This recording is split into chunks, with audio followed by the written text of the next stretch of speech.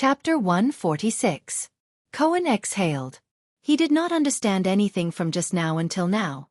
The police officer almost began to doubt himself. He made up his mind that no matter what the adulterous couple said, he would force them to stop this guessing game that always frustrated him and made him feel isolated, even though this situation often happened when he was in the Tower of Eradication. "So," Cohen said angrily, "do you want to tell us the truth? Disaster sword?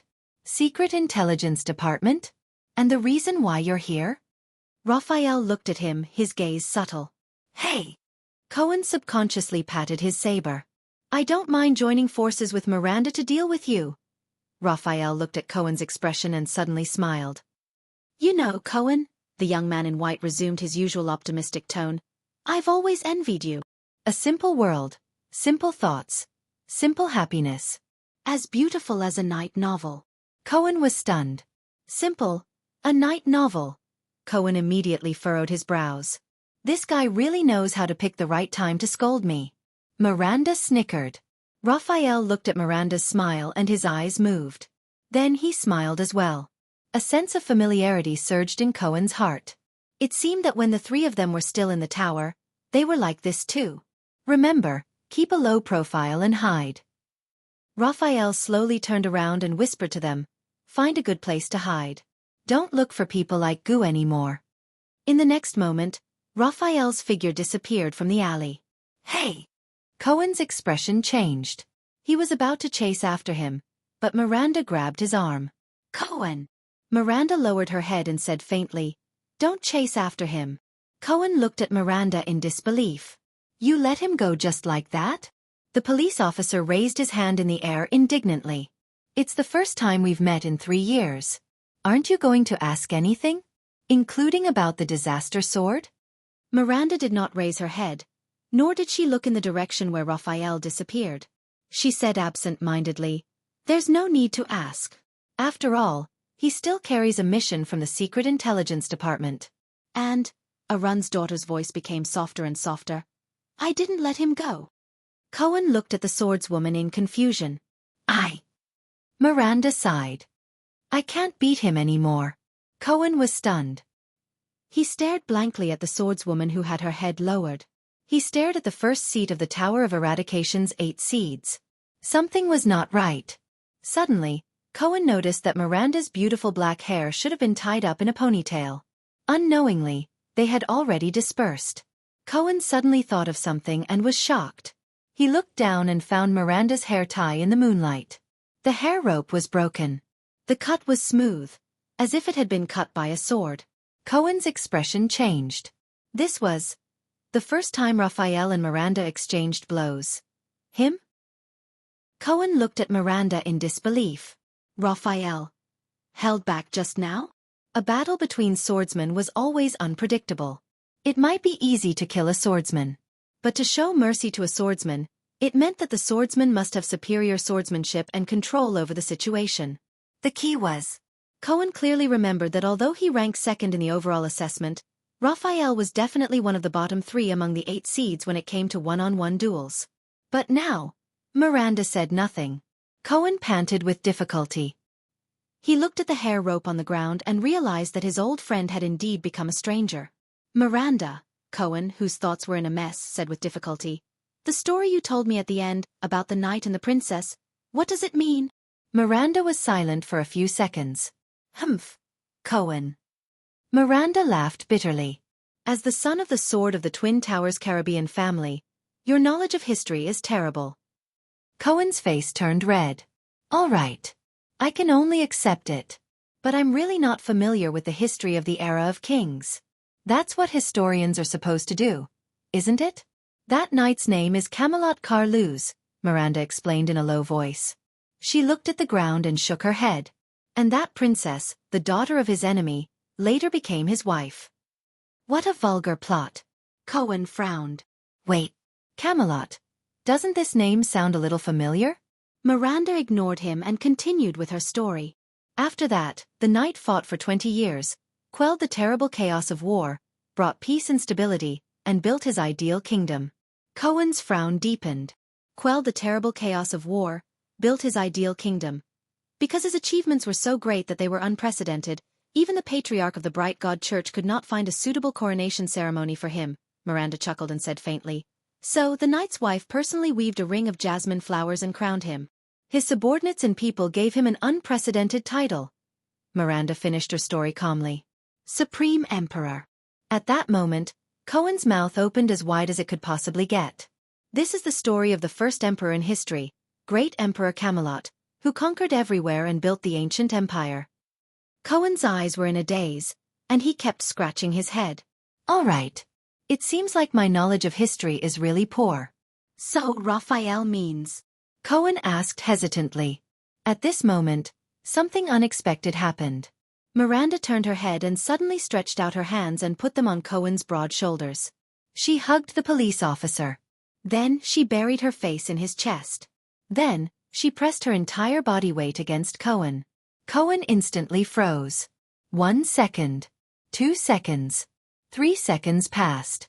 Cohen stared at Miranda in his arms in a daze.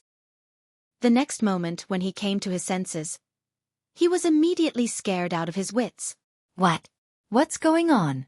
Miranda, the fiendish Miranda, was actually in his arms. That's not right. That's not how the script is written. There's a Far Eastern proverb, a friend's wife is not allowed. If she comes to her senses, I'm. If Raphael finds out, I'm not, at this moment. I'm sorry. The swordswoman's voice was trembling and sobbing as it came from Cohen's arms. Cohen was instantly shocked. Sobbing? From now on, I'll treat you as a wall. Miranda's voice was a little muffled and distorted. I need to lean on you for a while. She looked like she was about to cry. Cohen lowered his head in disbelief and looked at Miranda. The swordswoman, who had always been strong and independent, was in this state. It was even more shocking to Cohen than if she threw herself into his arms and confessed her love to him. Cohen also noticed that Miranda's hands on his shoulders were trembling slightly as she leaned her face against his chest. Well, Miranda? Cohen, who was at a loss, could only awkwardly pat Miranda's back. It's okay. You're the first seed of the Tower of Eradication, the future Duchess of the Northern Territory, Lady Miranda Arund. No matter what happens, you can. Wait. Cohen was stunned. He remembered Miranda's sharp observation skills. Could it be Miranda? Cohen was stunned. Did you discover something in the battle just now? That is why. Your conversation with Raphael started to become strange after the battle. Miranda shuddered again in his arms. Cohen confirmed his suspicions. It's Raphael, isn't it? You hit his sword, and then discovered something. Recalling Raphael's appearance, Cohen gritted his teeth and asked, Raphael what happened to him? Miranda shivered again. Cohen looked at Miranda and felt an indescribable sadness in his heart. I can't tell you, but it's terrible. As Miranda spoke in a hoarse voice, the swordswoman's head in Cohen's arms trembled slightly again. Raphael. Something terrible happened. Terrible. Very terrible. Heroic Spirit Palace. Hall of Heroes. Tell me. In the firelight, the long-haired Archduke Kulgan Rockne frowned and looked at Thales, who had a strange expression on his face. With his usual serious tone, he said, If the Waltons really form an alliance with Lampard, what are your plans? Thales opened his mouth slightly and said awkwardly, Well, actually, at this moment, a second set of footsteps came from outside the stone hall. The two people in the hall turned their gazes at the same time. As the shadow moved into the hall, a third person appeared in front of Thales and Archduke Rockne. Thales stared at the newcomer in a daze. Porphyus Trentida, the Archduke of Southern Extet and the Archduke of Reformation Tower, raised his head and looked at Archduke Rockne, then at Thales. Oh my, oh my. Trentida met Rockne's gaze with a strange expression. Your Highness, you didn't tell me that you invited someone else, and it's the glorious and proud Rockne, right? You're also interested in this kind of conspiracy? Archduke Rockne frowned deeply as he pondered about something. Thales smiled awkwardly. Please forgive me. These two people? Asterisk thud. Thud. Thud. Asterisk another set of footsteps came from outside the hall. Rockne and Trentida glanced at each other and looked at the newcomer. Following the old footsteps, the bald Archduke Letko of Defense City in the north walked slowly into the meeting hall with a cautious expression. Thales exhaled deeply. 3 people? 3 archdukes? The elderly Archduke Letko could not help but be slightly startled when he saw the three people in the hall. It seems like it's quite lively here. It seems like someone is playing us like monkeys. Trentida stared at Thales with a complicated expression. This little prince of constellation promised me that we would meet alone. Brat, Archduke Rockney said slowly with a fierce expression. You? Thales' face twitched as he squeezed out a smile. It's not what you think. I knew there was a problem. An obviously displeased voice traveled into the ears of the four people in the hall. Thales, Rockney, Trentida, and Letko turned their heads in unison. The bearded Archduke of Prestige Orchid, Rabian Alcius, strode heavily into the meeting hall with a gloomy expression. Thales heaved a deep sigh. 4 archdukes. Thales opened his eyes and said helplessly, It seems like all of you esteemed sirs. All of you are secretly overthrowing the Walton royal family. Very interested. The 4 archdukes looked at each other. Very soon they understood something. I got it. Archduke Alcius glared at the stiffened Thales with a furious expression. Brat, don't tell me that you said the same thing to every single one of them? Thales' face was filled with rage. I really admire you. The long-haired Archduke Rockney sighed and shook his head. You managed to attract all of us here with just a few words. Thales took a deep breath and endured the Archduke's hostile gazes. Why don't we wait a little longer? Wait until all 5 of us are here? Trentida said sarcastically. Maybe that brat Pofrit is on his way here? Just as Thales was about to give in to the Archduke's questioning, more and more footsteps were heard. The 4 archdukes frowned at the same time and looked around. Many people dressed in the uniforms of guards and servants filed into the meeting hall. Many of the braziers were lit. The stone hall was instantly as bright as day. A familiar, weathered voice rang. I'm really touched. The old voice caused the 4 archdukes' expressions to change at the same time. The fierce and decisive Rabian Alcius. The cunning and cunning Porpheus Trentida. The unsmiling Kulgan Rockney. And the seemingly honest Rogers Letko. With just a little provocation, all 4 archdukes are suspecting and plotting against your king. I'm not dead yet, and you're already so anxious to target the throne of Ekstedt? Flanked by 2 rows of white blade guards and Nicholas, Neuven Walton VII stepped into his meeting hall with a dignified expression. The common elected king of Ekstedt came to the high seat at the long table below the Soul Slayer pike. He raised his head and cast his gaze at the 4 archdukes. At that moment, Thales suddenly realized that the old king was actually very tall. Marquis Shiles and Putray also came to Thales' side from the crowd.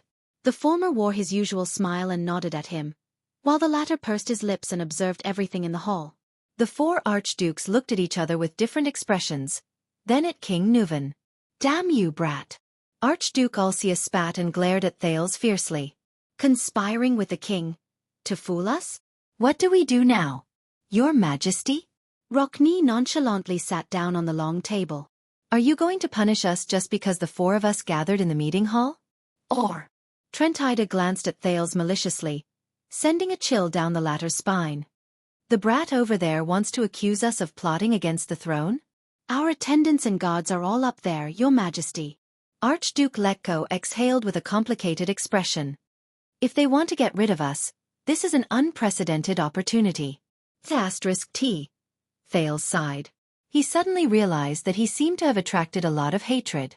Thales could only smile sheepishly and spread his hands. Actually, these are all King Neuven's. At this moment, King Neuven interrupted him. Porpheus is right. King Neuven slowly exhaled. His aged but dignified voice echoed in the stone hall. There is only one thing we need to do. Under King Neuven's sharp gaze, the 4 archdukes were simultaneously stunned. The old king spoke slowly in his old but powerful voice. Chapter 147. This was the first time Thales saw King Neuven with a dark golden crown on his head. Dressed in a golden-red outfit that was both solemn and imposing, he walked down the stairs with his ministers surrounding him. He walked towards the long table in the middle of the meeting hall and sat on the common elected king's seat of honor. In Thales' eyes, the nearly 70-year-old old man was no longer as gloomy and obscure as he was when he first met him. Instead, it was replaced by an unprecedented majesty and boldness, like a silent and terrifying lion in a pride of lions. Neuven Walton VII stood tall and upright. He held onto the arm of the chair, his eyes shining brightly as he looked into the hall. Under the king's undisguised scrutiny and disdain, the 4 archdukes turned their heads or averted their gazes in an unnatural manner. Administrator Merk stood behind the king with a solemn expression. Dozens of elite white blade guards guarded every corner of the meeting hall, vigilantly pressing down on the hilts of their white swords. There were even more unfamiliar faces that Thales had never seen before.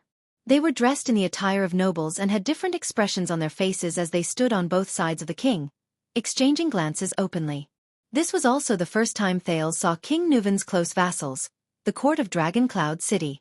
Compared to the orderly and disciplined Constellation Palace, the Extension monarch and vassals exuded a fierce, boorish, dignified, and wild aura from deep within their bones in terms of their standing, posture, movements and expressions.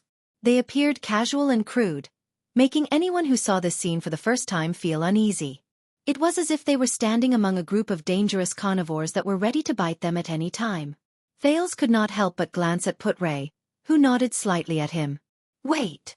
In the meeting hall, the long-haired Archduke Rockney asked the question in his thunderous voice. What do you mean, Your Majesty? No one answered him. Hey, Your Majesty! Your Majesty! Archduke Trentida said with a pale face as he glanced at the few close vassals standing beside King Nuvan. Some of them had grizzled hair, while others had gleaming eyes. I don't know what you're trying to do, but from Chief Administrator Sorb to Count Seiler who is in charge of foreign affairs, and now, you're bringing half of the Imperial Conference to us? Are you going to discuss with us why the wine at the banquet earlier was so sour? He asked in a sarcastic and accusatory tone. Beside him, Archduke Alcius also looked at the king rudely. Thales watched the scene worriedly. How is this going to end? It seems that His Majesty's long tolerance has spoiled all of you. Listen up, Your Excellencies, Archdukes of Ekstedt. One of King Nuvan's vassals, who was more than 50 years old, replied rudely to the Archduke of Reformation Tower. The king you swore to be loyal to, the lord whom the Northlanders swore to follow with their lives, is ordering you. Wait! The old official's face was cold as he reprimanded him without giving him any face.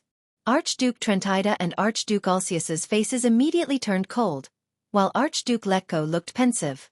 Only Archduke Rockney's expression did not change as he sat on the left side of the long table, just like the first time he met Thales. A few seconds later, Grand Duke Letko of Defense City let out a long sigh and slowly sat down. You should at least tell us what this lousy trap is for, Your Majesty. Archduke Alcius also sat down in his seat and immediately said coldly, colluding with Constellation's brat to toy with the archdukes under him, I feel that my dignity has been greatly insulted. At this moment, a series of knocking sounds came from the hall. Asterisk knock. Knock. Knock. Asterisk the 4 archdukes turned their heads in unison and looked at the main seat at the end of the long table. There, Nuvan VII, who had a stern expression on his face, was slowly knocking on the table with his right hand. Asterisk knock. Knock. Knock. Asterisk Thales narrowed his eyes. He noticed that King Nuvan wore a peculiarly shaped ring on his right little finger. The center of the silver-white metal ring was inlaid with a black gemstone. The king was using that gemstone, seemingly absent-mindedly knocking on the table. Dignity does not give you the right to question the king, Rabian, King Nuvan said slowly. His gaze was fixed on the table, as if he was particularly interested in the part of the table he was knocking on. There is only one thing you need to do, boys. Just like what you did more than 10 years ago. Obey me. King Nuvan slowly raised his head. There was a stern glint in his eyes that left no room for argument. He looked at the archdukes. Just like a long time ago, when your father obeyed my father, and later on, he obeyed me. At least at that time, we lived in harmony. Do you understand? The archdukes held their breaths in unison. A few seconds later, Archduke Letko sighed and was the first to speak. According to what that child said, you used lies to test our loyalty? And we are far away from our own guards and attendants. This really makes me worry about my own safety.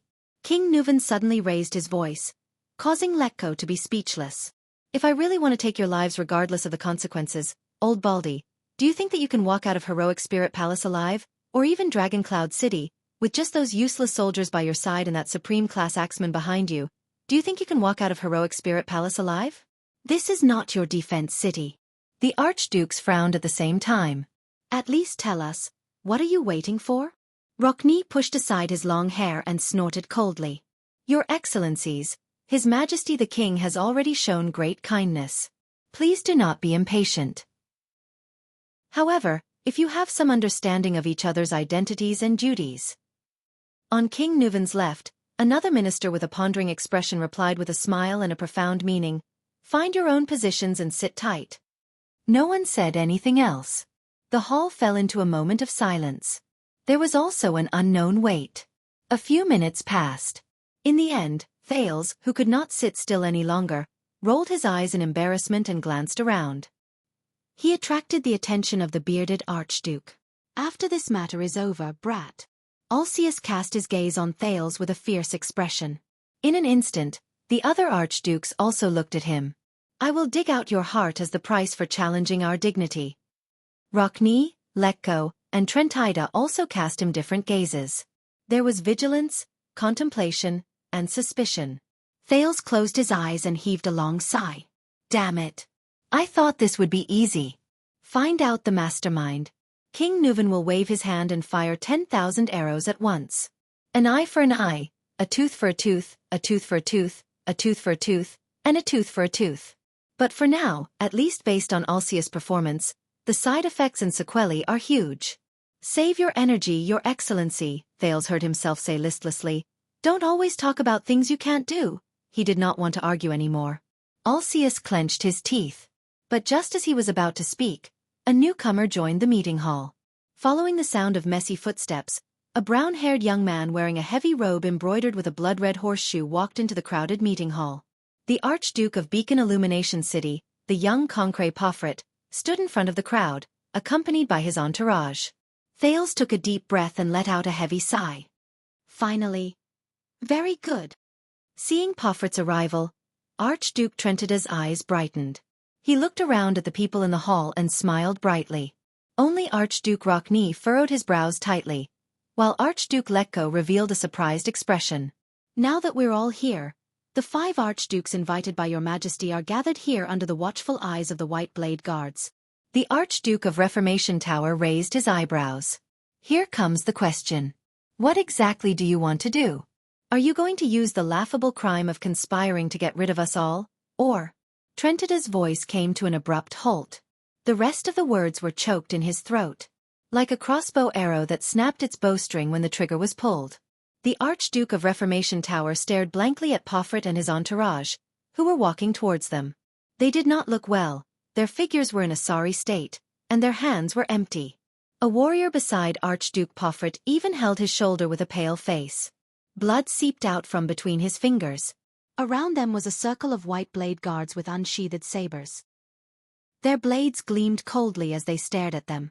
The star killer Nicholas was the last to walk in with a chilling aura around him. He bowed to the king. Trentida came to a realization. Pofrit and his entourage were escorted in by the white blade guards after they were disarmed. Archduke Pofrit himself stood expressionlessly. His body was still cold, and snow dripped from his brown hair. "Is that enough?" The young archduke's gaze was sullen. He raised his head and looked around at the people in the hall. A noble archduke should not be treated like a criminal in the king's palace and castle. "What are you trying to do by forcing me to come to the meeting hall by force? This is a challenge to our ancient Northland tradition, and a disregard for Rikaru's joint ruling pledge." King Nuvan narrowed his eyes. The 4 archdukes had different expressions. Thales raised his eyebrows at an angle that no one could see. "Tonight is finally coming to an end. Is this what you wanted us to wait for, Your Majesty? You used all kinds of means to gather the 5 of us here." Archduke Lekko looked at the disheveled Archduke Pofrit and said flatly in a helpless tone, "Now, can you tell us the ins and outs of all this?" Alcius said angrily, "Don't tell me that we really have to wait for Lampard to come with us, just like that brat said." Trentida chuckled in a low voice. Under everyone's gaze, the old king of Ekstedt paused for 3 seconds before he slowly opened his mouth. "Very well." King Nuvan clasped his hands. His expression was solemn, and his gaze was sharp. But what he said next made almost everyone reveal a surprised expression. "Little Thales, my clever guest." King Nuvan slowly turned to the side and looked at the Prince of Constellation beside him. Thales, who was ready to watch a good show, was completely stunned. "What? Little Thales? Do I know you that well? Come, Tell my loyal archdukes why they are here. As King Nuvan's voice fell, his eyes flashed. Tell them the so-called truth. Everyone's gazes were filled with hesitation, surprise, gloominess, and other different emotions. In that instant, they all turned to the second prince of Constellation. Thales froze on the spot for a moment. Damn it. He reacted quickly and put on an ugly smile. He raised his hands and spread them out horizontally. I don't want to get involved in Extet's internal strife, Your Honorable Majesty, Thales said with a smile. You can settle the internal affairs on your own. This is... But he could not finish his sentence. You are already involved, Thales. Nuvan's deep and aged voice was accompanied by the king's profound gaze. He interrupted him. You have been involved for a long time, unable to extricate yourself, future king of Constellation. And you promised to complete this task for me. It is your promise, isn't it? Thales gritted his teeth. The Archduke's gazes on him slowly turned from doubtful to solemn. Thales gulped and furrowed his brows. Nuvan, this damned old man. Is he trying to show the Archdukes that the heir of Constellation is on his side? Thales' frown deepened. King Nuvan's gaze became sharper. Go on. What are you waiting for, little prince? Alcius continued to glare at him fiercely. After you tricked us all with your ridiculous words.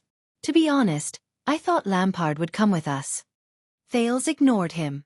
Finally, after Putray reminded him in a low voice, he exhaled in resignation. All right.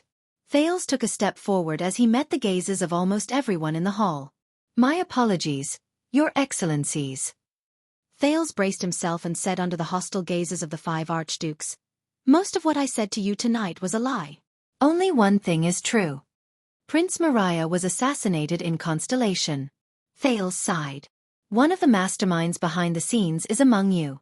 The moment he finished speaking, the 5 archdukes frowned simultaneously. The close vassals beside the king began to whisper to each other. The second prince ignored the noise that began to increase in the hall. And King Nuvan asked me to find the mastermind who conspired with Lampard to murder Prince Mariah, Thales said expressionlessly. Hey, I knew it. The bald Archduke Letko sighed. He didn't invite us here just to deal with the Prince of Constellation. Archduke Trentida turned his head and shook his head disapprovingly. The mastermind who conspired with Lampard? I get it. But this is not an easy task. Thales turned to the 5 archdukes and nodded. Almost all of you are suspects. The 5 archdukes turned their heads away unnaturally to avoid Thales and King Nuvan's gaze. The facts have proven that all of you are indeed restless. Thales chuckled and continued. To be honest, I really didn't expect that my words would attract all 4 of you here. I thought it would be 1 or 2 at most. My loyal archdukes, the co-rulers of Extet, King Nuvan said slowly, it seems that all of you have great ambitions. The hall was instantly filled with whispers again. Alcius and Letko's expressions became extremely awkward. Rockne still had a cold expression, Trentida clicked his tongue and giggled, and the young Poffert's expression was still gloomy. King Nuvan quietly watched everything in the hall with his hands clasped together. So, it's almost impossible to find the mastermind from you lot by following the rules. Thales sighed. I can only find another way out. I give up on starting from the suspects, and start from the truth of the matter, from how the murderer would react after knowing the truth. Thales nodded at Putray and smiled. Since we can't retreat, why not go forward with all our might? I see, Archduke Rockne of the City of Faraway Prayer said sternly. Everything you said was false.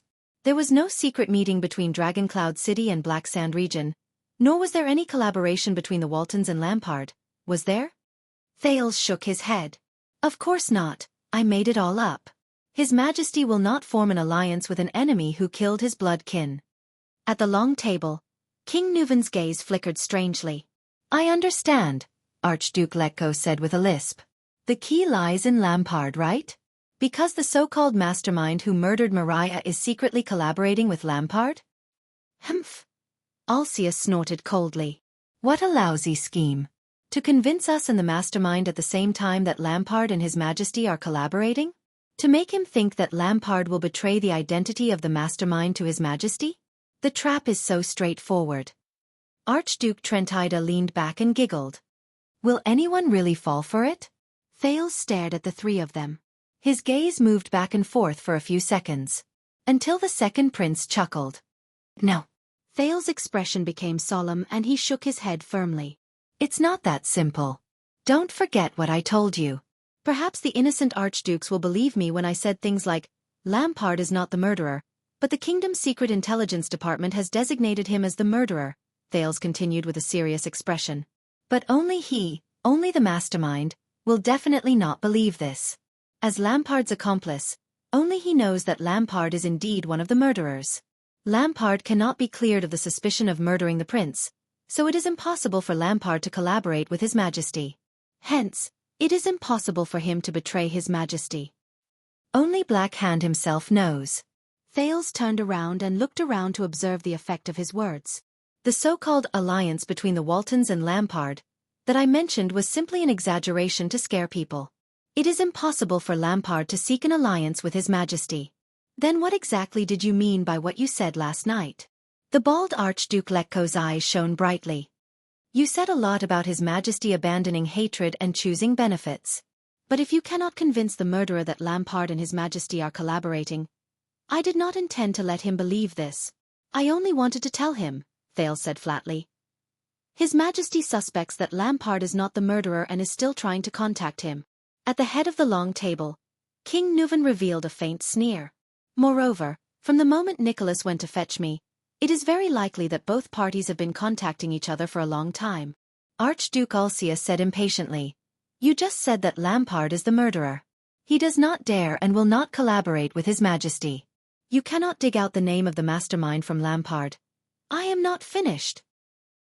King Nuvan's investigation also discovered a key point, Thales interrupted him coldly, causing Alcius to be stunned. The mastermind also did something else. He also participated in the murder of me and the Prince of Constellation. The whispers in the meeting hall instantly stopped. During the game between him and Lampard at Broken Dragon Fortress, he bribed a group called Disaster Sword and used Lampard's Mystic Gun unit to assassinate me. He tried to frame Lampard with this. Thales sucked in a deep breath and enunciated each word clearly. This is what I want him to know.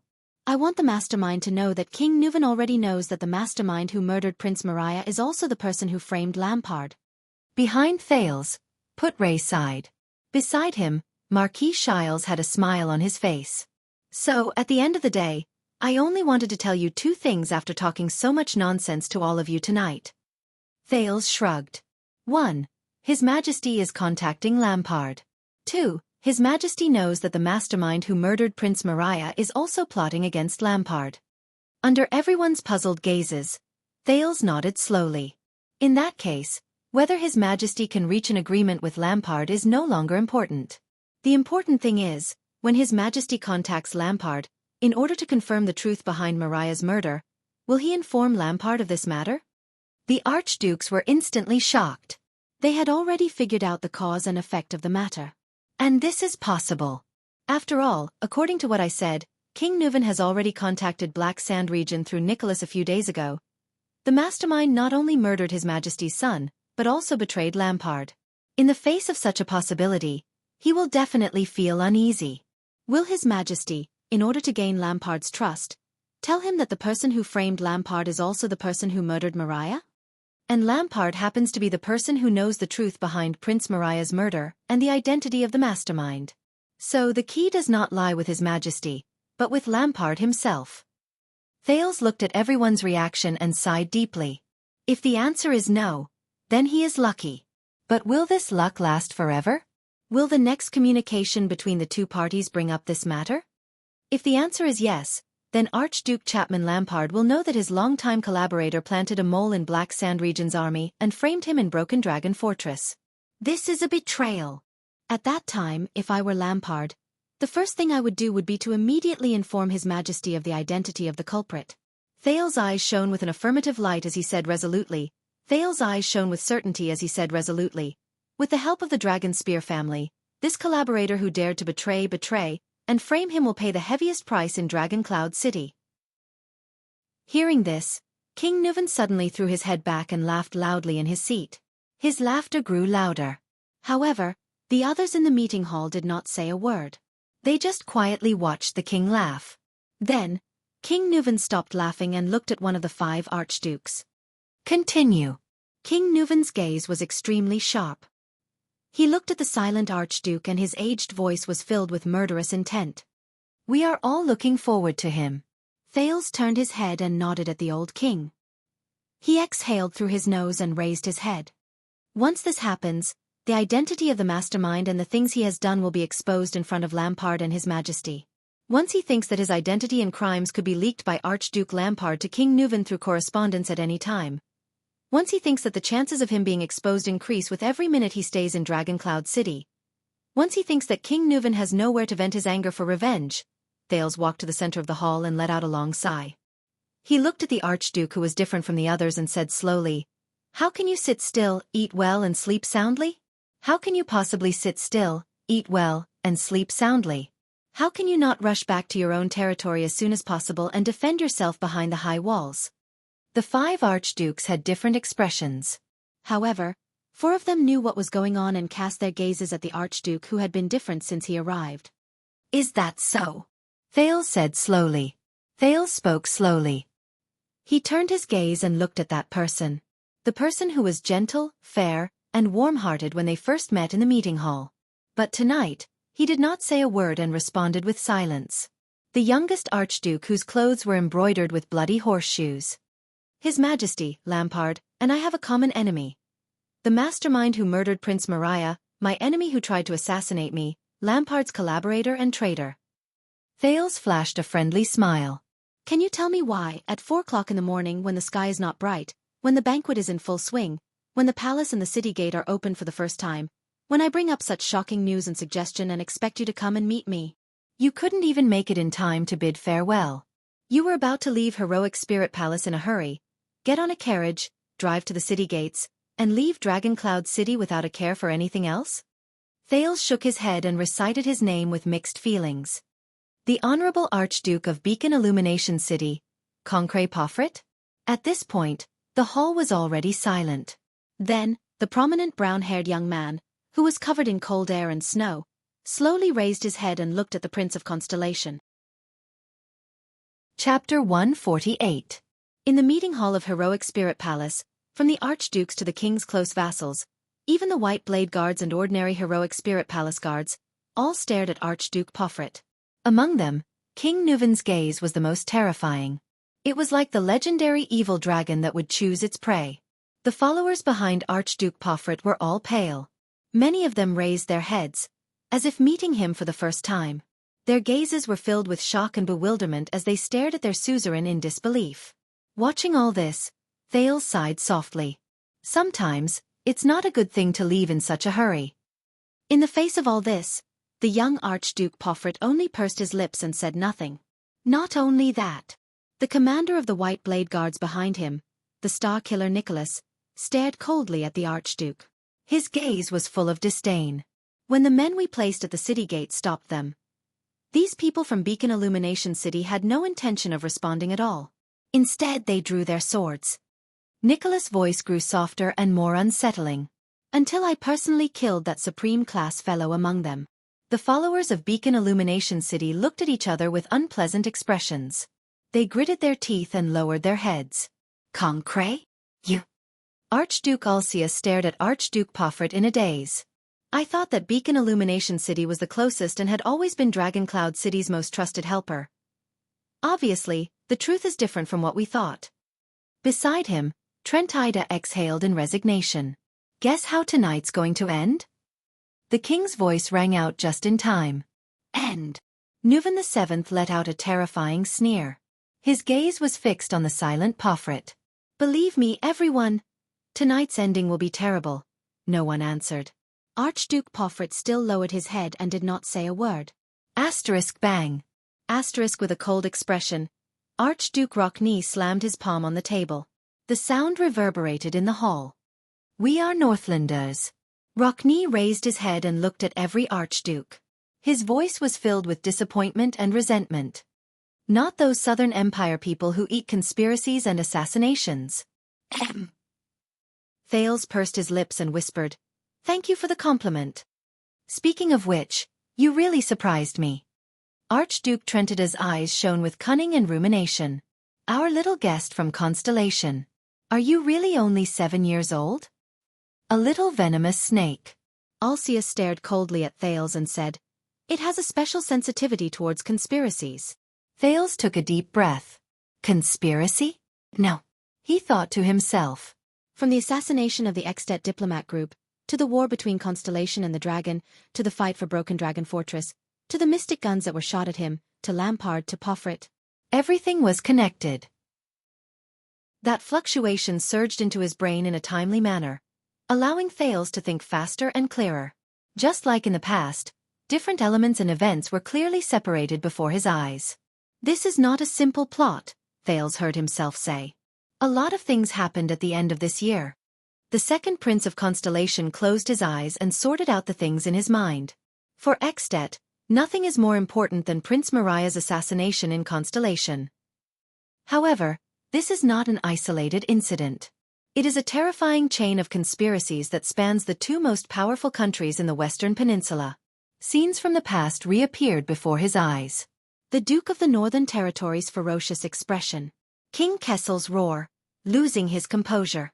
The various gazes of the Dukes of Constellation. The Archduke of Black Sand Region's emotionless gaze. Nuvan VII's despair. And now, the Extensions in Heroic Spirit Palace. Thales opened his eyes gently. His gaze was solemn. This plan cleverly utilized the long-standing conflict and hatred between the two countries, which was amplified by the Fortress Treaty and accumulated for more than 10 years. The executors of the plan turned it into a sharp blade that pierced into each other's countries, attempting to reshape each other's power structure amidst the turmoil and reshape the Western Peninsula's situation. Everyone in the Hall of Heroes fixed their gazes on the Prince of Constellation. Even their breathing slowed. Only the vice diplomat of Constellation behind Thales, Lord Putrain, frowned slightly, as if worried about something. First, they killed Prince Mariah in Constellation, then instigated a war between Constellation and Extet. The Jade Star royal family suffered great losses in the internal conflict with the domestic nobles. King Kessel abdicated in defeat and condemnation. The Guardian Duke of the Northern Territory, Vala Rund, took over the authority and crown of the Supreme King of Constellation with the support of the people and the glory of fighting against Extet. Thales lowered his head and spoke plainly, as if he was narrating something that had nothing to do with him. Just like the two wings of a butterfly, this is only the wing in Constellation. As for the one in Extet, Archduke Pofrit clenched his fists without realizing it. Thales' voice continued to travel faintly. Prince Mariah's death deprived the Walton family of the hope of choosing a king. King Nuvan's anger turned into nourishment for war. Archduke Lampard brazenly dispatched his troops in the name of avenging the king. In the chaos, with the cooperation of the spies, he conquered the Northern Territory of Constellation, obtaining unprecedented prestige and benefits.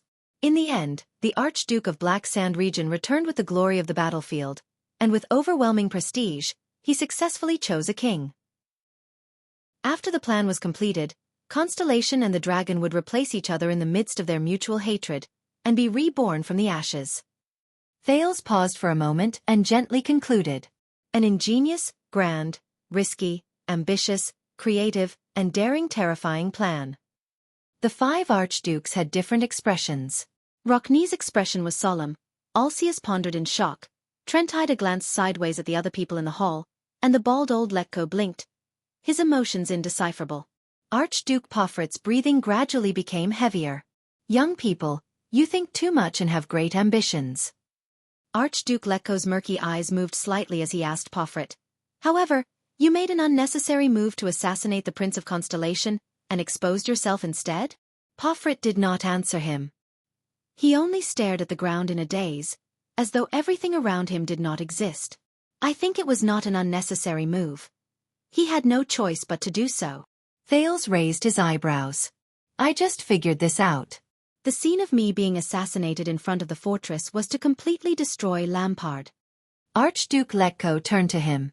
According to the original plan, Lampard would ascend the throne and become King Chapman.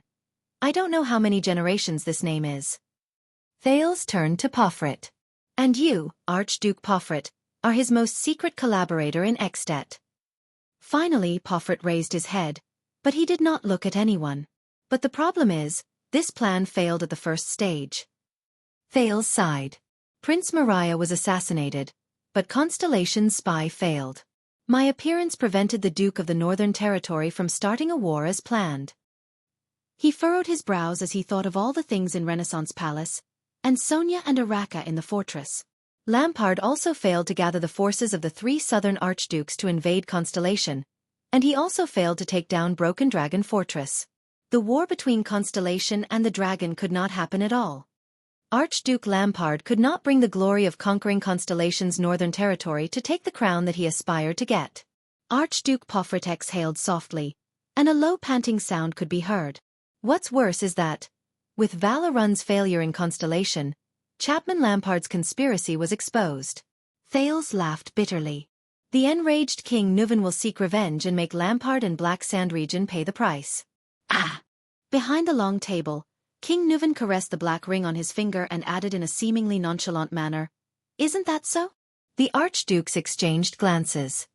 "So," Thales nodded, "Lampard is doomed. King Nuvan and Dragon Cloud City will not let him go."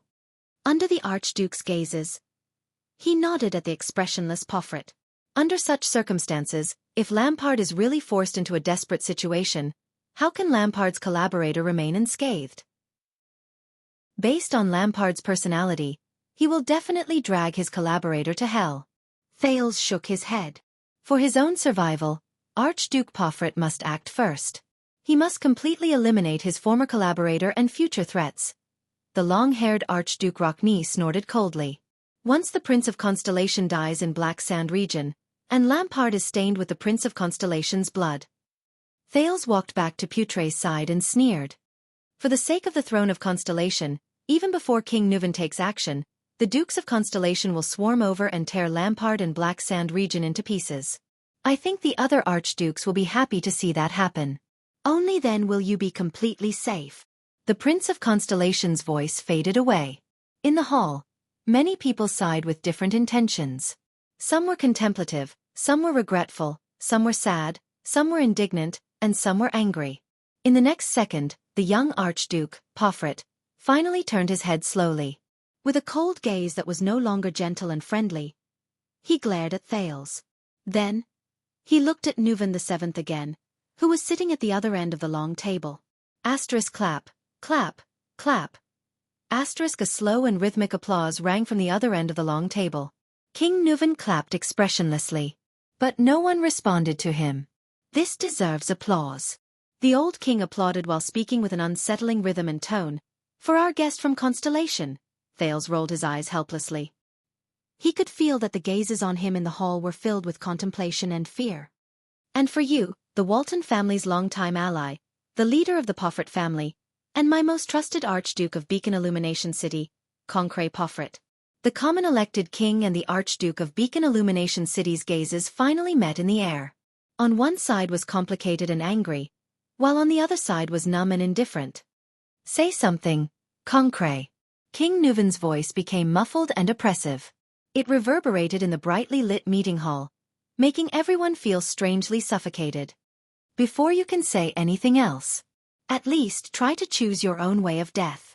Archduke Pofret suddenly curled up the corners of his mouth, revealing a sinister and terrifying smile. Way of death? He muttered. Behind Pofret, a disarmed follower whispered worriedly, "Sir, perhaps we should." The next moment, Pofret turned his face and said coldly to his subordinate with a furious expression, "Shut up. Shut up." The follower's words came to a halt. He sighed and stopped talking. Pofret turned his head. His facial muscles twitched as he gritted his teeth. His expression kept changing between indignation and anger. "Humph." The young Archduke sneered. "What do you want me to say?" The young Archduke's laughter grew longer. Thales furrowed his brows. King Nuvan's expression did not change. "Ha ha ha." Pofret shook his head mockingly. "What else can I say?" The next moment, he turned around abruptly. His eyes were as sharp as an eagle's as he scanned the entire hall. "I don't know what you are talking about." Pofret's cold words caused everyone's expression to change. "I received an invitation from His Majesty to come to Dragon Cloud City to discuss the relationship between the two countries." Pofret looked around with a sneer and extended his hand towards Thales.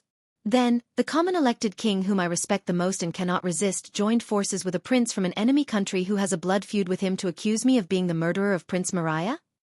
And the reason? Pomfret turned around abruptly. His expression was ferocious, which startled Thales. Just because I wanted to leave the banquet early? Because I wanted to rush back to my territory earlier? Because my people had an unnecessary conflict with the White Blade Guards at night? And I sacrificed a supreme-class bodyguard. Pomfret panted and hammered his chest. This is shameless slander. F***CKU Pomfret. A vassal beside the king spat in disdain. A coward's self-defense.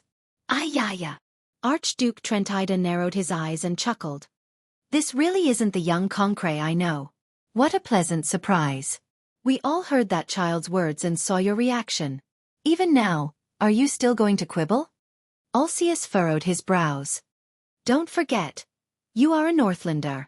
Quibble. Pomfret retorted loudly. He widened his eyes as if he had gone mad. From the beginning until now, this damn brat has been spouting nonsense alone. Pomfret pointed at Thales and roared loudly. And you fools have been fooled by him alone, by a prince of Constellation, a remnant of the Empire. Thales shrugged helplessly and exchanged a glance with Putre behind him. Beside them, Marquis Shiles whispered with a face full of smiles. Wow, to be able to see this scene in the Ekstedt Palace, it's really worth the trip back. Pomfret turned around and glared at King Neuven angrily. I murdered Prince Mariah? I cooperated with Lampard. I orchestrated the assassination of this brat? The Archduke roared angrily with a twisted expression. Is there any evidence? Everyone knows that Mariah and I are of similar age, and we are close friends. What reason do I have to murder him? The young Archduke's words made the others frown and whisper to each other.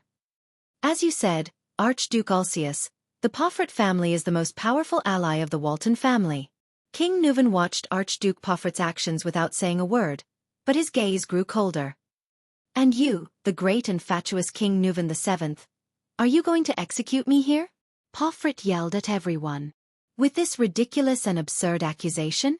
Just because I want to return to my territory earlier? Just because of this damn brat's nonsense? Archduke Pomfret panted heavily and raised his right index finger. Gritting his teeth, he said, If I die here, Pomfret will not forget, Beacon Illumination City will not forget. Northland will not forget. Amidst everyone's frowns, Pomfret roared madly. Everyone will know that the king without heirs, the Walton family, who has reached a dead end, has gone mad.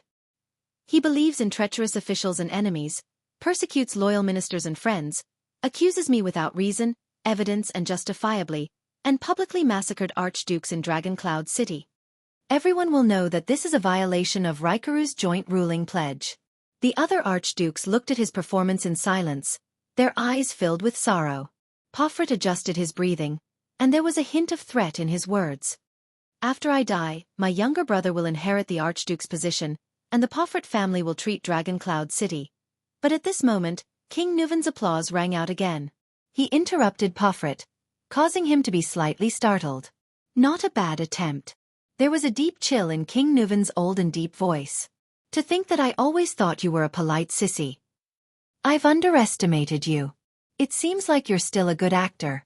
You should go to Dragon Kiss Academy or Dark Knight Temple. Not here.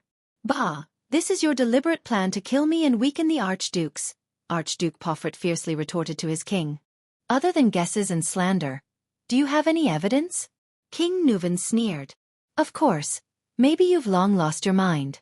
You don't care about evidence or who the murderer is. You only want to weaken us archdukes. Pomfret raised his hands and bared his chest. He gritted his teeth and stared at the king. Then what are you waiting for? Come kill me. Let the extensions see what kind of king they have. When we reach Hell's River, I will tell Mariah. Pomfret gritted his teeth and enunciated each word. After his death, his father went mad. The Walton family died in this generation. Asterisk thud. Asterisk upon hearing his deceased son's name, King Neuven slammed his fist on the table. Pomfret ignored him. Pomfret turned around and swept his gaze across all the archdukes. His eyes were burning with fury. And all of you who sat and watched this trial without any evidence, who sat and watched all of this, will be next. Archduke Rockne shook his head in disdain. His gaze was filled with disgust. Lady-headed Trentida gave him a friendly smile, showing 8 teeth. Alcius stared back at the young Archduke without saying a word. Archduke Letko did not even raise his head. He seemed to be particularly interested in the long table in front of him. The close vassals and advisors around the king revealed contemplative expressions. They were not the only ones who realized the problem. Watching from the side, Thales also frowned slightly. Although Pomfret seemed to be quibbling as a final struggle, he was not unreasonable. An archduke came to Dragoncloud City, but was executed by the king. What would the people think? How would Beacon Illumination City react? Would the archdukes really be indifferent? Besides, although everyone knew it was him, it was Pomfret. But there was no evidence. Unless Lampard came forward and admitted to the crime while identifying Pomfret. Thales' worried gaze kept shifting between the tensed Pomfret and the stern old king. What should I do? Will the king really throw caution to the wind and execute? While everyone was deep in thought, King Nuvan finally spoke. Evidence. The old king threw his head back and laughed. Ha ha ha ha. Pomfret was slightly startled. The archdukes also looked at him in confusion. Since when do I need evidence? Nuvan VII's tone slowly rose. I only need a reason. I only need the truth. Pomfret exhaled through his nose and sneered. Humph. A typical tyrant. Raikaru would also be ashamed of you. He narrowed his eyes. The evil habits of the Empire reappear in you. Perhaps this is... Raikaru? King Nuvan did not let him continue. When Raikaru Extet was on his deathbed, the old king clenched his right fist and snorted.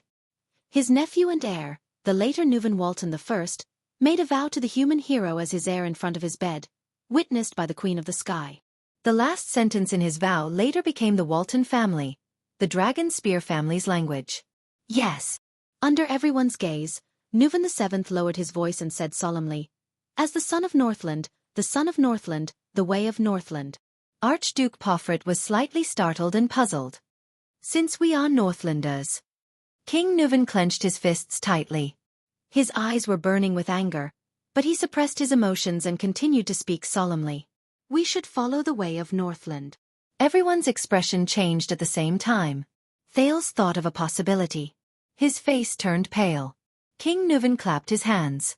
The sound of 2 footsteps slowly came from outside the hall. Everyone's gaze was attracted by the 2 newcomers. Thales saw the newcomers clearly. He frowned and looked at Putre. Putre narrowed his eyes and shook his head at him. Pomfret stared blankly at the newcomers. Come and meet our dear Chief of Intelligence. King Nuvan raised his hand and introduced the newcomers. Madame Calshon. Under Thales' solemn gaze, an old woman whom he had met before smiled gently and bowed slightly to the archdukes. The arrival of the Red Witch, the master of the secret room, made the archdukes frown. What does this mean? Ignoring everyone's expressions, the king pointed at a woman dressed in a silver-white robe whose face was covered by a veil.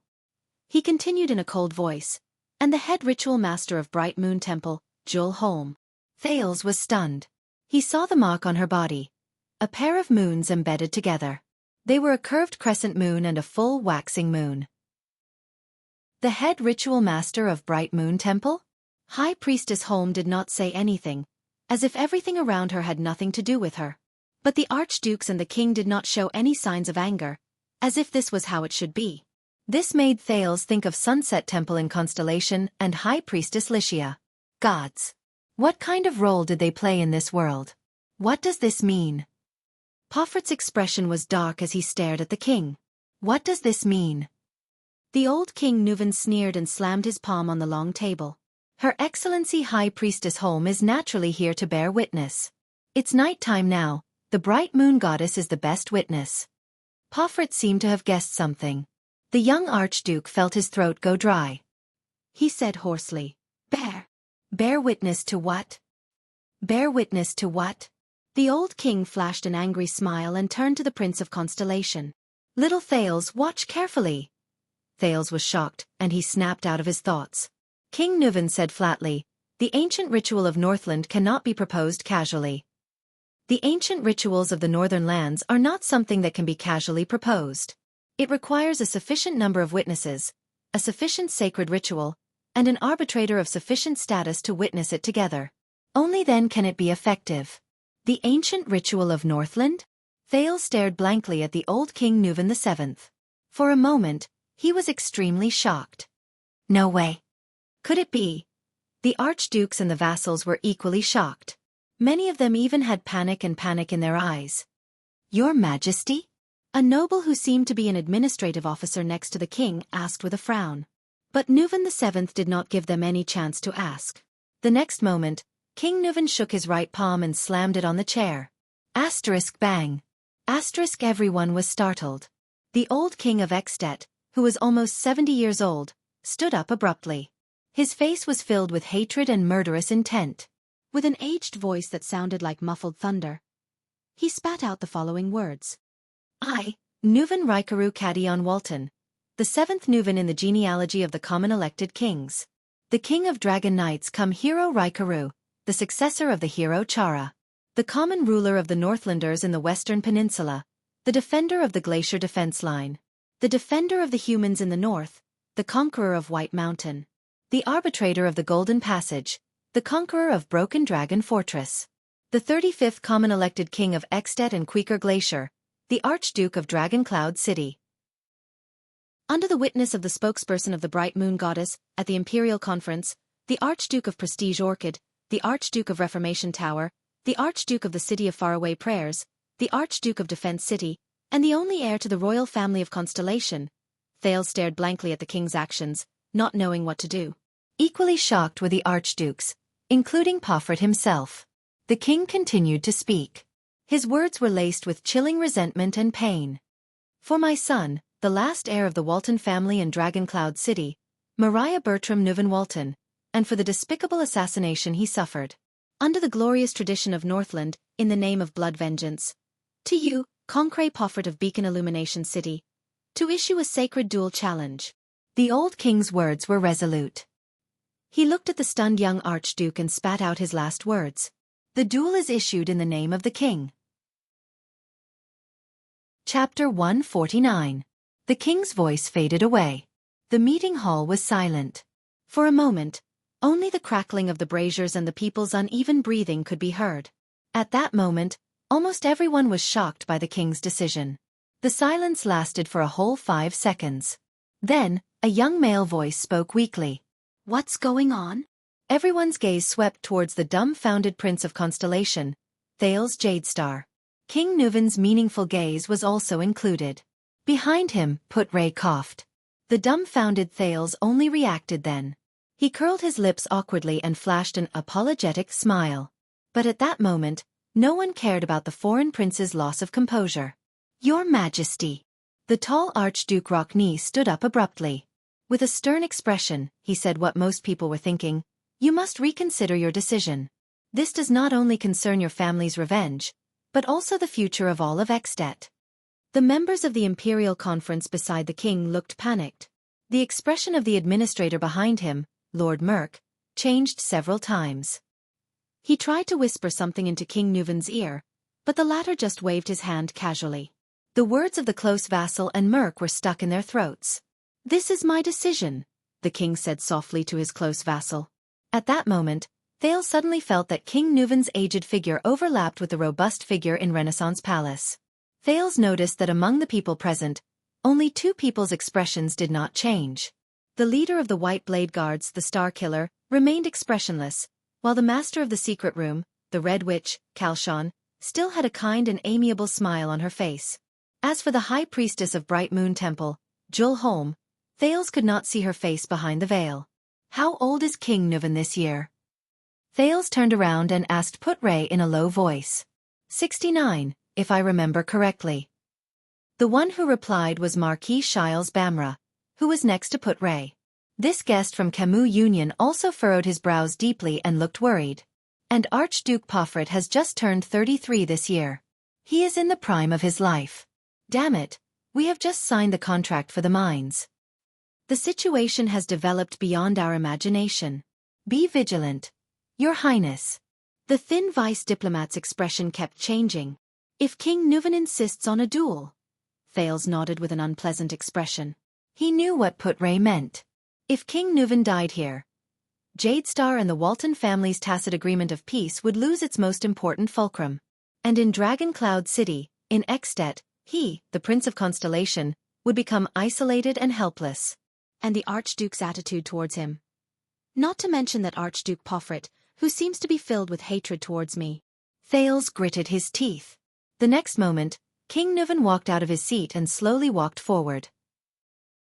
He smiled at the Archdukes. What's wrong, noble and proud Rockney? King Nuvan's old but powerful voice echoed throughout the hall.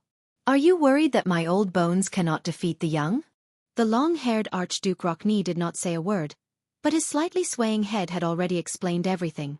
I can't say that his words are unreasonable, Your Majesty. Archduke Trentida rubbed his right hand with a dark expression. He glanced at Archduke Pofrit, who was still in shock. It's one thing to snatch a woman from a young man, but to fight to the death in a duel. You know your age, don't you, Your Majesty? Archduke Alcius' words were even more direct. Even if you directly order for him to be detained, it would be 100 times better than what you're doing now. Do you know the consequences of doing this? This is the consequence. Nuvan suddenly raised his voice and bellowed angrily under the gazes of the entire hall. This is the unavoidable consequence when the Walton family is invaded. Everyone in the hall was instantly shocked. Not good. Thales watched their interaction worriedly. Has Nuvan VII been dominated by hatred and impulsiveness? The old king's furious gaze swept across the three archdukes. You know, if you provoke the Dragon Spear family, you have to pay the price. You are willing to bet everything for revenge. This is how the Walton family is. The three archdukes were momentarily speechless. Their expressions changed. Under the king's threatening gaze, they turned their heads away and did not speak. They were like lionesses in a pride of lions who lowered their heads to show their submission to the leader. That's not right. Thales came to a realization. He thought to himself, this is not as simple as an irrational revenge. This is a warning. From the king, from Dragon Cloud City, from the Walton family. Ha! Archduke Letko, who was sitting further away, laughed awkwardly. Our king likes to joke, doesn't he? King Nuvan turned his head and glanced at him. Archduke Letko's smile froze on his face. Joke. King Nuvan snorted softly and slowly walked up to Pofrit. His eyes seemed to burn with endless flames. You tell me, Concret Pofrit. Do I look like I'm joking? Everyone looked at Archduke Pofrit, who was being challenged. You're crazy. A duel? The young Archduke's face was filled with disbelief. His lips trembled as he sized up King Nuvan's frail body.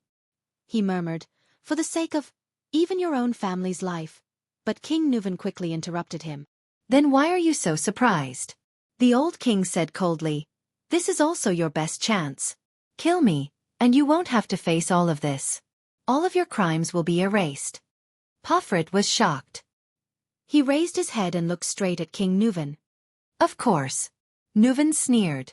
His eyes were full of hatred. You can also admit defeat at the beginning of the duel and then admit your crimes. Without waiting for Pofrit's response, the king turned around and looked at the remaining four archdukes. And isn't this also the result that you've been hoping for the most? King Nuvan was like an angry dragon. He said loudly, if I die here, the expressions of the archdukes froze. Then you can save those overt and covert tricks, right? King Nuvan looked around and laughed. And it'll be time for Extet to hold another king selection congress. It might be a little rushed. The old king narrowed his eyes slightly. But isn't the chance for you to ascend to the common elected throne and command the entire kingdom right in front of you? The archdukes did not speak. Almost everyone was motionless. Only their breathing grew heavier. Of course you're the king. Archduke Rockney sighed. It's your choice. King Nuvan responded with a vigorous laugh. He then turned around and looked at the High Priestess of Bright Moon Temple. High Priestess home? Under the veil, the High Priestess nodded slightly. She raised her arms in a dignified manner. Her left hand supported her right elbow, while her right palm faced up, as if she was holding a plate. High Priestess Holm closed her eyes and lowered her head. Everyone shut their mouths and watched the High Priestess movement solemnly. At this moment, a strange ringing sound rang in Thales' ears. Thales was shocked. He had experienced this feeling before. It was in the Hall of Stars, in front of Wuxia, the high priestess of Sunset Temple, before the bloodline ceremony. But this time it felt much better. At least, he did not have a violent reaction like the last time. Could it be that prayers and rituals related to gods will affect me? But just as he maintained his composure and secretly rejoiced, in the faint ringing sound in his ears, "I'm watching you." Thales raised his head abruptly. But he only saw an empty ceiling. What? He turned his head in surprise and looked around. Everyone was solemnly waiting for the high priestess ceremony to end. Behind him, Putray and Shiles also had solemn expressions. No one spoke. Then just now. Thales scratched his head in confusion and looked around. Unable to find anything, he could only exhale helplessly. All right, tinnitus is an illness. It has to be treated. I warned you. Thales shuddered. He subconsciously turned his head again and looked around nervously. Again. Who is it? That's right. He was sure that someone was talking to him, like whispering in his ear. Thales could not remember the characteristics of the voice, but the words were extremely clear. Could it be? Thales thought nervously. Is it Yodel? The masked protector who's invisible? No, impossible. That voice is completely different from Yodel's hoarse voice. Thales panicked a little. After making sure that no one spoke, he stared in disbelief at the high priestess of Bright Moon Temple, whose eyes were closed. It can't be. Thales' actions attracted the attention of others. Shiles cast him a curious glance, while Putray frowned and stared at him, as if reprimanding him for losing his composure. Thales, who snapped out of his daze, was shocked. He quickly turned around and stood properly in a dignified manner. Finally, the strange tinnitus disappeared. But the doubts and panic in Thales' heart only continued to rise. The bright moon has responded. High Priestess Holm opened her eyes. There was no fluctuation in her clear eyes. The gods did not object. In the hall, many people sighed. The archdukes remained silent. In that case, the duel is inevitable, the High Priestess said flatly in a deep voice. And I will bear witness on behalf of the gods. No one had any objections. The old king revealed a satisfied expression, and his gaze returned to his opponent. In the silence, Archduke Pofrit gradually calmed his emotions and eased his rapid breathing. Then, he stared at King Nuvan with a strange look in his eyes. Haha, very good. The young Archduke revealed a strange smile. You said it yourself, didn't you? The duel is issued in the name of the king. I cannot and have no right to refuse. Pofrit raised his head and revealed a sinister gaze. Then what are we waiting for? King Nuvan also revealed a smile. His eyes shone brightly. But Thales' mind was in a mess. I'm watching you. I warned you. What does this mean? Thales forcibly suppressed his thoughts and stopped thinking about the abnormality he just heard. He shook his head, as if he could shake these words out of his head. He had enough troubles. He had to deal with them one by one. Thales raised his head and watched in a daze as the white blade guards personally moved the heavy long table in the center of the hall. The crowd retreated and spread out, leaving enough space for the duel. As the crowd retreated to a brazier, Thales realized that there were 5 to 6 steps along the wall of the Oval Hall of Heroes, and there was an empty space in the center. Just like the Colosseum in my previous life, Thales suddenly thought of something. Could it be that this meeting hall in Heroic Spirit Palace was originally prepared for a duel? I don't know if it's fortunate or unfortunate. Putray exhaled through his nose and said with no discernible emotion, You get to witness a rare duel on your first visit to Ekstedt. Thales flashed a rather unpleasant smile. Does the king have to personally fight? According to the rules, duels during the Age of the Empire can be fought by proxy, Putray said in a low voice. But this is Northland, the Northland after the collapse of the Empire. A duel must be fought personally, even as a king. Beside them, Marquis Shiles sighed. Even though I've heard of the duel customs in Northland, it's also my first time witnessing one. God, a 70-year-old king against a 30-year-old archduke. No matter what the outcome is, when I go back, this is enough to be a topic of conversation for a whole year. Duels don't happen often? Isn't the King Selection Congress supposed to end with a duel? Isn't every archduke who aspires to become king prepared for a duel? Thales continued to ask. The duel in the King Selection Congress is only limited to when the number of votes is the same and it's hard to decide. That hasn't happened for a long time. Putre shook his head. I heard that in the King Selection Congress more than 30 years ago, Nuvan VII obtained the support of 6 archdukes. I heard that Archduke Lampard of Black Sand region once defeated his elder brother in a duel and seized the right to inherit the throne? Thales asked with a grim expression as he watched the 2 men take off their robes and Lord Merk solemnly decorate the place. Putre nodded. That duel made him famous. From then on, Chapman Lampard's name spread throughout the kingdom, and even Constellation heard about it. Putre's expression was solemn. There are very few suzerains in Extet who are so bloody, violent and terrifying, but who can make his followers blood boil. Lampard was then entrusted with an important mission and sent to Constellation. At the same time, it also made the other suzerains wary of him. After all, he's a terrifying person who can even kill his own brother. Marquis Shiles pursed his lips.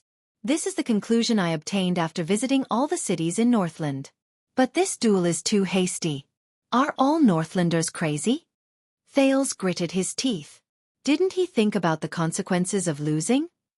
At this moment, a cold voice traveled into the hall. In Northland, duels are sacred rituals. The Star Killer, Nicholas, appeared beside them at some point in time. He stared intently at the 2 men facing each other in the hall. It can prove whether you are a selfish villain who only dares to hide among the army and guards, or a valiant hero who is willing to gamble with his life for the goal in his heart. Thales exhaled and shrugged. In the center of the hall, King Nuvan was only left with a convenient, tight-sleeved battle robe embroidered with the emblem of the Cloud Dragon spear. Opposite him, Pofrit was the same. The emblem of the blood shoe could be seen on his left shoulder. I was the one who suggested the duel. King Nuvan fixed his gaze on Pofrit. As for the weapon, it's up to you to choose. Pofrit took a deep breath and paused for a few seconds. Great axe. The young Archduke raised his head and looked at King Nuvan with a calm gaze. The double-sided great axe. Just like this. King Nuvan's pupils contracted slightly. The people in the hall burst into a cacophony of hisses. Ha! Archduke Trentida laughed at Archduke Ulcius.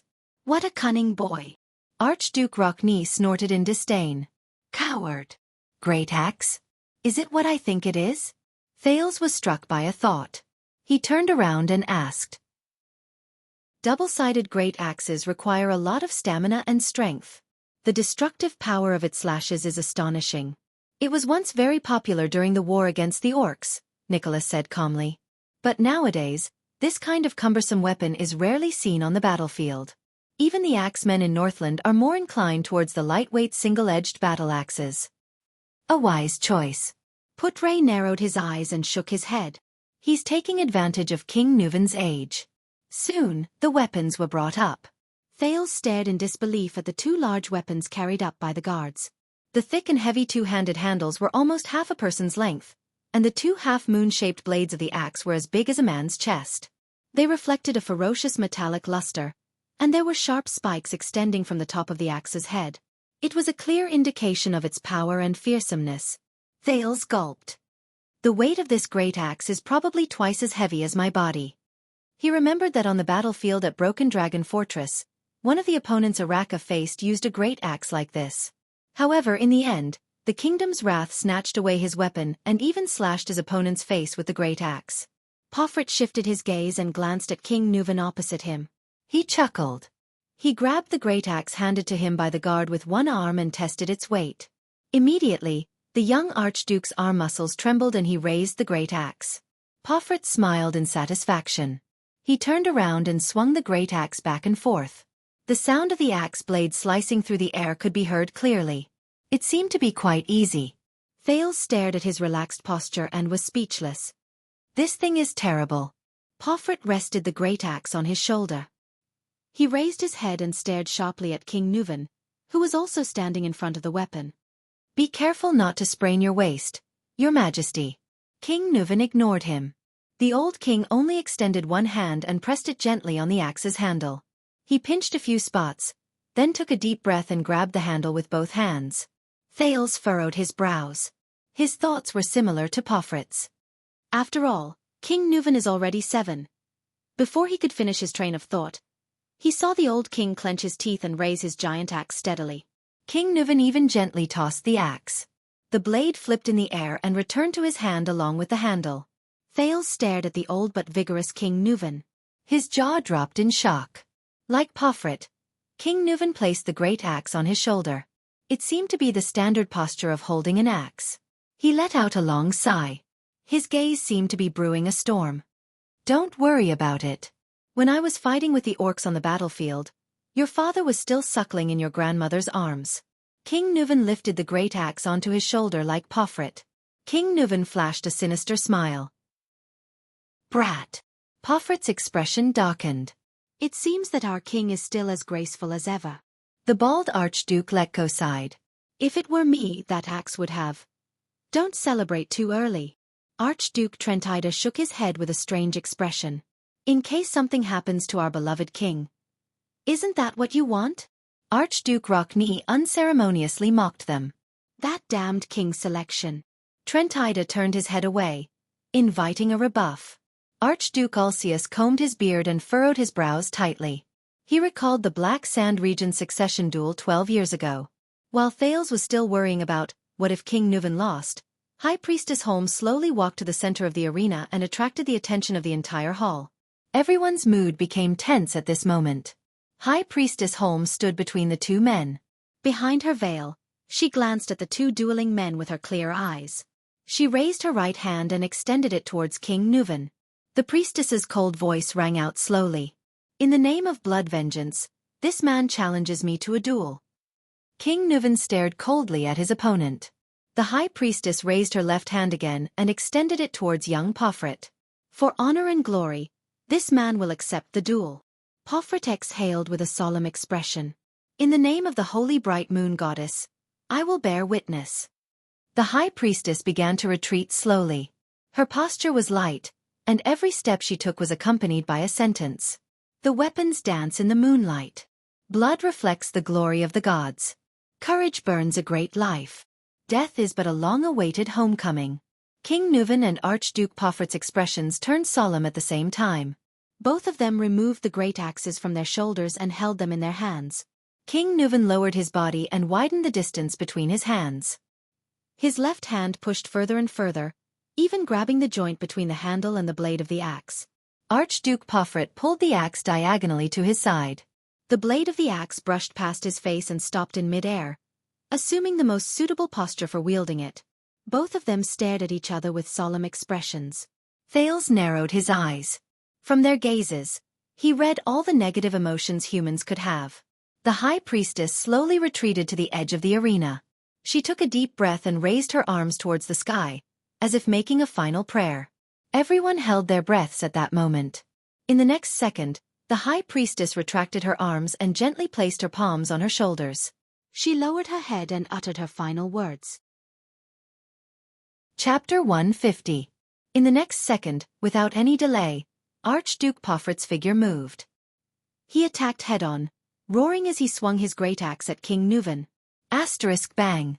Asterisk the two great axes clashed against each other without any fancy moves. The dull sound of metal clashing tortured everyone's ears. Thales stared in shock at the two men in the field. Pofret clenched his teeth. The blade of his great axe was stuck at the tip of King Nuvan's great axe. It was slanted downwards between the tip and the axe's sharp edge. Impulsive rookie. King Nuvan calmly turned his body sideways. His left hand grabbed the joint between the axe handle and the blade, and his right hand grabbed the far end of the axe handle. Like holding a spear, he used the axe to block Pofret's slash. The old king blocked his opponent's axe. His tone was cold. On the battlefield with your weapon stuck, you would have been beheaded by now.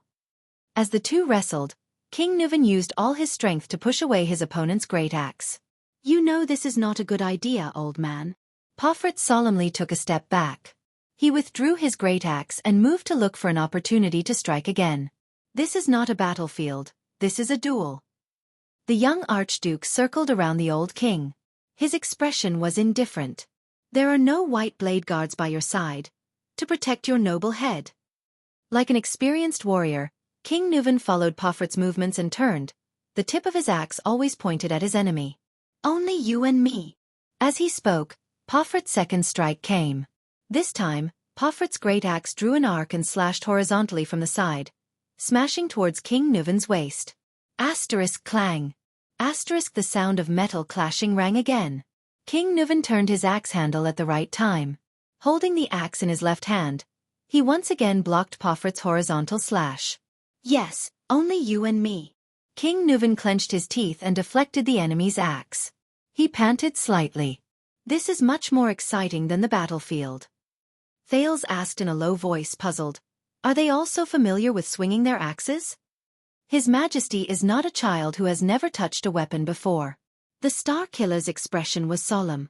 While explaining, he did not forget to jab at Thales. As the King of Extet, he once stood at the far north 38th Sentry Ground and personally fought against the invasion of the orcs from the north of the glacier. The skull of Syra Dark Thunder, the human slaughterer, is still hanging high up at the first lookout point, intimidating the glacier beast men. He also led his troops out of the Golden Passage and broke through the elves' defensive line in the White Mountain. Wherever his troops went, Camus Union, the White Elves, and the Alliance of Freedom were subdued. A brilliant light shone in the Starkiller's eyes. He was also the first northern sovereign in 300 years to conquer Broken Dragon Fortress and cross the border between Extet and Constellation. When it comes to battle experience, he won't lose to any of the battle-hardened warriors in the White Blade Guards. Putre raised his eyebrows, and Thales stuck out his tongue. In the arena, Poffert swung his great axe again and collided with King Nuvan's weapon in the air. Bang! The axes collided and sparks flew everywhere. King Nuvan did not seem to be able to do as he wished. He gritted his teeth and braced himself against the great axe. His arms trembled slightly. Are you tired? Poffert seized the opportunity when King Nuvan took a breather. He roared and shook his arms. Old man. King Nuvan was forced to take a step back. While he was still adjusting his body, Poffert swung his axe again and chased after him. Clang! King Nuvan once again parried the enemy's fierce attack. From the beginning until now, he had been passively defending. But this time, the enemy's attack did not end so easily. A surge of power surged into Poffert's arms.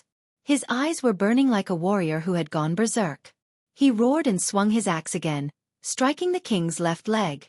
In Thales' wave vision, Poffert was filled with bright light. It was concentrated in his arms and flashed continuously.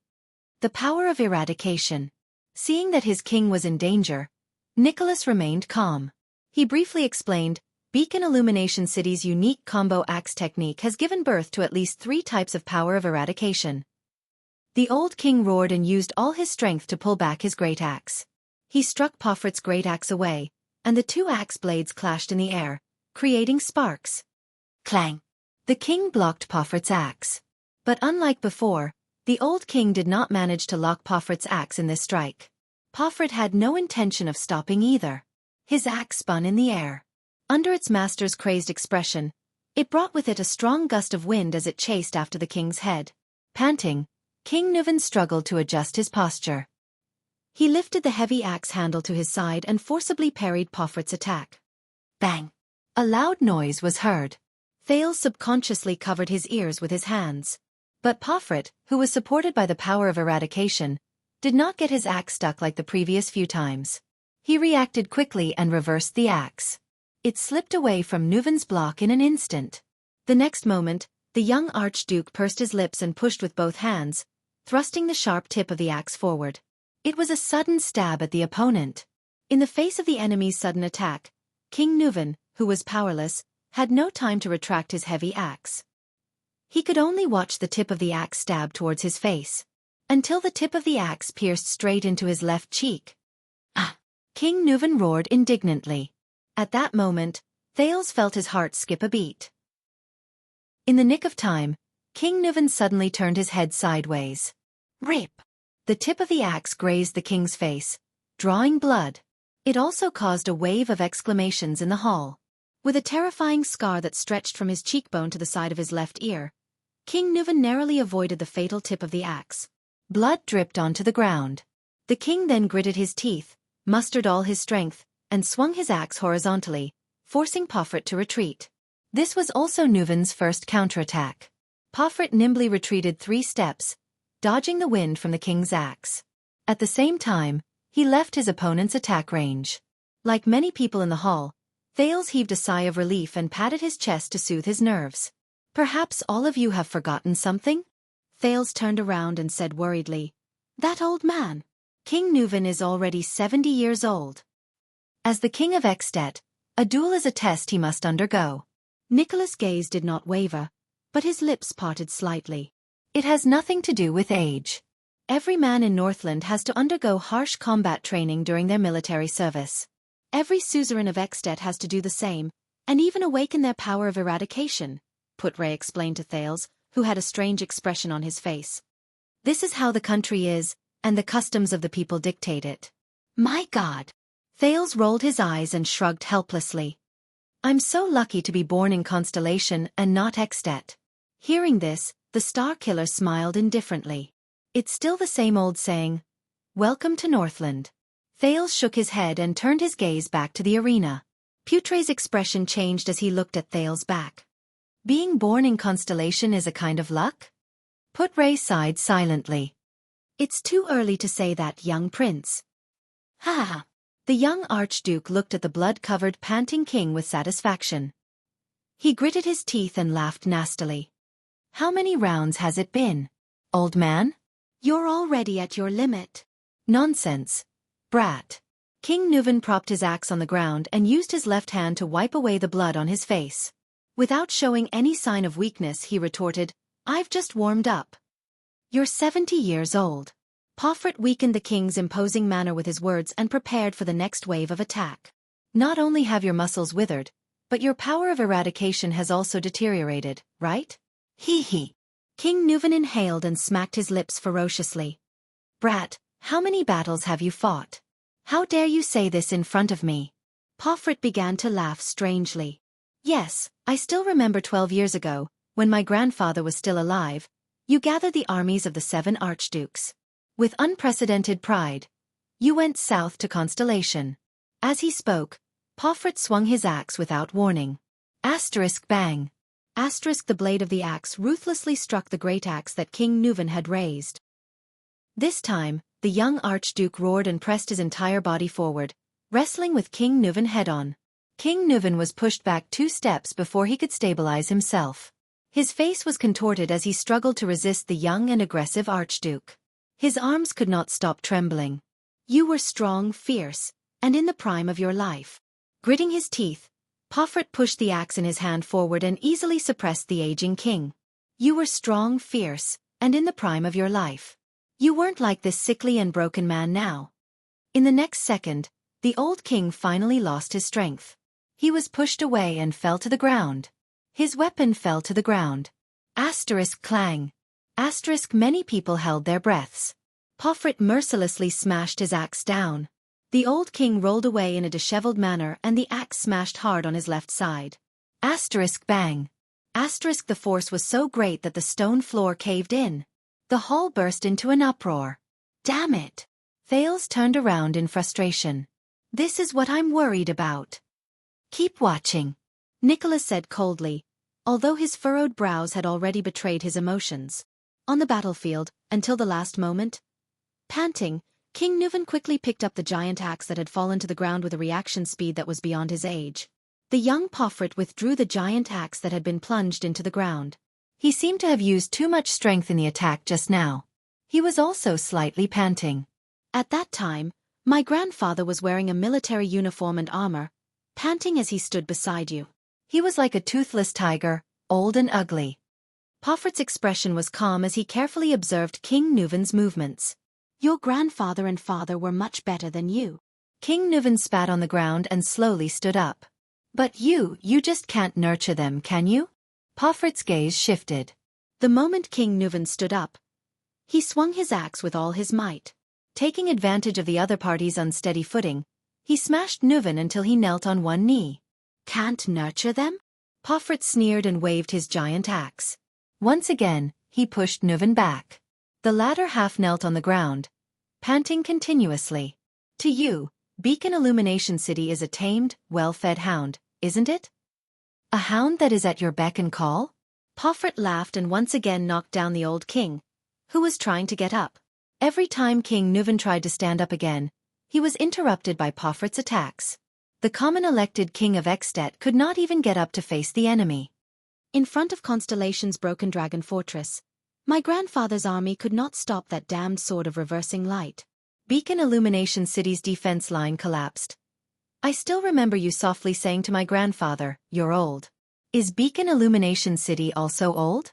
Poffert's tone was cold as he recovered from the huge exhaustion caused by swinging his axe.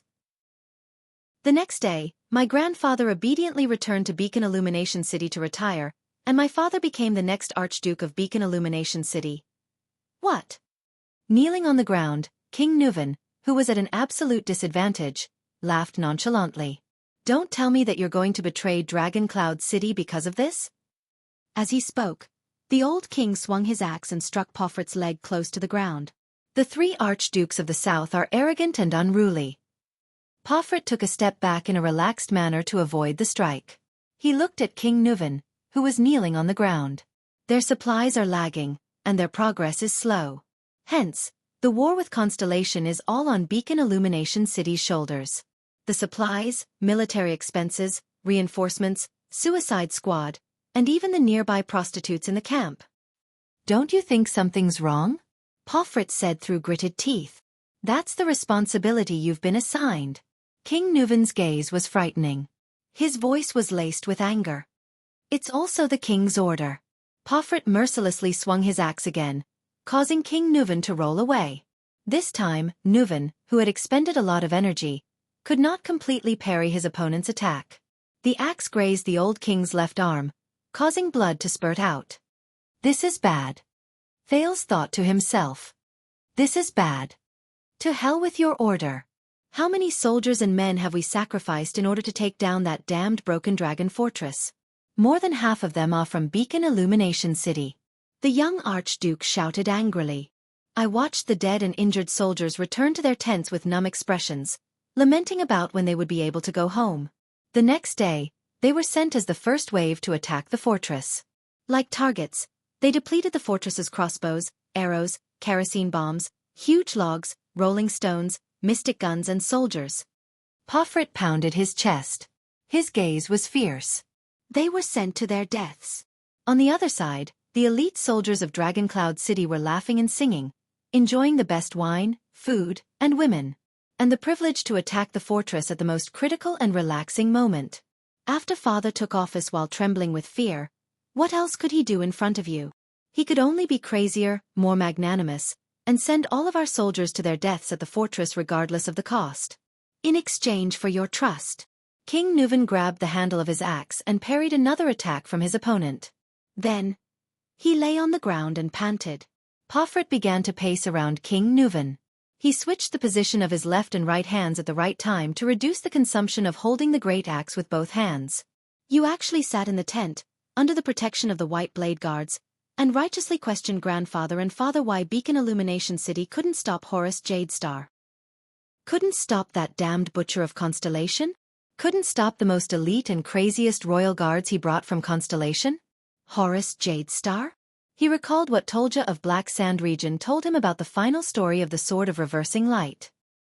He turned his head and looked at Putray and Nicholas. The former did not say a word, while the latter pursed his lips, looking unhappy.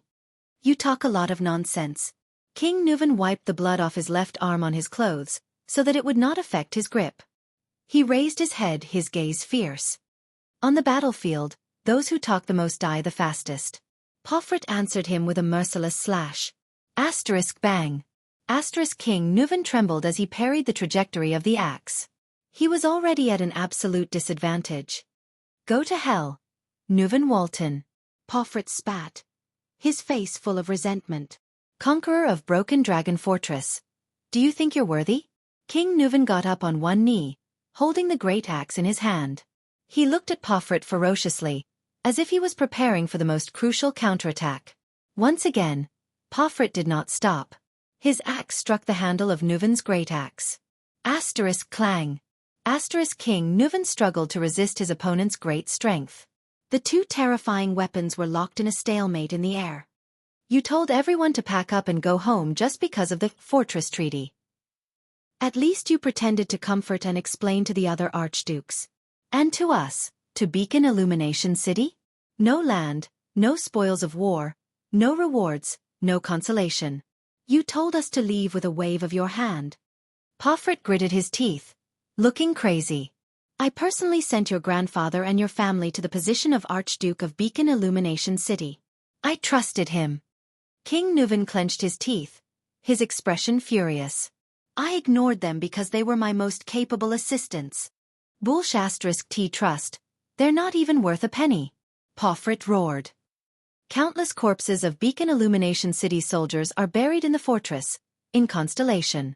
If you have the guts, go and tell them. Assistants? Why don't I see you sending people from Dragon Cloud City to their deaths? However, in the next moment, the eyes of the seemingly disadvantaged old king flashed, and the muscles on his arms suddenly bulged. In the unique vision provided by the fluctuation, the old king's arms suddenly erupted with a dazzling light. Chapter 151. Pomfret's expression froze and his pupils constricted. King Nuvan, who had activated his power of eradication, raised his arms and forcefully pushed his great axe to the side. Pomfret held onto his great axe with all his might and stared in disbelief at the old king who had suddenly attacked. Within a second, King Nuvan's movements became swift and powerful. He decisively let go of the great axe in his hand and pounced on Pomfret like an eagle. The old king ruthlessly struck Pomfret's chest with his right elbow. Thud. Caught off guard, Pomfret grunted in pain and took a step back. Clang! Two great axes fell to the ground. In the hall, the spectators' moods were instantly stirred. Thales could not take his eyes off the king. He almost forgot to breathe. The king's counterattack had arrived. Without the great axes restraining him, King Nuvan's movements became as fast as lightning. He did not stop after the elbow strike. Instead, he steadily hugged his right arm and did not stop his feet. With a terrifying momentum, his right shoulder crashed into Pomfret's chest. Pomfret instantly lost his balance. The young Archduke felt a tightness in his chest. He gritted his teeth in pain and kept retreating. Beautiful! Marquis Shiles clicked his tongue in admiration. The tables are always turned in an instant. With a ferocious expression, King Nuvan stepped forward. You talk too much. Whoosh! King Nuvan clenched his right fist and swung it violently in the air, causing the wind to howl. Never a good ending. Amid the king's low growl, the heavy punch hit Pomfret's abdomen. The muffled sound of fists hitting flesh reverberated in everyone's ears. Many archdukes frowned. These blows are really unlike a 70-year-old man. Trent Ida watched the king's counterattack in disbelief. Don't underestimate him. Archduke Ulcius's expression was solemn. He is the sentinel of the glacier defense line. He has fought countless life-and-death battles with the terrifying orcs. With a pained expression, Pomfret instantly crouched down. His entire body suddenly shrank into a ball, as if he could not withstand the strength of the punch. King Nuvan immediately raised his left fist. His expression was calm but full of anger. Beacon Illumination City? Unfair? King Nuvan was like a lion that had successfully hunted its prey. He stared coldly at the young opponent before him. You caused the death of Mariah. The next moment, the king punched again with his left fist. With the terrifying force of the power of eradication, he hit Pomfret's heart on the left side of his chest. Bang! A terrible dull sound came. Pomfret's body shook violently under the punch, like a leaf floating powerlessly in the water. As he watched his opponent tremble, King Nuvan spat viciously. Coward! It was only then that Thales relaxed. Phew! You scared me to death. At this moment. Wait! Nicholas said warily. Something's wrong. King Nuvan's expression changed drastically as he punched. The next second, Pomfret roared and raised his head, straightened his chest, and stretched out his curled body. His gaze was fierce. Only then did everyone see the battle situation clearly. The punch that King Nuvan used to land on the Archduke's chest was being held tightly by Pomfret's hand. There was no solid hit at all. Thales immediately felt a chill in his heart. In the next moment, Pomfret grabbed King Nuvan's fist with his left hand and abruptly pulled it backward, pulling King Nuvan towards him at lightning speed. Then, he raised his right elbow and aimed it at King Nuvan's face. Thud! Pomfret's elbow landed heavily on the old king's skull. A terrible dull sound echoed in the hall. However, this time, the two parties engaged in a hand-to-hand fight had switched to offense and defense. King Nuvan seemed to be dizzy from the ferocious elbow strike. As he swayed, he fell backwards. Thud! King Nuvan fell hard on the ground. His head landed solidly on the stone bricks. Some of the spectators could not help but cry out in surprise. Thales stared blankly at the reversal of the battle. "I've been waiting for this strike for a long time, Your Majesty." Porphyr laughed and rubbed his chest, which had just suffered a heavy blow. His tone turned cold. "To think that I said so much nonsense to lure you into taking the bait." King Nuvan shook his head strenuously, as if he had lost his sense of direction and vision. "You're used to fiercely counterattacking when the enemy has the upper hand, playing to your strengths and avoiding your weaknesses, and subduing the enemy with one strike, right?" The young Archduke angrily raised his leg and kicked King Nuvan's chest. Amidst the gasps in the hall, he kicked him back to the ground. "Your Majesty!" King Nuvan trembled. He dragged his aged body and tried to stand up again. However, the blow just now seemed to be too heavy, or perhaps he had used up too much energy. The old king actually could not struggle to get up. "My grandfather always told me stories about you, from your fighting habits to your footsteps." Archduke Porphyr panted and flashed a ferocious smile. "My grandfather? Do you still remember him?" Panting in pain, King Nuvan flipped over and tried to grab his fallen great axe. But Porphyr was faster than the king. He abruptly stepped on the two great axes on the ground. The Archduke then kicked King Nuvan back to the ground. Many people in the hall were so shocked that their mouths were agape. Although they had expected it, when it really came to this. "When I was young, my grandfather always said that there was a generous and just king in Ekstedt. He said that you clinked glasses with him and Archduke Stustel in the camp of the sentry." Porphyr picked up a great axe from under his feet. His gaze was bleak. "But what did I see?" They were the Archdukes of Beacon Illumination City for 2 generations.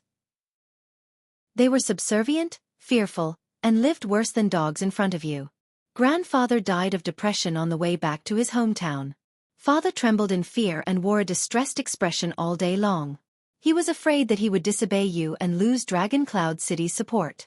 Even on the way back, he had to prepare camp prostitutes for you.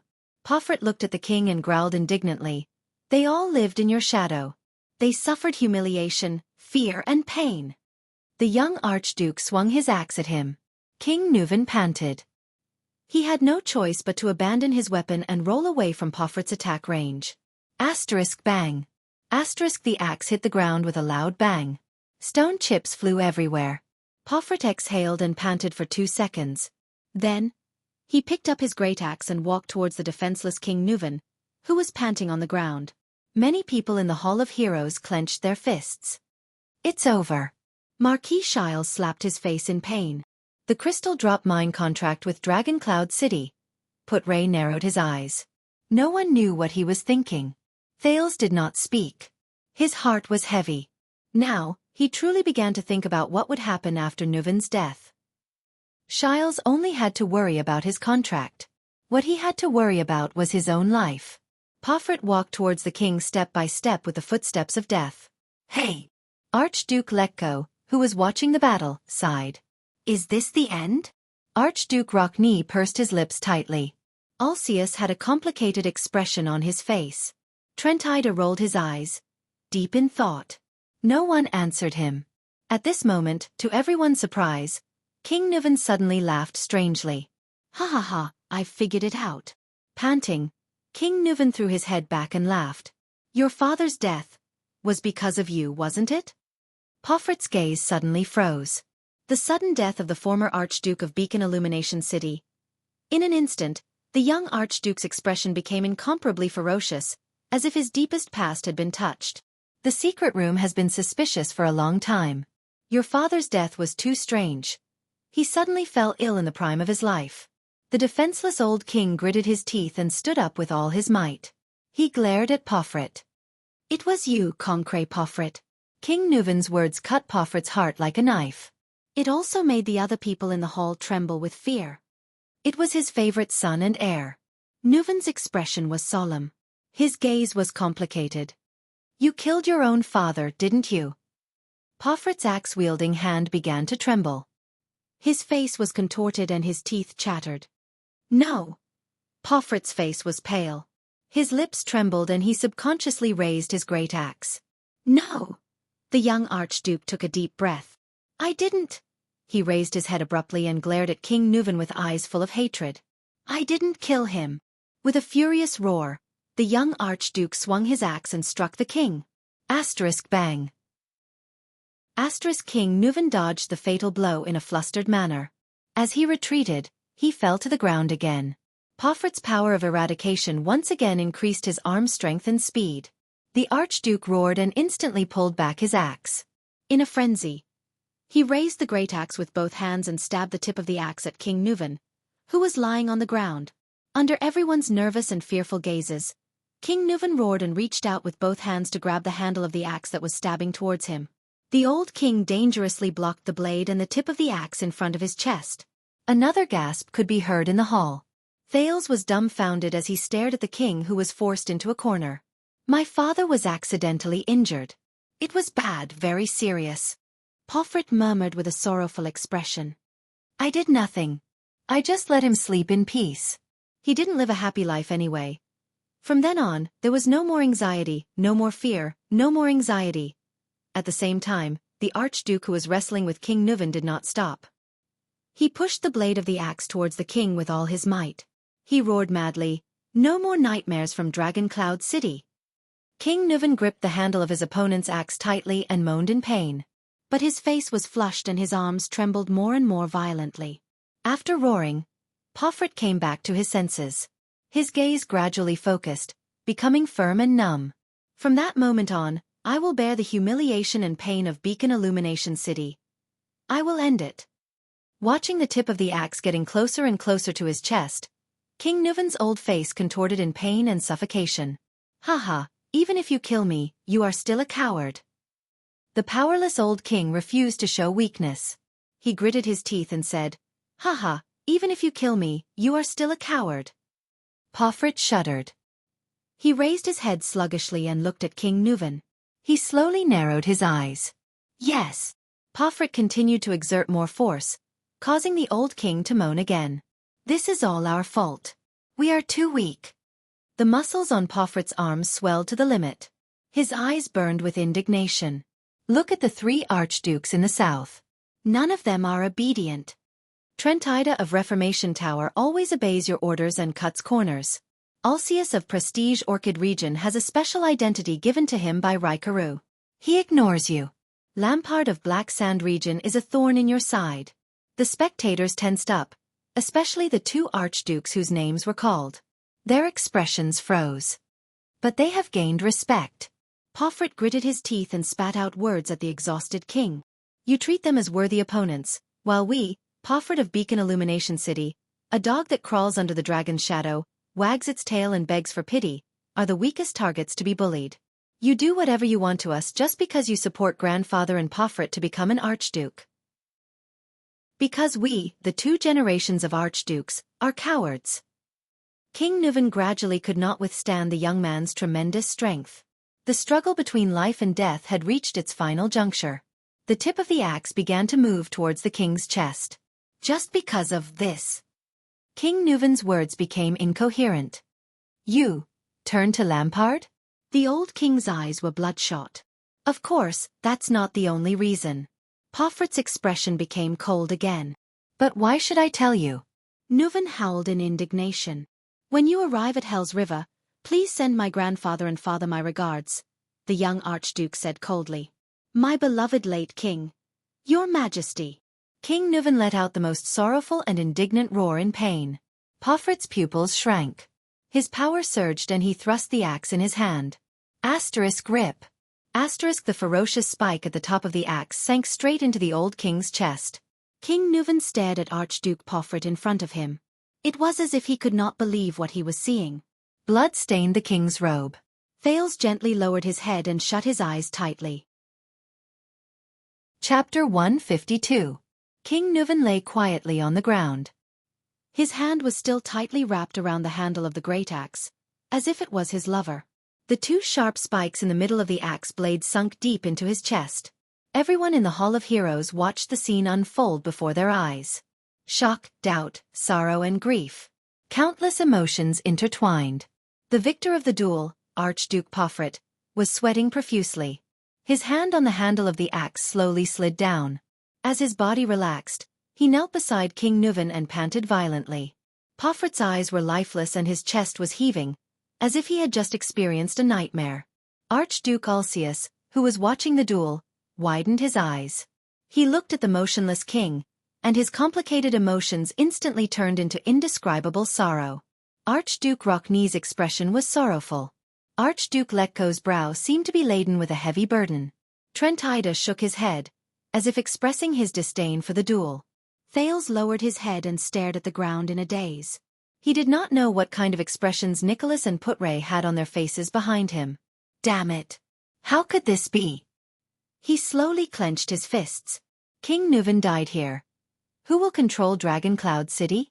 Who will control Dragon Cloud City? Who will control Dragon Cloud City? His thoughts became a jumbled mess. Freed from the duel, Archduke Pofrit half knelt in front of the king's body in a daze. Nuvan. The born king. Nuvan Walton. The monarch who ruled Ekstedt for nearly 30 years. Already dead. The young archduke suddenly let out a low laugh. Ha ha ha! He raised his head, and his laughter grew louder and stranger, as if he was a morbid lunatic. Ha ha ha! Then, the young archduke laughed maniacally and suddenly turned to look at the witness of the duel, High Priestess Holm, who represented the bright moon goddess. Ha ha ha ha! His body trembled as he laughed. The female priestess stared straight back at Pofrit. Behind her veil, her beautiful eyes were calm and unruffled. Under her gaze, Pofrit felt an invisible pressure quietly bearing down on him. His smile gradually faded. The priestess remained calm and did not show any expression. Pofrit stopped laughing. His face slowly darkened as he furrowed his brows in confusion. Thales was in a daze, desperately thinking about his future. At this moment, I see. Nicholas, the Star Killer, suddenly said softly from behind Thales. In the next moment, two loud sounds of collision resounded. Bang! Tong! Clang! What followed was the clang of metal falling to the ground. Thales shuddered and snapped out of his thoughts. At the same time, many people in the Hall of Heroes exclaimed in disbelief. Thales raised his head swiftly. Then his eyes widened and he frowned. He saw the most unbelievable scene. It couldn't be. The shocked Thales even forgot to breathe at that moment. King Nuvan, who was supposed to be lying dead on the ground, had somehow struggled to his feet. Instead, he pinned Pofrit face down onto the ground. The great axe which had pierced through the king's chest lay at their feet, still trembling. Like the others, Thales stared fixedly at the scene before him in bewilderment and confusion. The old king of Ekstedt had a fierce and aggressive expression on his face. His left arm was in the shape of a ring, tightly gripping Pofrit's right forearm from behind. His right hand was firmly pressed against Pofrit's upper right arm, and his left knee was pressed against Pofrit's back. King Nuvan had locked Pofrit's right arm and pinned him to the ground. Thales widened his eyes in disbelief and shook his head subconsciously.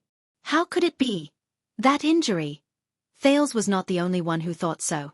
Everyone in the hall, from the archdukes to the vassals, from the servants to the guards, was shocked to see this unbelievable and incomprehensible turn of events.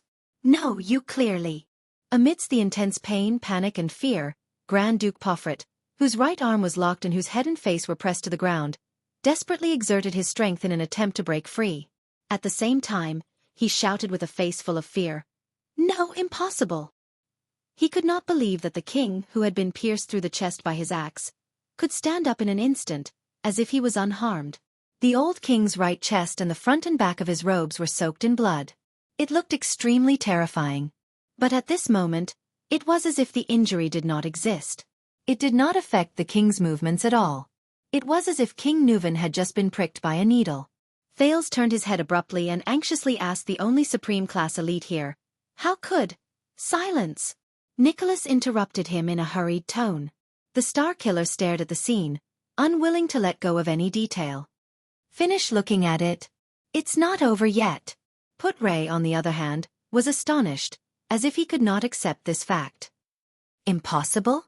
Nuvan VII's face was flushed after being resurrected from the dead. The king pressed down with his right hand and retracted his left. His muscles trembled as he slowly exerted force and tightened. Using Poffert's elbow as a fulcrum, he began to pry Poffert's locked forearm in reverse. The old king gritted his teeth and his face was ferocious. On the battlefield, you'd better believe in impossible. As King Nuvan exerted force, Poffert's locked right arm began to slowly deform.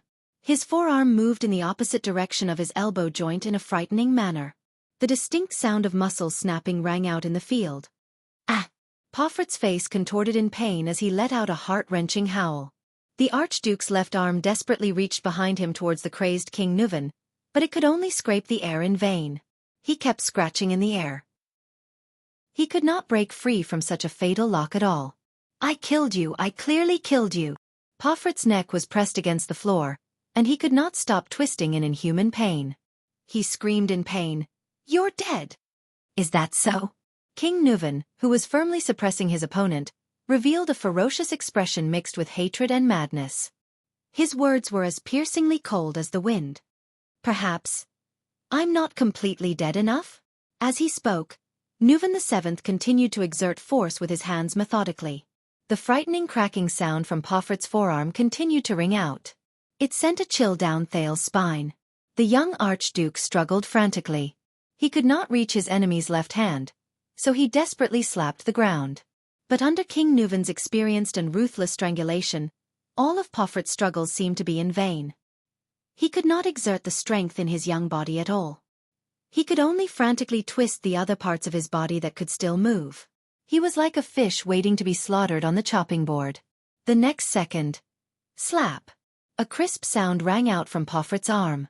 Poffert's head, which was pressed against the ground, could not be raised any higher. His face was contorted, and tears flowed uncontrollably from his eyes. His mouth was widened to its limit in pain, and he let out an unprecedented frenzied howl. Ah! No! No! No! Oh! His right forearm, starting from the elbow joint, had been forcefully bent in the opposite direction. Under the intense pain, Poffert trembled as he resisted King Nuvan's strength. He even lifted his chest an inch off the ground. But Poffert's nightmare was not over yet. King Nuvan suddenly raised his right hand, which was pressing against Poffert's upper right arm. He abruptly clenched his right fist and hammered the back of Poffert's head. Thud! Poffert's head was smashed to the ground again by the punch. His forehead hit the floor with a dull thud. But King Nuvan did not stop. He let go of Poffert's crippled right arm and extended his right hand to grab Poffert's left arm. Then, using the same posture, he switched his left and right arms. His right hand clasped Poffert's forearm while his left pressed against Poffert's upper arm. King Nuvan took a deep breath and continued to exert force. Poffert recovered from the brief dizziness. Panic struck him in an instant. Feeling the intense pain and numbness in his right arm, as well as the sensation of his only intact left arm being tightly locked, the young Archduke realized something. He turned his head in despair. Why? Tears of pain rolled down Poffert's face as he asked his opponent indignantly, Why? King Nuvan stared into Poffert's eyes and sneered in satisfaction.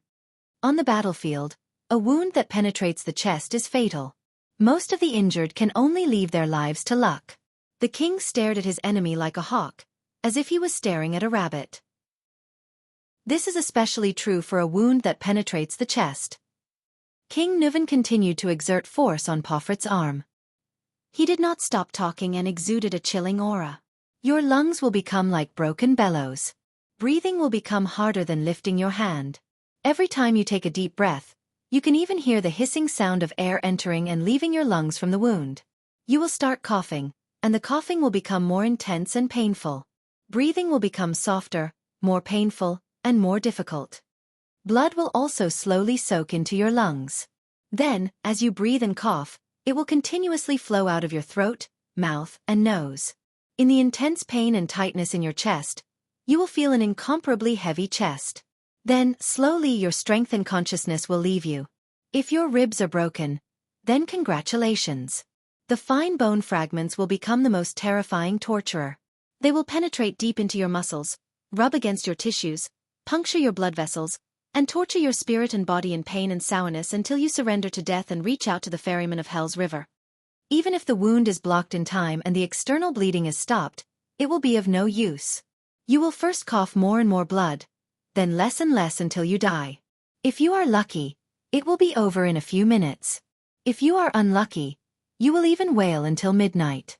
Accompanied by a terrifying fever and cold sweat, you will die in pain in your hallucinations. I have seen too many tragedies like this on the battlefield. Pomfret widened his eyes. Cold sweat continuously seeped out of his forehead along with the pain. The king smiled and changed the topic of the conversation. But, King Nuvan moved his head closer to Pomfret's ear and said ferociously, "You know, a person's chest has a range. Not the entire chest is where the rib cage is located. If the pierced part does not hurt your chest, and avoids the fatal artery, such as the muscle between your right shoulder and right chest, and penetrates forward and backward, and perfectly grazes your rib cage and bones, then use the power of eradication to expand the wound muscles and stop the bleeding. How is this possible?" Pomfret gritted his teeth. The veins on his face bulged as he stared at King Nuvan behind him in despair. "I told you, brat." The power of eradication surged into King Nuvan's arms. He laughed contentedly. On the battlefield, you better believe in impossible. Finally, a bone-chilling sound, accompanied by Pomfret's screams, rang in everyone's ears. Crack! Pomfret writhed madly on the ground, screaming out the pain and despair he felt at the moment. His only arm was also bent by King Nuvan. The young Archduke had lost both his hands. A few seconds later, Pomfret's struggles and screams began to subside. His body twitched continuously and he let out miserable moans. The Archduke stared at the scene before them in disbelief. What does this mean? Archduke Trentida tried his best to regulate his breathing. The one who answered him was Archduke Rockne, who had not spoken for a long time. The latter said coldly, "It means the end." Thales watched in a daze as the king completed his counterattack in an instant. It was quick, violent, and effective. It was a counterattack that ended things once and for all. He did not even have time to see how the king's reversal began. His Majesty was lying on the ground and was pierced by the axe. Nicholas sighed behind him. Whether it was us or Pomfret, we only knew that His Majesty's chest was pierced, but we could not clearly see the penetrating position on his back. There was no way to tell if it was a fatal wound. And that was exactly what the king calculated. Calculated? Thales stared at King Nuvan's chest, especially at the area on the right that was soaked in blood. King Nuvan panted. He flung away his enemy's useless arm and stood up. At that moment, Thales felt that this valiant figure was incomparably tall. King Nuvan looked around at the people in the hall. He was greeted by different gazes and breaths, ranging from excitement, surprise, and doubt. "Wine!" King Nuvan suddenly roared loudly. "Strong rye wine!" Thales was momentarily stunned. "The strongest kind." The servants and guards in charge hesitantly looked at the High Priestess of Bright Moon Temple and the Archdukes. However, High Priestess Holm was still unmoved. The Archdukes only stared at the king in a daze. Pomfret, who was on the ground, stopped moaning. He struggled to lift his head and looked at his opponent with a face full of despair and numbness. "Enough!" King Nuvan roared impatiently. "I won't suffocate him to death with a wine cup. Mother Fasteris Kerr, bring me the wine. In the name of the king." The king's administrator, Lord Merk, sighed and waved his hand, granting the king this privilege. A wooden barrel full of rye wine was quickly carried to the hall. King Nuvan grabbed the metal wine cup that was brought over, opened the lid of the barrel, scooped up the wine, threw his head back and poured it into his mouth. Wine seeped from the corner of his mouth and flowed through the king's short beard that stretched from his chin to his neck. The old king downed the wine in the cup in one gulp, wiped his chin happily, and scooped up another cup. This time, King Nuvan tore off the clothes on his right shoulder, revealing his aged but still firm muscles. The wounds caused by the axe just now were obvious. There was one on his chest and one on his back, but they were all away from the center of his chest and even close to his shoulders. The wounds had already been filled up by the compression of his muscles. Gritting his teeth, King Nuvan raised the wine cup and poured the wine on his wounds. The muscles on his right shoulder trembled and shivered under the strong wine. However, King Nuvan's expression was as cold and indifferent as usual. It was as if the wine that had soaked his wounds was not strong wine. Everyone in the hall watched this scene in silence. No one interrupted him. On the ground beside him, Archduke Pomfret, whose arms were broken, growled in a low voice. Once again, his eyes were filled with indignation and hatred. He used his head to prop up his upper body and tried to get up with the help of his knees. What welcomed him was a heavy, merciless kick from King Nuvan on the Archduke's back, forcing Pofrit back to the ground. Pofrit first let out a painful groan, then his groan turned into an indignant roar. "No, how did you do it?" The young Archduke's face was gloomy. He glared at King Nuvan as if he wanted to dig a piece of flesh out of him. "Did you think you could pierce my chest with the axe so easily?" King Nuvan's expression remained the same. He scooped up another cup of wine and drank it in one gulp. "Brat, I lured you to stab me. My strength is not as good as yours. Neither is my endurance. In a battle with a great axe, I would lose sooner or later." King Nuvan stepped on Pofrit's back and spat at him in disdain. But even a supreme-class elite, once he lets down his guard. King Nuvan's eyes shone brightly. "You're useless." Pofrit's eyes widened. He pressed his face against the ground and his lips trembled. Once again, he let out an indecipherable roar. It was filled with desolation and pain. "I'll give you a piece of advice. Before you break your enemy's neck, don't relax." King Nuvan slowly exhaled. Feeling his exhaustion and fatigue, he said in a cold tone, "This is the most valuable experience we've gained in thousands of years of bloody battles with the orcs." King Nuvan raised his head again and drank the third cup of wine in one gulp.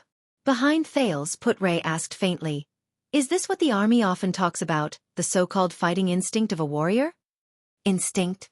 Nicholas, the Star Killer, replied with a cold chuckle. "This is a battle tactic.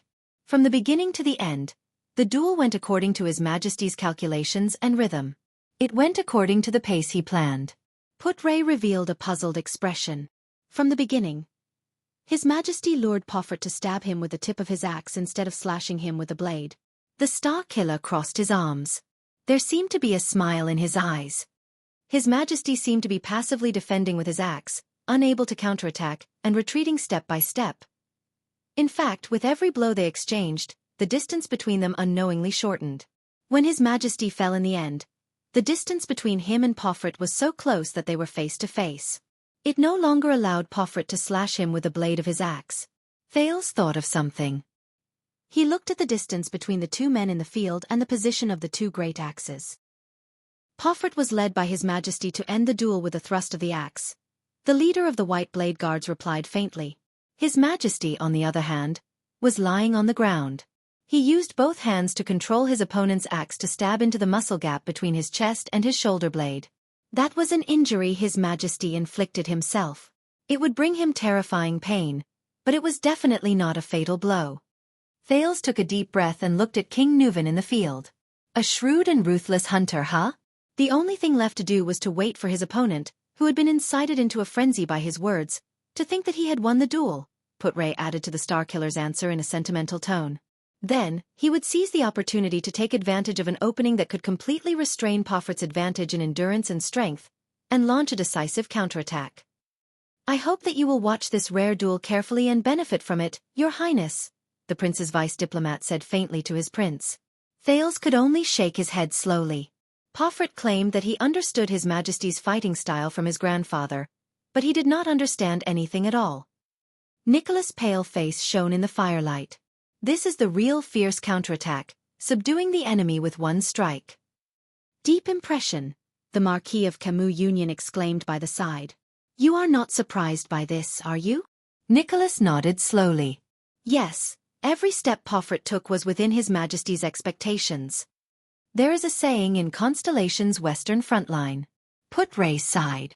"On the battlefield, even a dying veteran is 10,000 times stronger than a rookie with boundless strength. A veteran meets a rookie." The leader of the king's personal guard snorted coldly. "The outcome of this duel, from the beginning." Chapter 153. The king had drunk enough. He threw the goblet down and exercised his joints. "Brat!" He snorted at Pofrit, who was on the ground. "You have the guts to mention the war 12 years ago? How much do you know about the tragedy and bloodshed 12 years ago?" With a disdainful gaze, King Nuvan stared at his prey, who had lost both his arms. "You are nothing but a suzerain's heir whom he dotes on. Your grandfather only keeps you in the safest main camp. He doesn't even let you transport the supplies."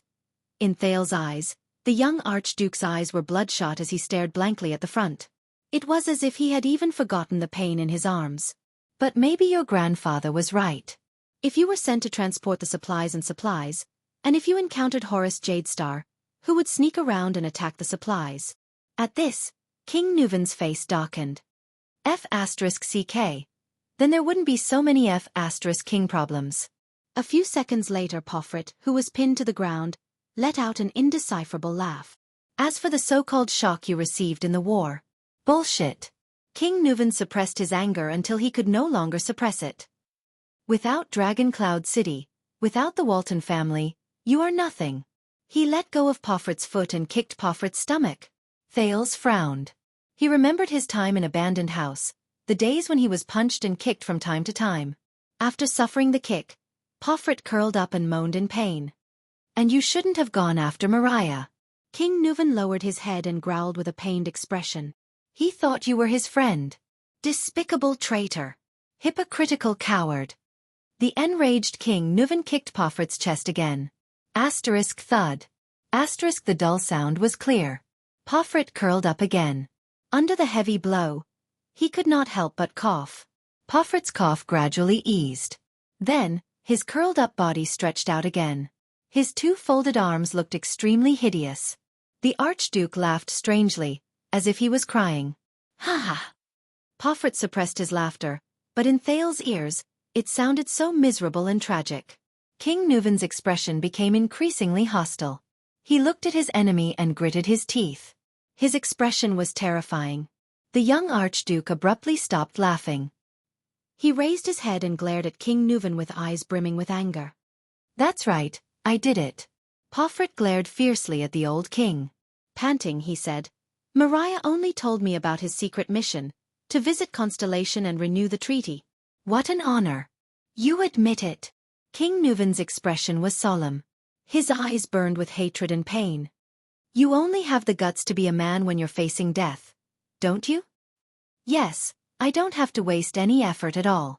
I can use his trust in me to deceive him into going to Constellation. Pofrit responded to the king with a mocking smile. Including his itinerary, arrangements, plans, and even the members of the diplomat group. King Nuvan kicked Pofrit's abdomen again. Pofrit rolled away from King Nuvan's side in pain. Just because you feel that you've been treated unfairly? King Nuvan sneered. His voice suddenly rose.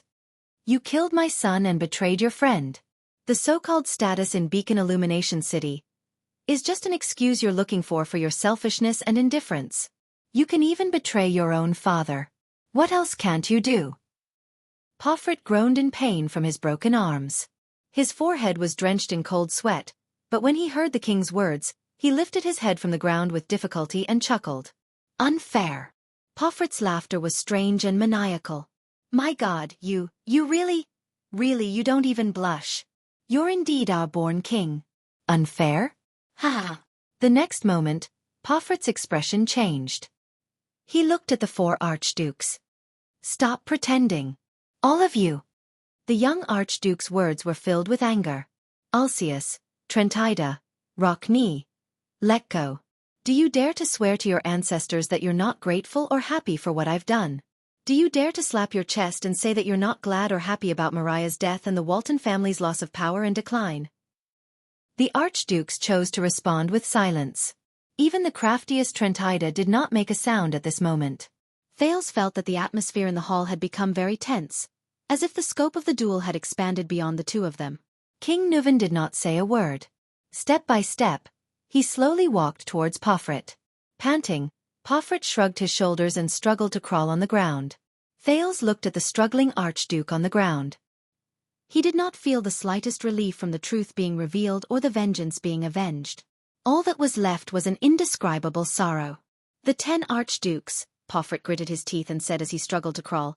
The 10 archdukes, after your death, will fairly and justly choose the king, right? King Nuvan stopped in his tracks. With his back facing King Nuvan, Pofrit crawled to the center of the hall. He tried his best to turn over and face King Nuvan. To the south.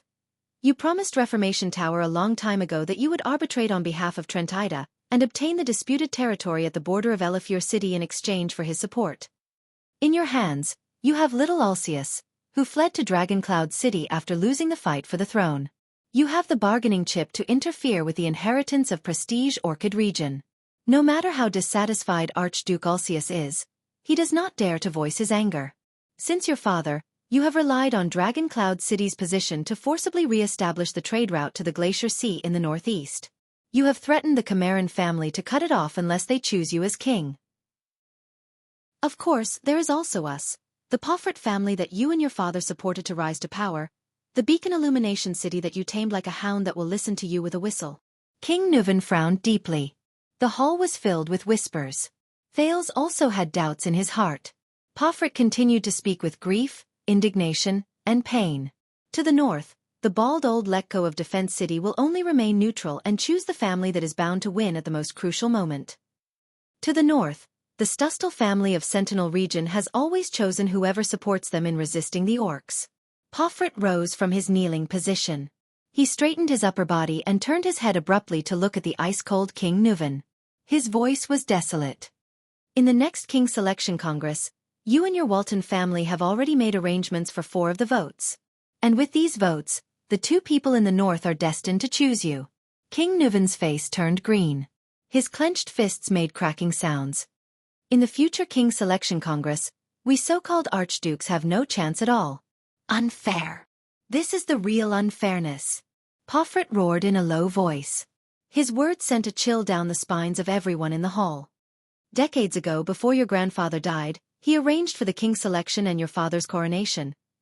Since then, all of you have used all kinds of disgusting methods to manipulate everything in the dark under the pretext of fair competition and open king selection, pushing the appointed person to the front and suppressing all dissenters and opposers.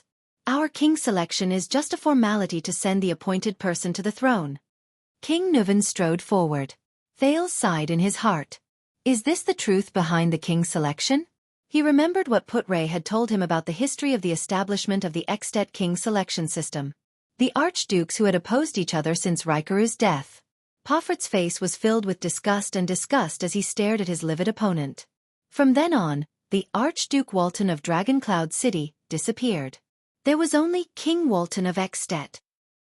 Bah! He gritted his teeth as if he wanted to bite King Nuvan into pieces. Don't you know why we call you the Born King? It's not because you are a genius or powerful. It's because you were destined to be the common elected king of Extet since you were born. You motherfasterisk king-born king. What disgusts me the most is that you still have the cheek to proudly claim that Extet is governed by a joint king selection system. Poffret's face was dragged across the cold floor tiles. He began to lose control of his emotions. Under the suppression of the Waltons, what difference is there between us and the rotten hereditary royal family of Constellation and the tyrannical system of the Empire? Sooner or later, a madman like Constellation's 82nd will appear and drag his entire country to hell. Hearing this familiar name, Thales' heart sank. That's my grandfather. Drag his entire country. To hell? Suddenly, he felt someone pat his shoulder lightly. It was Putre behind him. Thales exhaled through his nose with difficulty and shifted his attention back to the scene. King Nuvan stepped forward with a cold gaze and mercilessly tripped him. Asterisk thud. Asterisk the young archduke, whose arms were crippled and who could not even maintain his balance, was swept to the ground again. Poffret fell back to the ground, but he continued to shout. Verbally praising the greatness of the joint ruling pledge, hypocritically claiming that we have the freedom and right to choose our king, but secretly monopolizing all power and fixing the throne and interests. In this world, where else would a ruler be so shameless, despicable, hypocritical, sanctimonious, and disgusting? You have long turned Extet into the Walton family's hereditary kingdom. The Walton royal family. How ironic. Rikaru's joint ruling pledge has long been ruined by this shameless family left behind by his nephew. Thales sensed his erratic breathing. Everything that happened before his eyes was like a mirror to him. At that moment, as he listened to Poffret's accusations, he did not think of Extet. Instead, he thought of Constellation. It was Kessel's cold expression and the one-eyed dragon Koshter's solemn gaze. It was the Hall of Stars' 6 great clans and 13 distinguished families, each harboring their own ulterior motives. Thales sighed softly in his heart and unconsciously clenched his fists. That's not all. Poffret used all his strength, swaying as he struggled to get up from the ground. Your father married his daughter to the previous Archduke of Black Sand region a long time ago, trying to meddle in Black Sand region's affairs by controlling the Lampard family's bloodline. You maliciously purchased crystal drop ores from Camus Union and transported them to Elafir City in the east at a low price. Nominally, it was to guard against the threat from the Eastern Peninsula, but in reality, it was to cut off the supply at a critical moment and force the Gadro family to submit. God knows what other tricks you prepared for the West, for Rockne of the City of Faraway Prayers. I'm guessing it's that Camion whose territory is close to the City of Faraway Prayers, the hypocrite Marquis of Goodflow City, right? What is it this time? A contract that looks gorgeous but is actually full of traps? Hearing this, Thales could not help but turn his head and look behind him. Marquis Shiles of Camus Union felt everyone's gaze. He coughed awkwardly and turned his head away. Pomfret's face had long lost all color. He no longer tried to get up, but lay on the ground as if he had accepted his fate. His tone was sorrowful and low. That's not all. You also wanted to learn from Constellation in the south. You wanted to set up tax collectors who reported directly to the king throughout the territory. You wanted to take back the suzerain's jurisdiction in their own territories, and you wanted to send the king's officials throughout the country. Starting from Beacon Illumination City. This humiliation, this oppression, this injustice. It's not just me, and it's not just a day or two. Pomfret panted, his voice becoming weaker and weaker. How could we not fight back? Fight back? So you caused Mariah's death? To take revenge on the Walton family? King Nuvan's gaze flickered slightly. By betraying a friend? Only a coward like you. Pomfret paused for a moment. His gaze became complicated and subtle. Yes, Mariah, Pomfret panted, his voice low. We used to be friends. I've also told myself that everything will be fine, but... Li Yundong's eyes widened. Nuvan Walton. The young Archduke's expression changed, as if he had painfully made up his mind about something. He lay on the ground, raised his head, closed his eyes and let out a desolate laugh. This is all your fault. You forced me to do this. Me. King Nuvan's voice was like the muffled thunder before a storm, deep and terrifying. Pomfret's voice rose. He trembled as he raised his head. His gaze was vicious. 5 years ago, after I rejected your appointment as an official in Beacon Illumination City. Immediately, someone among my vassals strangely jumped out to question my legitimacy. Trent Ida began to provoke me arrogantly at the borders. The people in my territory began to talk about my abilities. Soon, my vassals began to rebel, the people began to resist taxes, and the territory was in chaos. When I was in a terrible predicament and at a loss for what to do, you sent Mariah with a letter from you to mediate. As I read your hypocritical and pretentious letter of comfort, I raised my head and looked at Mariah, who was standing in front of me. I listened to him mention our past with a silly smile on his face. Only then did I understand that we were never friends. I'm just a dog of Dragon Cloud City. And don't you know what kind of person Mariah is? The veins on Pomfret's face bulged. His brown hair stuck to his forehead, making him look ferocious and pathetic. I've had enough of the silly smile on that good-for-nothing's face. In his mind, the whole world is so beautiful. Pomfret's eyes were bloodshot. He struggled to get up with all his might and roared madly at everyone in the Hall of Heroes. That's a naive, weak, hesitant, incompetent, short-sighted, and unambitious good-for-nothing. Ha ha ha. Under King Nuvan's gloomy face, Pomfret's upper body shook and he laughed wildly. He laughed so hard that tears almost came out of his eyes. Did you know? That fellow, that good-for-nothing Mariah. His biggest dream was actually to become an adventurous mercenary. To travel the world. Ha ha ha. Mercenary. Adventurous. Ha ha ha ha. Right, he even fell in love with a prostitute. A coquettish slut. And he even said that he wanted to marry her. Thales shook his head. Thales shook his head. He remembered what King Nuvan had said about Prince Mariah when he first met King Nuvan and the Archdukes. Pomfret laughed so hard that tears almost came out of his eyes. King Nuvan furrowed his eyebrows tightly. Pomfret laughed in a morbid manner. He rolled on the ground in pain and agitated emotions. Snot and tears streamed down his face. The Honorable Prince Mariah, the future Archduke of Dragoncloud City, wants to marry a lowly whore who has been f***ed by tens of thousands of people. Ha ha ha ha. And he's also the appointed king of Extet. Think about it, the great Extet has a prostitute queen. All the subjects have to bow to a whore. Ha! Everyone in the hall looked at him. Many of them lowered their heads and sighed. King Nuvan did not interrupt him. He only continued to stare at Pofrit with that terrifying gaze. This fellow, this piece of trash, this shameful existence without self-awareness or responsibility, is actually the heir of the Walton family. Pofrit had laughed enough. He raised his indignant and hateful eyes. And I still have to swear loyalty to him against my will and worship him as king, not because of his ability, but because of his family name and father. And you still ask me why I chose Lampard? Why the Archduke of Black Sand region, who is as black as the name of his territory? That beast who killed his own family? Archduke Pofrit's eyes were filled with fire. His roar was like thunder. I did not choose Lampard. I chose a future without the Walton family. A future without the appointed king of Ekstedt. I am very happy that I have finally destroyed the last of your bloodline. He glared at King Nuvan with gritted teeth. The next common elected king of Ekstedt will no longer have the surname Walton. Pofrit was answered by a vicious blow from King Nuvan that landed squarely on his face. King Nuvan grabbed Pofrit's collar and said coldly, "Before that, I will destroy you first." The young Archduke laughed miserably. He shook his head, turned around and looked to the side. Thal's Jade Star. Thal's heart immediately tightened. What's going on? Hey you! Constellation's little brat.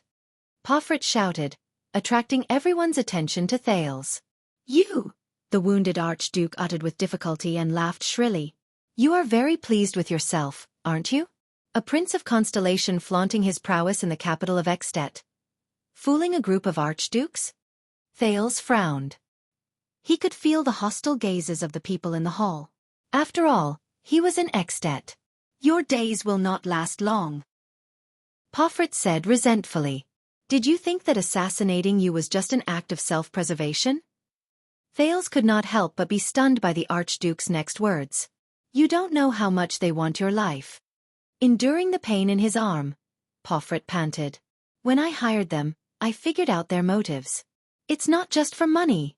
Thales felt his breathing quicken. The young Grand Duke continued. That's right. Even in their dreams, they want to kill the entire Jade Star family and take over Renaissance Palace. They are wanted criminals that everyone in Constellation wants to kill. Of course they can't do it. But here in Ekstedt, when they accepted my money, they did not react at all. Pofrit's eyes were like fire. But those killers, when they heard that the target was you, the heir to the Jade Star royal family of Constellation, the expressions on their faces, how excited they were. What? What killers? Thales stared at him in a daze. A few seconds later, he reacted. Who are they? Who else? Pofrit yelled with a delighted expression. Of course, it's those sneaky assassins. Those pitch-black assassins. They were the ones who infiltrated Lampard's army and used his mystic gun unit to assassinate you under the fortress. They are the Jade Star family's greatest enemy. Thales stared at him in disbelief. Jade Star family's greatest enemy? The next moment, Pofrit laughed maniacally and called out a name that made everyone frown. Chapter 154. Thales was stunned for a full 10 seconds. Shadow Shield. He heard Gilbert describe this name before. It appeared together with the Charlton family's name in the tragedy of the Bloody Year. The direct murderer of the Jade Star royal family. He remembered the small stone jars in the Jade Star family tomb in Renaissance Palace. From the king's eldest son, Midier, to Horace, to the twin princes, Bancroft and Herman. And the youngest princess, Constance Jade Star. But Shadow Shield. Thales stared at Pofrit in disbelief. Assassinate me? How could? His thoughts were quickly interrupted. Enough. King Nuvan's voice rang in the hall. As long as I am in Dragoncloud City, the king threw Pofrit down with a gloomy face, I will not allow such a despicable assassination to happen again. Humph. Pofrit sneered and hissed a word through his teeth. Tyrant. King Nuvan narrowed his eyes and looked at his helpless enemy. End it all. Pofrit curled his lips and his expression was cold. I will watch from the bottom of Hell's River how your family is destroyed. End it all. King Nuvan gently clenched his fists and was silent for a few seconds. His eyes were filled with complicated emotions. Finally, King Nuvan closed his eyes and exhaled through his nostrils. The duel is not over, but I can give you a chance. Under everyone's gaze, the old king opened his eyes and said flatly, "Admit defeat to me now. Now, admit defeat and admit to your crimes. Confess to the conspiracy between you and Lampard. You can still earn your life back." Pofrit was completely stunned. What? But you will spend the rest of your life in prison. Your younger brother will inherit Beacon Illumination City, and Pofrit will still rule that land. Other than you, Beacon Illumination City will not be punished. The old king's gaze was sharp. What do you think? Everyone in the hall was stunned. Pofrit stared blankly at the king. "I killed your last son," he said absent-mindedly. "Yes." King Nuvan's gaze darkened. "You killed my son." Pofrit's gaze gradually changed as he looked at the king. Thales saw struggle and pain in it. The young archduke lowered his head, breathing rapidly. Thales pondered over the king's choice. At that moment, Putray whispered into his ear, "If he agrees, if Beacon Illumination City still wants to rule it stably in the future, it must never make an enemy out of the Walton family." Thales nodded in realization. Nicholas snorted coldly by the side. After a few seconds, Pofrit slowly raised his head. A bitter smile appeared on his desolate face. "Really?" "Yes," King Nuvan said flatly. "As long as you say that word, you can continue to breathe the air of Northland." The hall was silent for a moment. But not long after, Pofrit, who was lying on the ground, stopped smiling. His face was like ice and his eyes were like steel. His expression seemed to be covered with cold snow that would not melt for 1,000 years. The young duke looked the king in the eye. Pofrit gritted his teeth, but said another word resolutely and decisively. "Yes. Absolutely not." Thales shook his head. "This is Northland," Nicholas said softly behind Thales. "Being forgiven by the enemy is also a form of humiliation." King Nuvan sighed. But he immediately raised his head and flashed a gentle smile at Pofrit. "Good boy." The old king smiled with a complicated expression. Suddenly, Pofrit kicked the ground with his left leg and struggled to get up from the ground.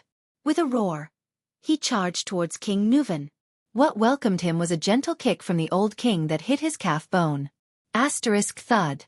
Pofrit lost his balance again and fell to the ground face down. Pofrit let out a final howl of indignation. King Nuvan shook his head slowly. He stood up and knelt down on Pofrit's back.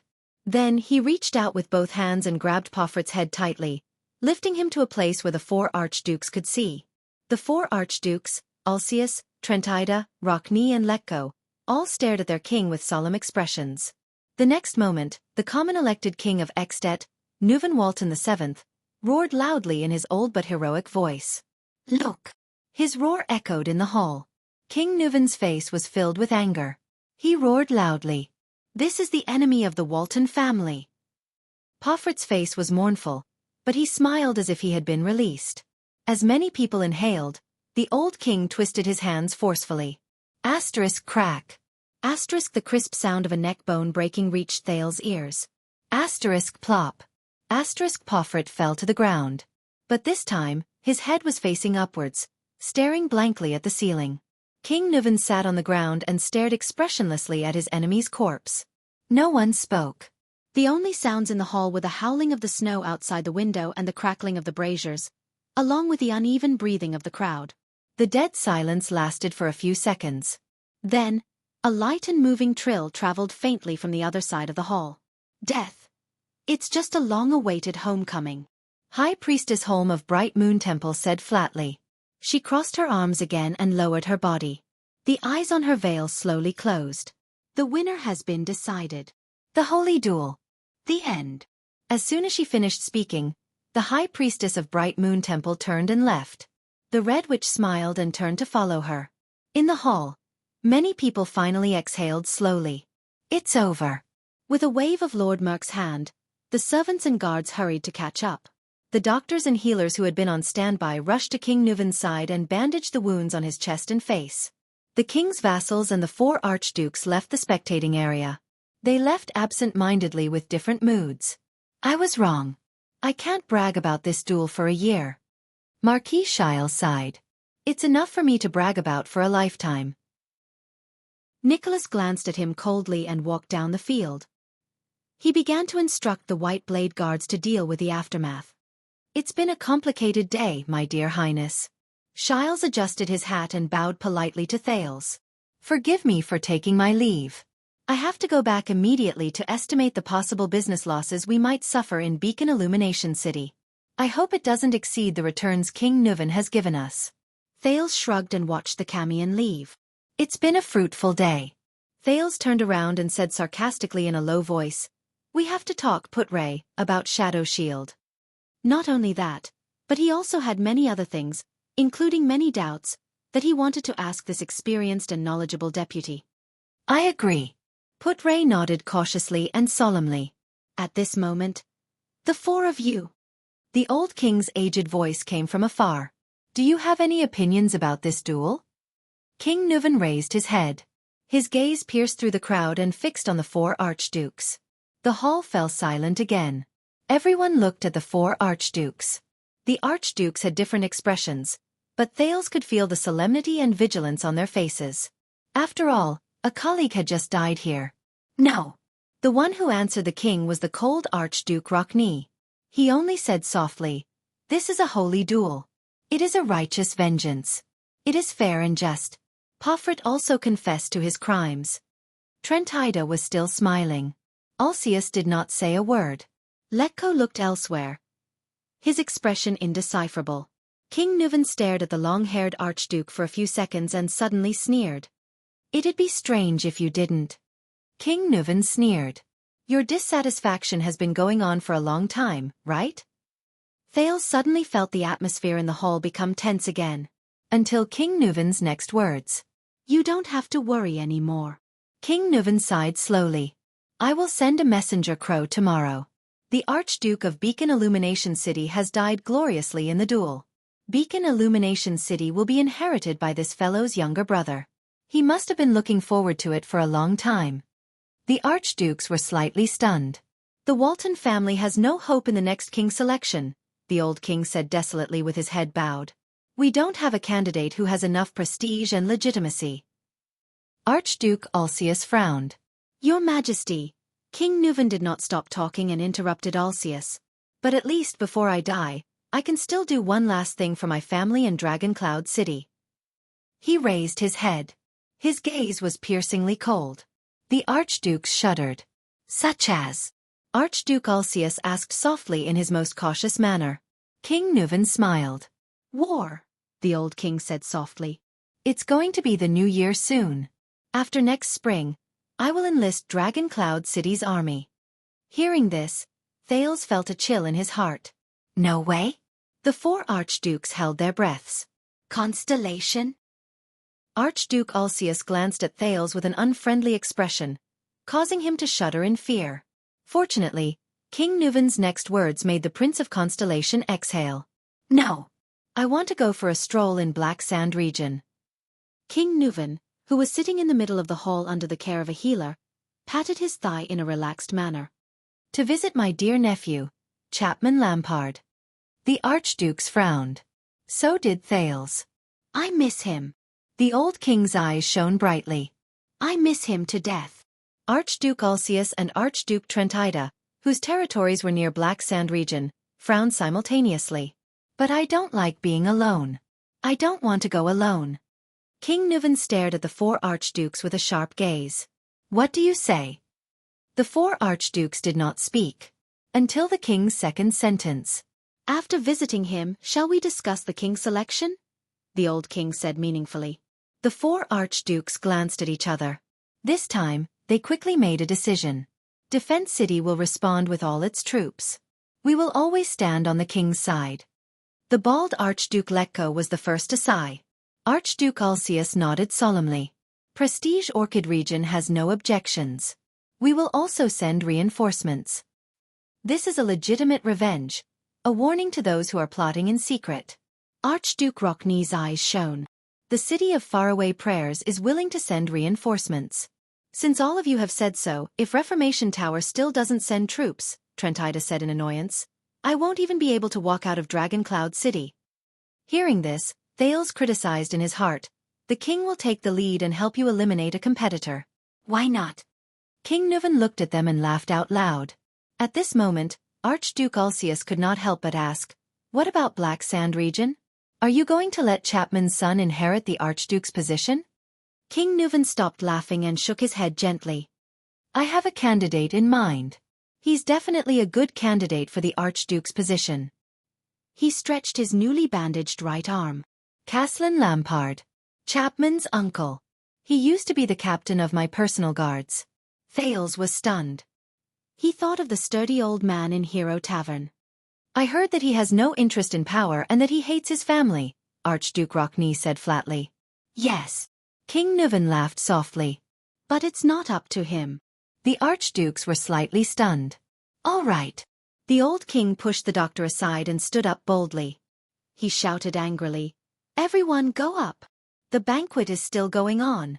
King Nuvan looked around at everyone and laughed. "Don't spoil the mood." The four archdukes looked at each other. With different expressions on their faces, they bowed and left. The members of the King's Imperial Conference also left. Thales noticed that when everyone turned around, the old king's smile disappeared from his face. "All of you should leave too." King Nuvan shook his head and said to his white blade guards, "Just stand guard outside the hall." Nuvan VII sighed and grabbed the wine barrel. He walked to the stairs where the battle was held and sat down. His expression was desolate. "I'll sit here alone." Nicholas and Merk looked at each other and nodded. Thales and Putray looked at each other. Both of them carefully left with the crowd. Tonight is long enough. And fulfilling enough. At this moment, King Nuvan's voice rang again. "Thales. My dear guest." Thales jolted violently. The people in the hall who had yet to leave looked at the Prince of Constellation. Especially the archdukes, such as Archduke Lekko, who seemed to be deep in thought. "Why don't you stay?" King Nuvan patted the stairs beside him. His expression was calm. "I still have to thank you properly. Shall we have a drink together?" Thales opened his mouth and looked at the king awkwardly. "What a joke. After I offended a bunch of archdukes, after you broke an archduke's neck, after you forced the other archdukes to join the war with you. You want me to have a drink with you? What I need to do now is to disappear quickly and keep a low profile. Once the time is up, I'll return to my country immediately. Even if you want to attract hatred, you can't do it this way." He turned around and looked at Putray. The latter shook his head slightly. "It's an honor to drink with you. But I'm only 7 years old." Thales turned to look at King Nuvan. He said politely and embarrassedly, "And I'm very tired. But, Bull ****, 7 years old." King Nuvan interrupted him with a displeased expression, and raised his wine glass to the second prince. "When my father brought me to drink for the first time, I was only 5 years old. As the future king, how can I not know how to drink?"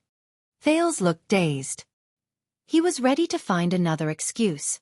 "Or do you want to reject the King of Ekstedt's invitation?" King Nuvan revealed a contemplative look.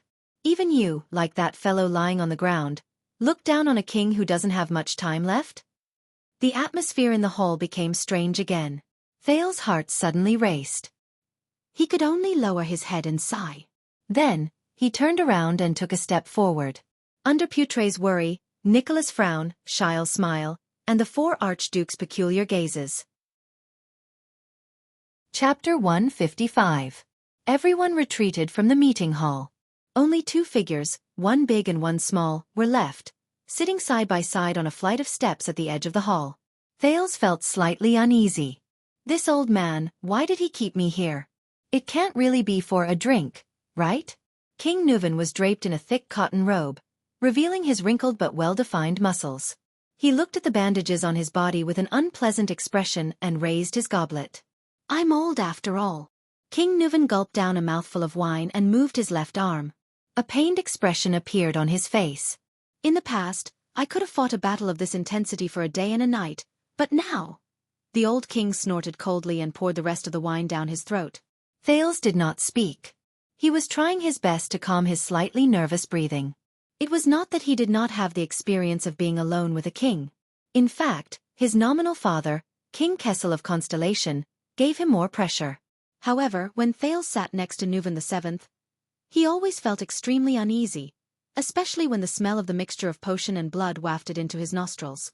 Perhaps it was because King Nuvan had just killed someone with his own hands. Perhaps it was because the old king had lost all his blood relatives and lived alone in the unpredictable world. Perhaps it was because... Your plan is very risky. Thales's thoughts were interrupted. King Nuvan scooped up another goblet of wine from the wine barrel and slowly said in his old voice, "If the murderer, Pofrit, faced with such a situation, remained calm and did not react at all, what would you do?" Thales exhaled. "What should I do? There is still a way." The Prince of Constellation tried his best to put on a warm smile. "Then you can announce to the Archdukes that you want to bring them along to meet Chapman Lampard openly and sincerely, shake hands, and make peace. I guess the murderer will definitely not be willing to go. He knows that if you and Lampard combine the information you have, it will be enough to force him into a corner." King Nuvan swirled the wine goblet in his hand and listened quietly. "Of course, there is no need to take such a risk. We can completely set up the plan slowly and reveal the two pieces of information to the Archdukes bit by bit." Thales shrugged. "But there is no other way. Marquis Shiles Bamra informed me that the two Archdukes will be leaving in the morning. We only have one night left. We can only think of a way during the banquet." At this moment, King Nuvan suddenly snorted. The laughter went on for several seconds. The old king's cryptic smile stunned Thales, and he stopped talking. Suddenly, a thought flashed in Thales' mind. It couldn't be. "Wait, don't tell me." Thales looked at King Nuvan with an incredulous expression mixed with surprise and dissatisfaction. "You?" King Nuvan tilted his head and looked at Thales with a playful expression. Hidden in his green eyes was an emotionless, cold and scrutinizing gaze. Thales felt a chill run down his spine. Thales thought it through. None of the Archdukes wanted to leave, right? Thales closed his eyes and heaved a long sigh in indignation. "That was false information you deliberately gave us. As Grand Dukes, it's impossible for them to just take a quick look at me before leaving. A bit of appropriate urging." King Nuvan nodded nonchalantly. "It seems to be very effective." "An appropriate urge? Very effective?" Thales recalled how panicked and flustered he was today, and he resisted the urge to ridicule them. He adjusted his emotions. After all, this was heroic Spirit Palace, and the Prince of Constellation was just a weak guest. "But I have to say..." King Nuvan put down his wine cup and stared at Thales. His gaze was complicated. "Well done." Thales was slightly startled. "Thank you, but..." Thales turned his head and snorted softly. "That plan was actually thought of by Put Ray, my vice diplomat and instructor. He reminded me that I could also use Lampard as a bargaining chip." Thales turned his head around and snorted softly. "But you are indeed the one who carried it out." King Nuvan interrupted him, his gaze sharp. "You deserve this praise. For someone your age, it's practically a miracle to have such a performance." Thales flashed a fake and ugly smile. He did not want to appear like a monster. It was all forced by this world. Perhaps, the Jade Star royal family really produces such geniuses. King Nuvan let out a long sigh. Thales' gaze shifted. "The Jade Star royal family's geniuses?" Thales asked keenly. "Who else?" King Nuvan chuckled. A reminiscent expression appeared on his face. "Your father's elder brother, your grandfather's eldest son, Midir Jade Star," the old king said flatly. "He was also a precocious genius." Thales' eyes brightened. Midir Jade Star. Thales recalled Gilbert and Lady Jine's attitude towards the late king's eldest son, the wise prince who was praised by everyone. But at the same time, he also recalled Arund, the Duke of the Northern Territories' despairing evaluation of Midir in Renaissance Palace, the gloomy eldest brother of the king. When he was 13, he came to present his credentials. Before the two sides started fighting, he mediated the dispute over the hunting range of pine forest between Prestige Orchid Region, Black Sand Region, and Overwatch City. That was a year before I was crowned. It was also in this hall that he faced my father and the two Archdukes of Prestige Orchid Region and Black Sand Region. King Nuvan sized up the Hall of Heroes, which was flickering in the firelight, and slowly said, "I saw the previous Archduke of Prestige Orchid Region, poor old Alcius, being choked speechless by a child in front of everyone's eyes." "I see." Thales nodded awkwardly. "No wonder Alcius. That bearded man always found me an eyesore. It seems that we are indeed enemies." "Yes, I guess." King Nuvan smiled. My father passed away a year later, and Midir also played a part in it. Thales awkwardly did not reply. Do you know, in the past, a strange so-called genius like you would have made me extremely fearful? The old king tightened his robe again. His gaze was subtle. Especially when you are the first, no, the only heir to the throne of Constellation. Thales frowned slightly. King Nuvan's gaze made him a little uncomfortable. Midir's death was really a pity. I have always been curious about what kind of king a man like him would become. King Nuvan sighed, turned his head and stared straight at Thales. But you still have a chance. And a great chance. I believe that once you are crowned king, Constellation will be reborn. King Nuvan's gaze began to become fierce. Extet will welcome a terrifying opponent. Thales quivered.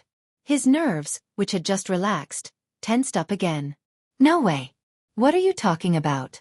What is this guy trying to do? He could not figure out King Nuvan's intentions. Thales endured King Nuvan's gaze and tried his best to calm his increasingly rapid breathing. King Nuvan suddenly laughed in a strange manner. You don't have to be so nervous, he said flatly. His tone was filled with the unique dignity of a king. I am not a man-eating beast. Thales suppressed his desire to refute and forced an ugly smile. He glanced at the center of the hall from the corner of his eyes. It was where Pofret's neck was broken. King Nuvan noticed Thales' gaze and could not help but laugh. As the heir of a king, you will have to see blood sooner or later. The king took a sip of wine. His gaze was sharp. This will help you. Thales furrowed his brows. See blood. The look in Quide's eyes before he died appeared before his eyes. He remembered the feeling of the dagger in his hand piercing through flesh. And the young psionic assassin who could make a piercing demonic sound, and his wet, warm, beating heart. Thales forcibly suppressed a wave of discomfort. King Nuvan put down his wine goblet and asked slowly, What are your thoughts after watching the duel just now?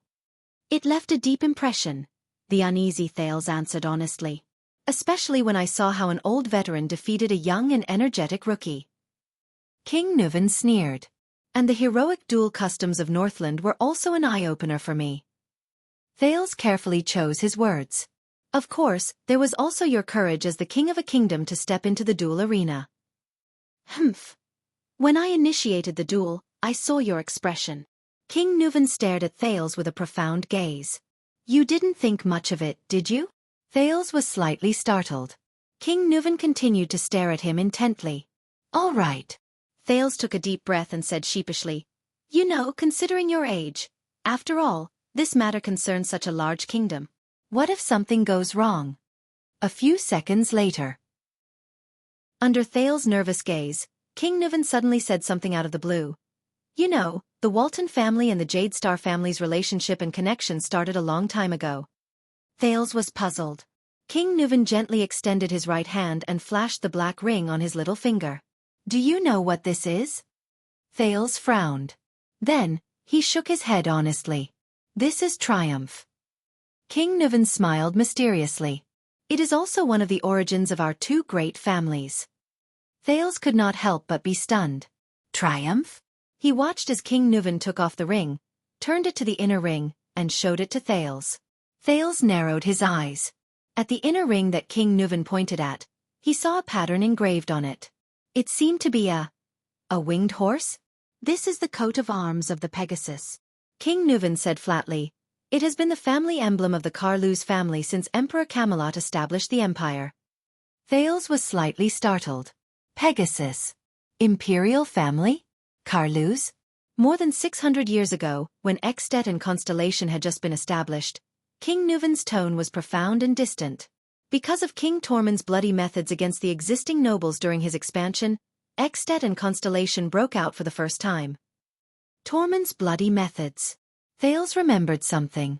Raikaru and Tormund, the king of Dragon Knights and the king of Renaissance, the Northlanders and the Empire, led the elite soldiers from the Battle of Eradication and met each other at the outskirts of Cold Castle. In the end, the two former kings each took a step back and signed the first peace treaty in the history of our two kingdoms. They agreed that the two kingdoms would govern the north and south separately, expand separately, and not interfere with each other. King Nuvan exhaled. That was the earliest contact between Extet and Constellation. Thales narrowed his eyes. He remembered what he saw in the library yesterday afternoon. King Nuvan was probably talking about the peace treaty signed by Tormund and Raikaru.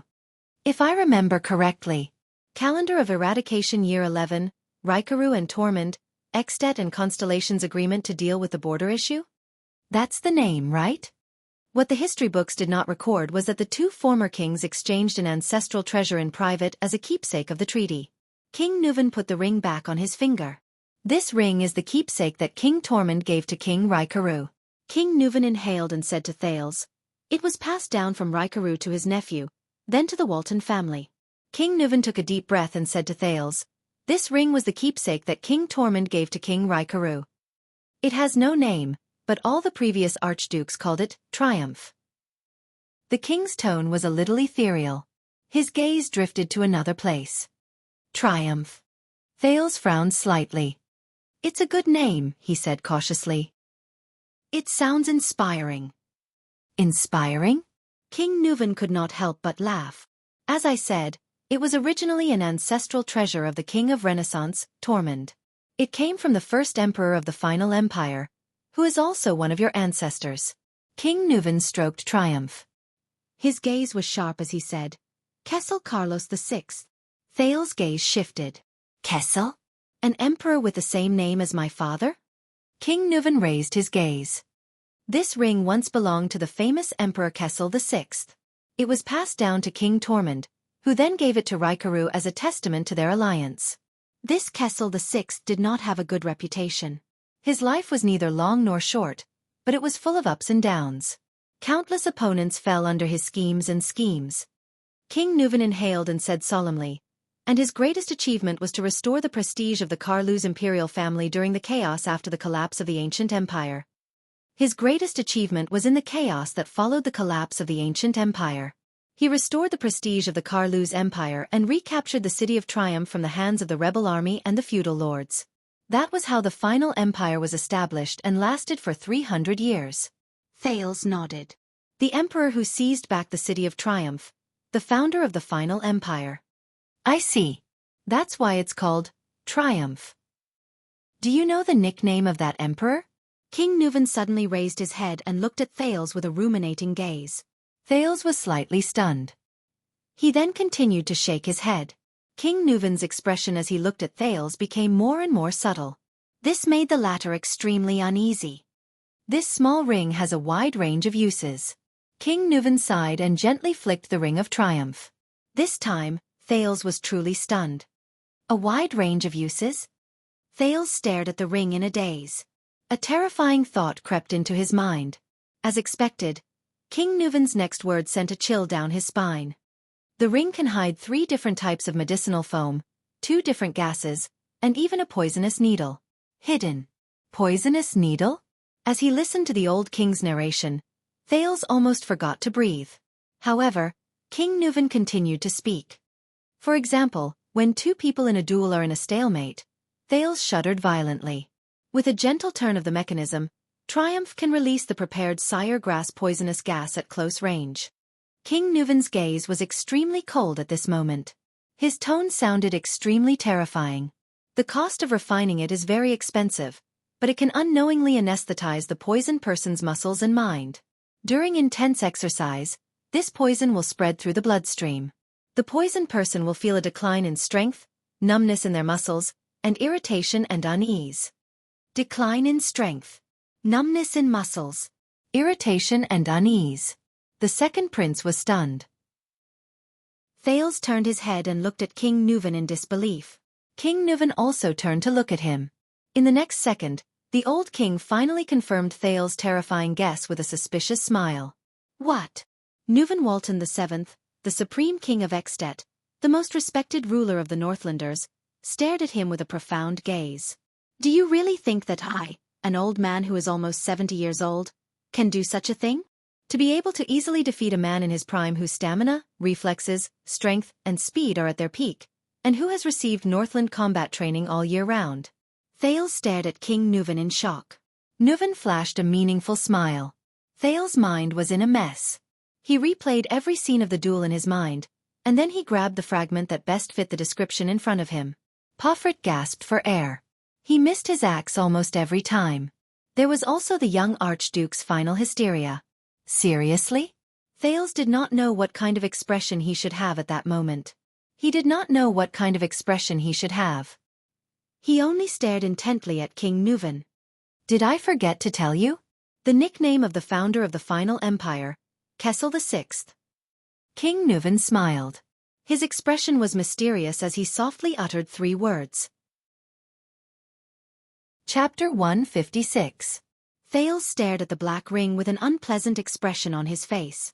It was the triumphant return of the Emperor of Poison. He did not know what emotions he should use to face this matter. The ups and downs of the duel, the brilliant reversal at the end, the duel that could be said to determine the fate of the 2 kingdoms. Actually, a few seconds later he said with difficulty, "So, in the duel, you triumphantly returned like this?" King Nuvan smiled softly. His gaze was cunning and pleased. "As you said." He returned Thales' words to the second prince, word for word. After all, this matter concerns such a large kingdom. What if something goes wrong?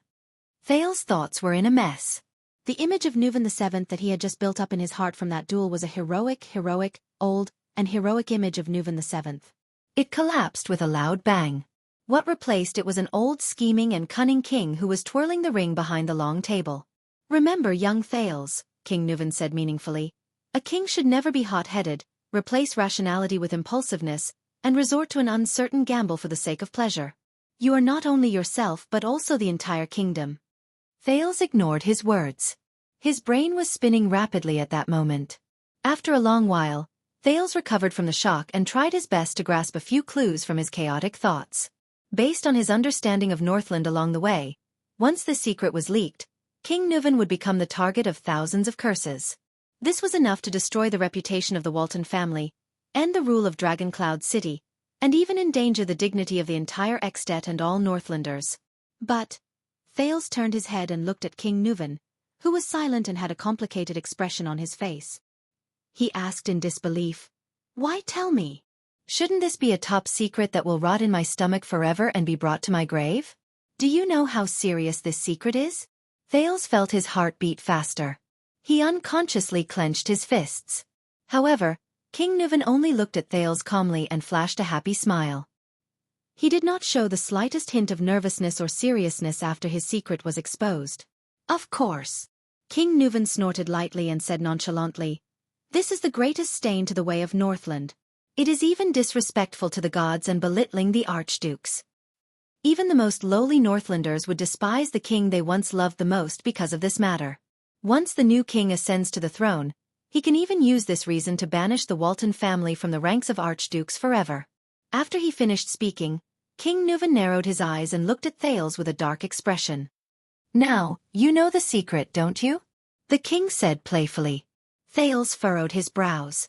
He met King Nuvan's gaze. The doubts and uneasiness in his heart grew deeper. "Your Majesty Nuvan, what exactly do you want to do?"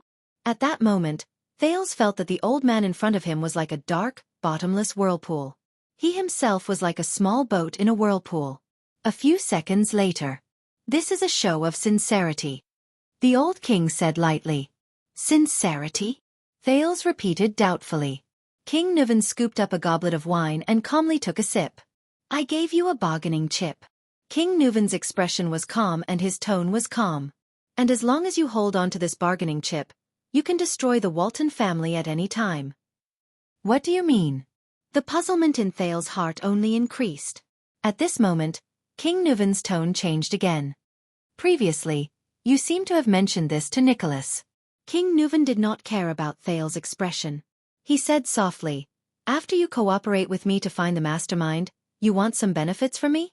Thales' eyebrows twitched and he gritted his teeth slightly. "This is your so-called benefit?" Thales asked with some difficulty. "Of course not. How can this be considered a benefit?" King Nuvan could not help but laugh. "This will only make you uneasy, especially when you are still in Dragoncloud City, within my jurisdiction. Because of this secret, you will constantly worry about your own safety." Thales took a deep breath. He felt his mouth and tongue dry. At this moment, he felt as if he was sitting on pins and needles. The Dragon Spear family is never stingy. The old king stopped smiling. His words only made Thale's heart tremble. So, after seeing you yesterday afternoon, are you satisfied with your reward? Thales raised his head abruptly. Yesterday afternoon? Thales frowned. Yes. King Nuvan looked at him with a profound expression. Yesterday afternoon. The expression on Thales' face changed. Yesterday afternoon.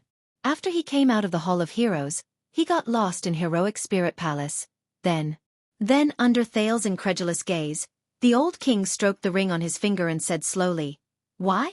Do you think a foreign prince who has just arrived here to be able to wander around my Heroic Spirit Palace freely and unfettered?" King Nuvan glanced at Thales. His eyes flashed. And coincidentally wandered into Raikaru's library? Thales' heart skipped a beat. He stood rooted to the ground, stupefied. "Merc lured you there on purpose," King Nuvan said calmly and flatly. "So you have met my granddaughter, Thales." In the next second, Thales sat on the stairs in a daze, listening to the calm King Nuvan say softly, "Your future wife, and the queen." The hall became quiet again. Thales stood rooted to the ground, dumbfounded. The scene in the library appeared in his mind. The unruly and capricious little princess who beat and scolded her servants at will, Alex Walton. But then, another figure that left an even deeper impression appeared. The unkempt little girl with a pair of black-rimmed glasses, her face covered in dust, lying on the ground reading a book. Little rascal. King Nuvan did not speak again. He calmly took another sip of wine. Thales spent a whole minute sorting out the current situation. "Why? What's going on?" Thales' breathing quickened. He raised his head. "What do you mean by this?" King Nuvan inhaled softly and raised his head to look at the fireplace on the other side of the hall. He looked at the shelf on the fireplace. The ferocious weapon passed down from Raikaru the hero to the Walton family. The Soul Slayer pike. Among the lies you told Alceus and the others, at least one of them was right. King Nuvan's eyes burned with an unknown emotion. For the continuation of the Walton family. The old king turned his head. His sharp gaze was fixed on Thales. His expression was firm. "I have to bet on a strong man, a future king." Thales' face was pale. He clenched his fists tighter and tighter. He suddenly figured something out. King Nuvan did not speak. He was waiting for Thales' response.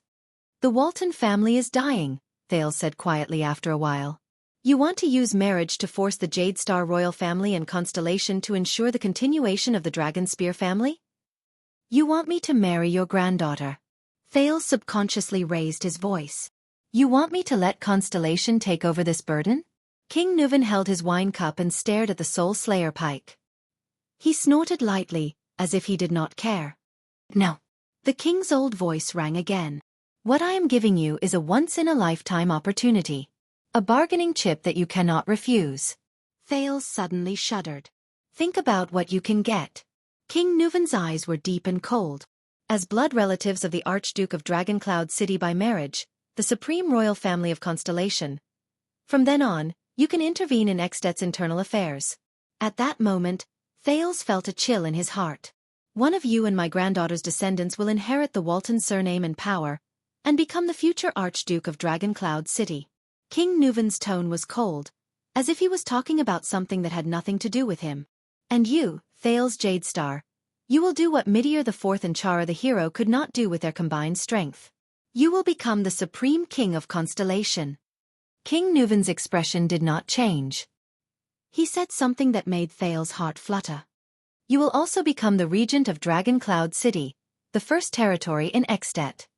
Thales stared at King Nuvan in a daze. Even if he had memories that were incompatible with the rest of the people in this world, even if his brain was working frantically, he could not immediately react to this news. And before that, the old king's expression was unprecedentedly serious. "If you still want to hold the Walton family as a bargaining chip, still want to use Dragoncloud City to restrict Extet," Thales exhaled dejectedly and continued King Nuvan's words. "Constellation and I must do our best to ensure the Walton family's rule and status in Dragoncloud City, and protect the Dragonspear family from dying out in Extet, right?" King Nuvan revealed a satisfied smile. "If the future king intends to use the reason of no male heir to deprive the Walton family of its power, he will have to think twice," Nuvan VII continued. The shield of the Western Peninsula's attitude in the south is that he is moving your cheese. King Nuvan revealed a determined gaze. What you need to do is to show the existence of constellation and maintain the rule of the Walton family. Even if there is only one little girl left, and no matter how much the other archdukes oppose her, you will be able to obtain the greatest bargaining chip and advantage when you face Extet in the future. This will also strengthen the Jade Star family's weight and status in the country at the same time, and increase the royal family's prestige, given your current situation. Thales suddenly remembered the conversation between them when he first arrived at Mindy's Hall, when Gilbert used a scheme to set up an alliance between him and Serena Corleone. Thales subconsciously repeated Gilbert's words in a low voice, using benefits to win over allies. This is the essence of politics. I can still live for another 8 or 9 years. By then, Constellation should have begun to recover its strength. King Nuvan nodded approvingly. After that, the last direct descendant of the Walton family, my granddaughter, your wife, will be under your protection. Thales did not speak for a long time. Marriage alliance. Constellation and Extet. Jade Star and Walton. What if I say no? He raised his head coldly and looked at King Nuvan. What if I don't want to be dragged into this dangerous quagmire? Those who dance with the dragon often have their lives hanging by a thread. Also, the second prince said flatly, so far, those who want to form an alliance with me have either caused me great harm or were harmed by me.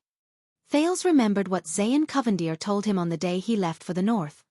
If you are in the same boat as a jackal, you will run the risk of your boat capsizing. King Nuvan stared at him. There was a strange and indistinguishable color in his green eyes. Thales stared back at the king without showing any sign of weakness. This has nothing to do with your wishes. Finally, the old king nodded slowly. The messenger crow carrying the king's warrant will fly to Eternal Star City tomorrow. Your father will decide on this matter. Thales could not help but tremble.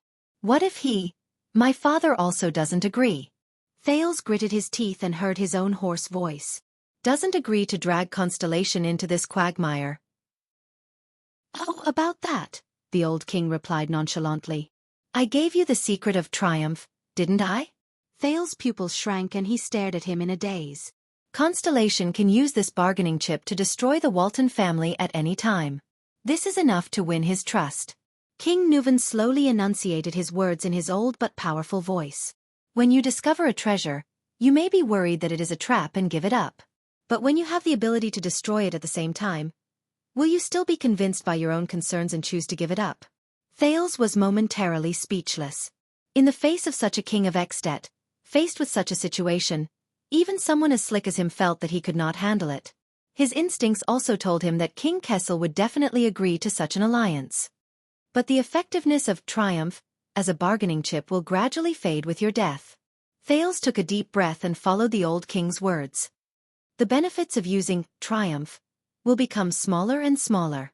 In comparison, Kessel, my father will definitely be more inclined towards the benefits that can be brought about by a marriage alliance, and will be more inclined to support the Walton family and ensure the Walton family's position, and obtain a nail that has been nailed into the kingdom of the Great Dragon, reversing Constellation's decline after the Bloody Year. King Nuvan raised his eyebrows.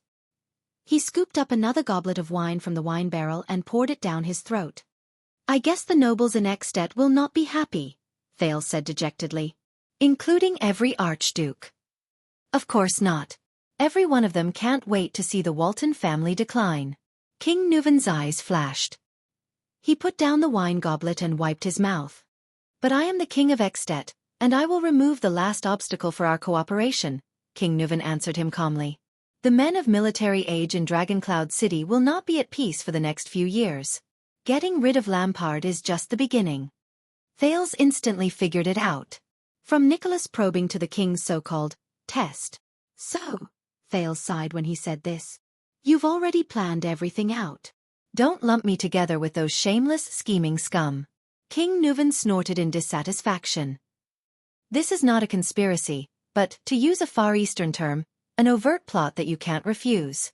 Yes. Thales lowered his head. An indescribable sense of loss rose from the bottom of his heart. All these schemes, conspiracies and overt plots. Or something like that. All of you are very good at this. Just like the first time he met King Kessel in Mindy's Hall, Thales once again felt the helplessness and powerlessness of having one's fate and choices firmly in the hands of others. The powerlessness of going with the flow and drifting with the wind. King Nuvan stared at him quietly. After a while, under the illumination of the firelight, the old king slowly opened his mouth. "You are a special child, Thales." King Nuvan sighed. There was an obvious sense of vicissitudes in his voice. "I can feel that you have Soria's sharp determination, but also Mosul's impracticality." Sharp determination. Impracticality. "Humph.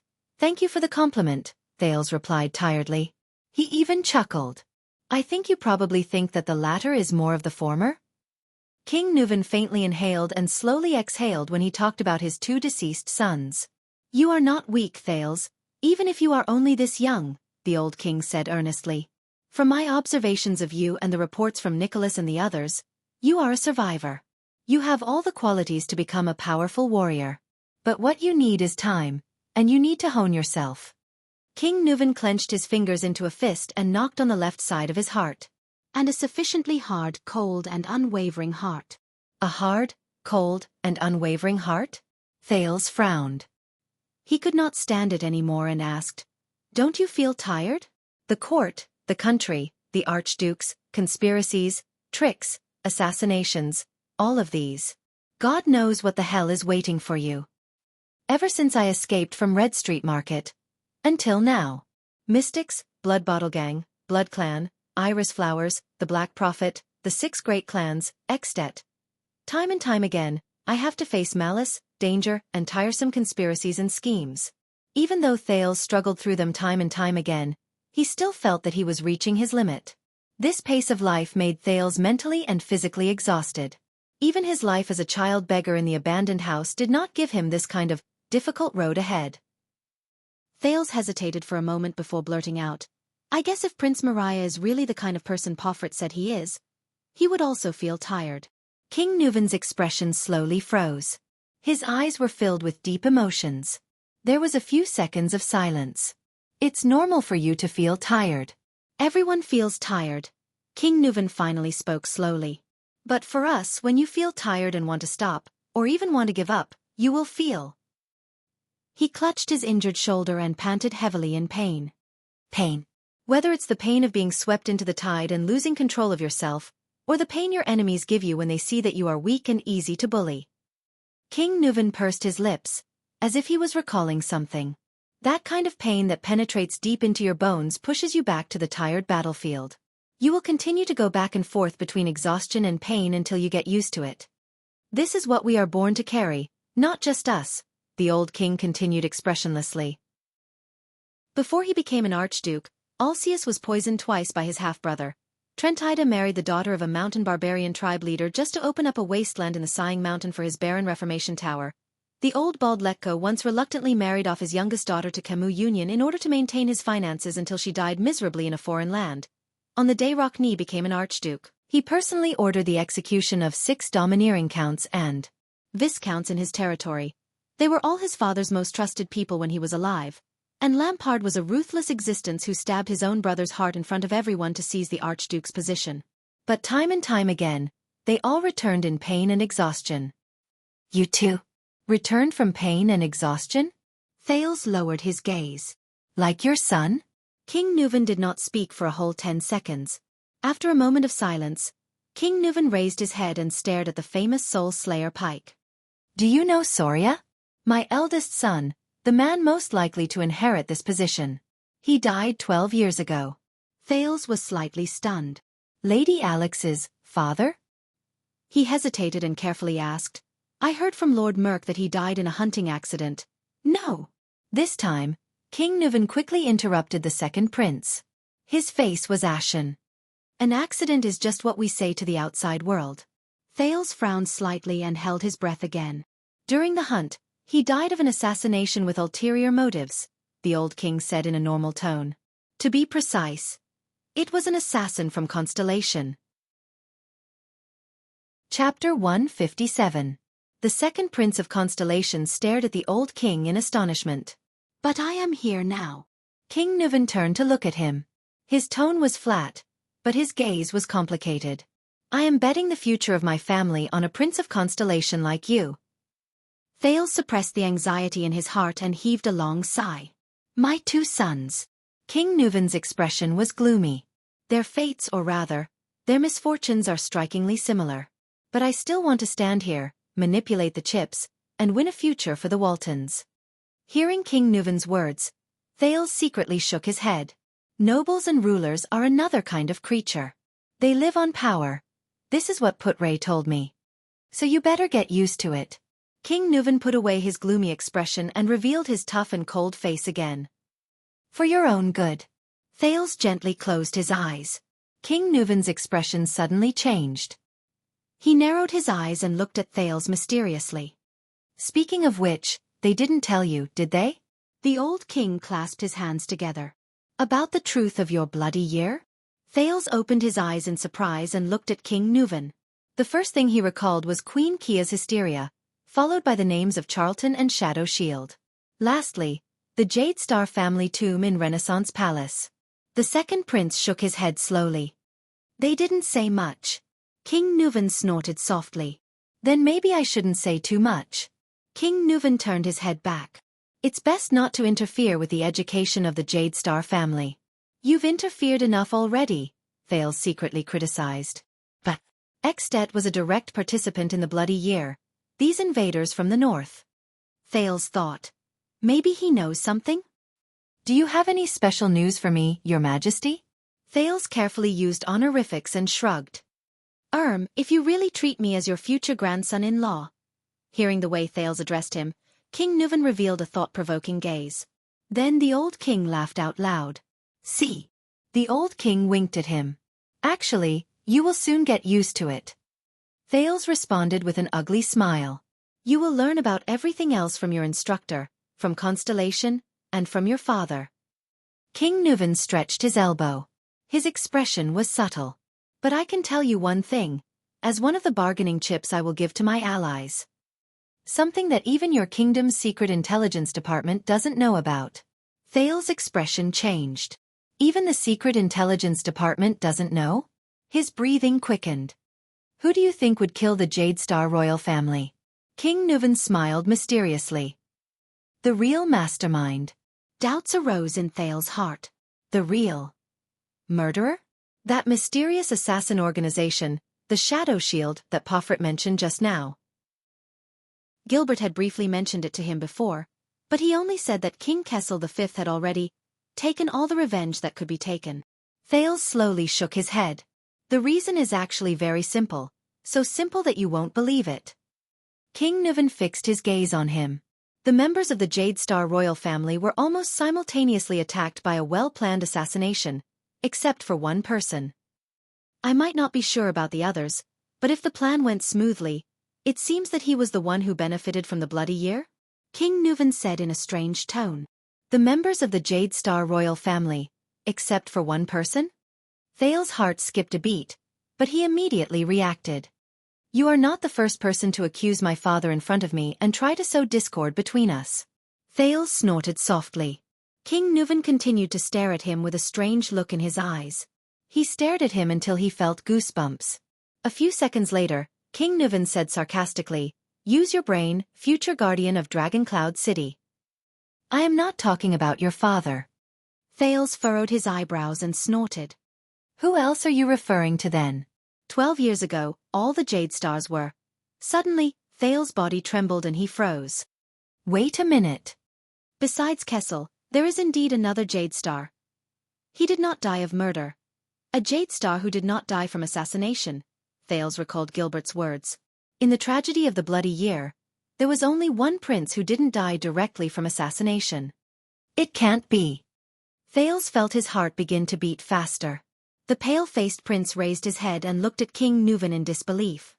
12 years ago, after we breached Broken Dragon Fortress, we captured Rudolph Nanchester, King Nuvan said quietly with his hand on triumph. Rudolph Nanchester? Information related to him immediately appeared in Thales' mind. That is... He was the Duke of Land of Cliffs region at that time. King Nuvan rubbed his ring and said flatly, That man was very strong-willed, But the Northlanders despised him for his cowardly act of refusing to send troops from the fortress and watching Prince Horus be destroyed. Thales recalled the conversation he had with Put-Ray when they were at Raymond Pass to pay their respects to the former second prince, Horus Jadestar. He was one of the commanders of Broken Dragon Fortress and the previous Duke of Land of Cliffs region who witnessed the second prince's destruction. He was also the elder brother of the One-Eyed Dragon, Duke Koster Nanchester. According to Put-Ray, he was captured by Extet and later died in prison. We left him in the dungeon and ignored him. We waited for the start of spring before continuing our journey south to the hinterland of Constellation. As expected, King Nuvan's description was similar to Putray's. Until the king's next sentence. But when the news of the Jadestar royal family being assassinated came, Rudolph, who was barely alive, struggled to see me. King Nuvan's expression became more and more solemn. In the fortress, he shed tears and told me an unexpected secret.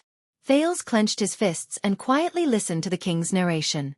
During the days when Rudolph and Horus guarded Broken Dragon Fortress together, your Duke of Land of Cliffs region discovered something that made him restless. King Nuvan's gaze became sharper and sharper.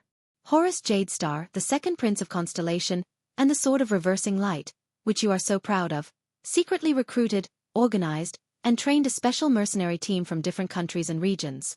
Since they were not part of the Royal Guards and Jadestar private army, and Prince Horus had always liked to make friends with all kinds of elites and brave men, no one in Constellation found out about it for many years. It was not until the day Horus officially used that team, King Nuvan said softly, that Rudolph discovered some clues. Thales could not help but feel nervous. Rudolph found out that the small team was given a mission that year. King Nuvan's tone became very cold. He enunciated each and every word clearly. How to lurk, hide, infiltrate, and even invade a fortress with the most airtight layout, the most heavily guarded, the most perfect defense, and the least possibility of being breached? Ha! Thales said in surprise. Fortress? The doubts in his heart deepened. King Nuvan nodded. His eyebrows were as dark as water. When Horus took the risk to attack and harass our supply line, Rudolph Nanchester, who had long been suspicious, found a lot of things in Prince Horus's bedroom, from coded communications to secret ledgers. King Nuvan pulled over his outer robe and took out a thick piece of folded paper from the inside pocket. He said coldly, "There's also this thing." Thales looked at King Nuvan in surprise. "You prepared it a long time ago?" King Nuvan did not speak. He only waved the thick paper in his hand. Thales took a deep breath and suppressed his trembling hands. He took the folded piece of thick paper and unfolded it. The paper was made of the best material. It felt smooth and hard to the touch. It seemed to be able to be preserved for a long time. It was more than 2 meters wide, so Thales had to lay it flat on the ground and spread his hands before he could begin to observe it. There was a map drawn on the paper. There was a square building on the map. It was a flat top and side view. Soon, Thales could see that the map was very detailed. It used different colors and labels to clearly mark the wide and thick walls, the ubiquitous sentry towers, the terrifying city-guarding crossbows, a few narrow entrances, as well as the important entrances, passageways, and rooms in the building. Thales' pupils shrank abruptly. This, could it be? Thales put his face close to the map in shock. He stared at every inch of the map, not missing a single detail. There were also densely packed numbers, patterns, and arrows next to the map, from the front door to the interior of the building. He read the words on the map in disbelief. Guard shifts, number of guards, hiding places, available entrances, patrol times at the front and back doors, evacuation routes. Thales was stunned. No! It can't be. A few minutes later, the second prince of Constellation gently climbed up from the map. The astonishment and shock on his face had yet to dissipate. King Nuvan took in the entirety of his expression. In view of the war with Constellation at that time, I hid this secret and sent Rudolph back to Dragon Cloud City to be detained in secret until he was sent to death row. King Nuvan, who had just revealed the shocking secret, sighed. You can use this information as a bargaining chip when you need it, King Nuvan said softly to Thales. Rudolph Nanchester, the coward who has always been reviled by the people, the Duke of Land of Cliffs region who did not help those in need, has been misunderstood for too long. He is the one who has been truly loyal to AD II since the beginning. Thales rolled up the map in his hand. His frown deepened. Horus Jadestar. The mercenary team. Rudolf Nanchester. How is this possible? I don't think even your father knows about this. King Nuvan sighed. In a sense, Extet has already helped you get rid of the murderer. Perhaps you should go and thank Nicholas. Thales panted irregularly. He recalled the Jade Star family tomb in Renaissance Palace, 82nd's large stone jar, and the few small stone jars beside it. After a while, he snapped out of his daze. I don't think you forged this map, Thales said absent-mindedly. What do you think? King Nuvan said disdainfully. He then downed the wine in his cup. Thales raised his head and murmured, That mercenary team formed by Horus, who exactly are they? I don't know. Rudolf didn't go into detail. King Nuvan stared at his empty cup. He only mentioned that the leader of that mercenary team has strange skills. He also has a strange long sword. Thales sat on the steps in a daze, panting unconsciously. He was so shocked by this secret that he could hardly speak. Why did he do that? The second prince asked subconsciously after a while. I think he had his own reasons. King Nuvan shook his head slightly. His eyes were filled with melancholy. And that reason was very sufficient. What do you mean? His own reasons? Thales raised his head. You will know. Your father will tell you. King Nuvan sneered. But to Thales, this sneer was more sorrowful than mocking. The cause of the bloody year. The Jade Star disaster. Thales frowned and slowly clenched his fists. After a few seconds, he slowly loosened his grip. Thales lowered his head and exhaled sharply. He resentfully returned the paper in his hand to King Nuvan. Keep it. That thing is too ominous. The old king of Extet shook his head and pushed Thales' hand away. He said flatly, Besides, that is, after all, the map of Renaissance Palace. Dragon Cloud City. 4:30 in the morning. In a shop on West Express Avenue in the dark night. Just pretend that the doctor you are looking for is really in Heroic Spirit Palace. God knows how he is going to sneak in. Under the weak illumination of the everlasting lamp, the butcher shop owner from the Far East, Gu, said to the man before him with a gloomy expression, But do you understand the price of saving someone from Heroic Spirit Palace? However, the man in front of him only lowered his head and carefully and seriously wiped the oddly shaped, pitch-black longsword on his thigh one last time, almost as if he was nitpicking every hair on his body. Gu exhaled and used his Northland retroflex accent to patiently emphasize to the man before him, You have to climb all the way up the slope, avoid the disciplinary officers and patrols on the street, go up through the nobles' districts that are heavily guarded by private soldiers, and then go over the many towers and sentry posts. Before you are discovered and shot through by arrows and bows, or hacked to death by hundreds of people with swords and axes, you have to reach the sluice gate that separates the city area from Heroic Spirit Palace. The man stood up and threw away the cloth he used to wipe his weapon. He raised the strange black sword in his hand and pointed it at the ceiling. Gu continued, Then you have to climb over the 10-meter-tall sluice gate. Tonight is the night of Heroic Spirit Palace's banquet.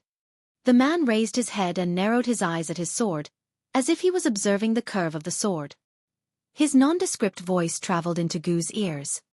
That sluice gate will open at dawn. I don't have to climb the wall. My chances are higher than usual. How? Do you want to sneak past the palace guards inside and outside the sluice gate, and even between them, under the illumination of the moonlight and firelight, and under their wide-open eyes that are bigger than fists?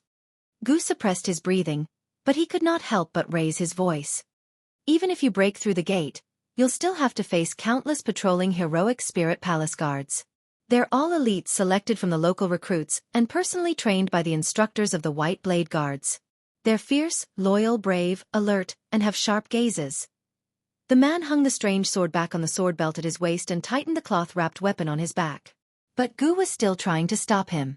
Let's assume that you can avoid alerting them, but what about after you sneak into Heroic Spirit Palace? You will still have to face the White Blade Guards, the Dragon's Imperial Guards. There might only be 200 to 300 people on duty, and they are scattered throughout the palace, but every single one of them is a veteran with rich frontline experience. There are countless super-class elites, and there are even supreme-class elites like the Star Killer who possess the Severing Soul's Blade. The man exercised his joints, turned around, and walked towards the door. Gu followed behind him and said in a profound tone, Do you know what a veteran is? It's not as simple as having fought in a war and seen blood.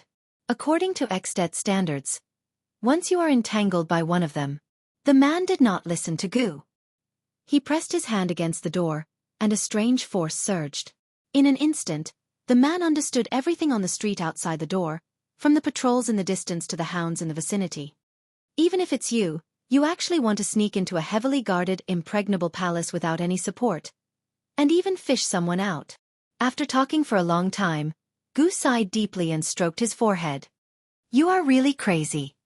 The man did not answer. He stood up, looked at the frowning Gu, and nodded. Gu, he said flatly. Next time if you want to lie to me, find some other reason. At least, don't use the sensory mystic. Gu was stunned, and a puzzled expression appeared on his face. Only Gu himself knew that at that moment, there was already a storm raging in his heart.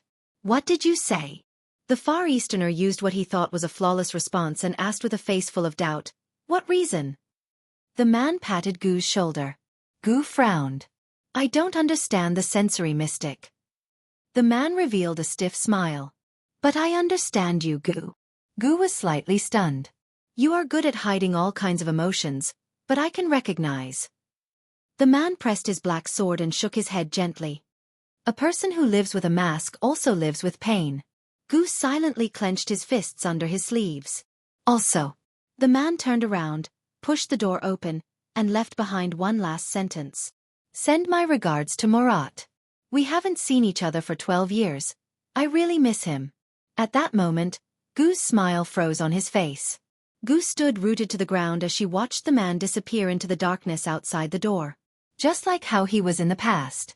The next minute, the man's figure appeared on the roof of a low house. Amidst the falling snow, he raised his head and looked at the sky, at the dark moon shrouded in clouds and mist. Then, his gaze swept past the districts of Dragon Cloud City that stretched up the mountainside, past a few gatehouses, all the way to the top, where the majestic palace stood. That was the Walton family, the residence of the Archdukes of Dragon Cloud City for generations. It was also the seat of the current common-elected king of Extet. Heroic Spirit Palace. The man recalled Gu's words just now. Sneak past the heavy guards into a heavily guarded, impeccable palace? He gently patted the strange black sword at his waist, and a smile appeared on his lips. Sigh. In this regard, I can be considered.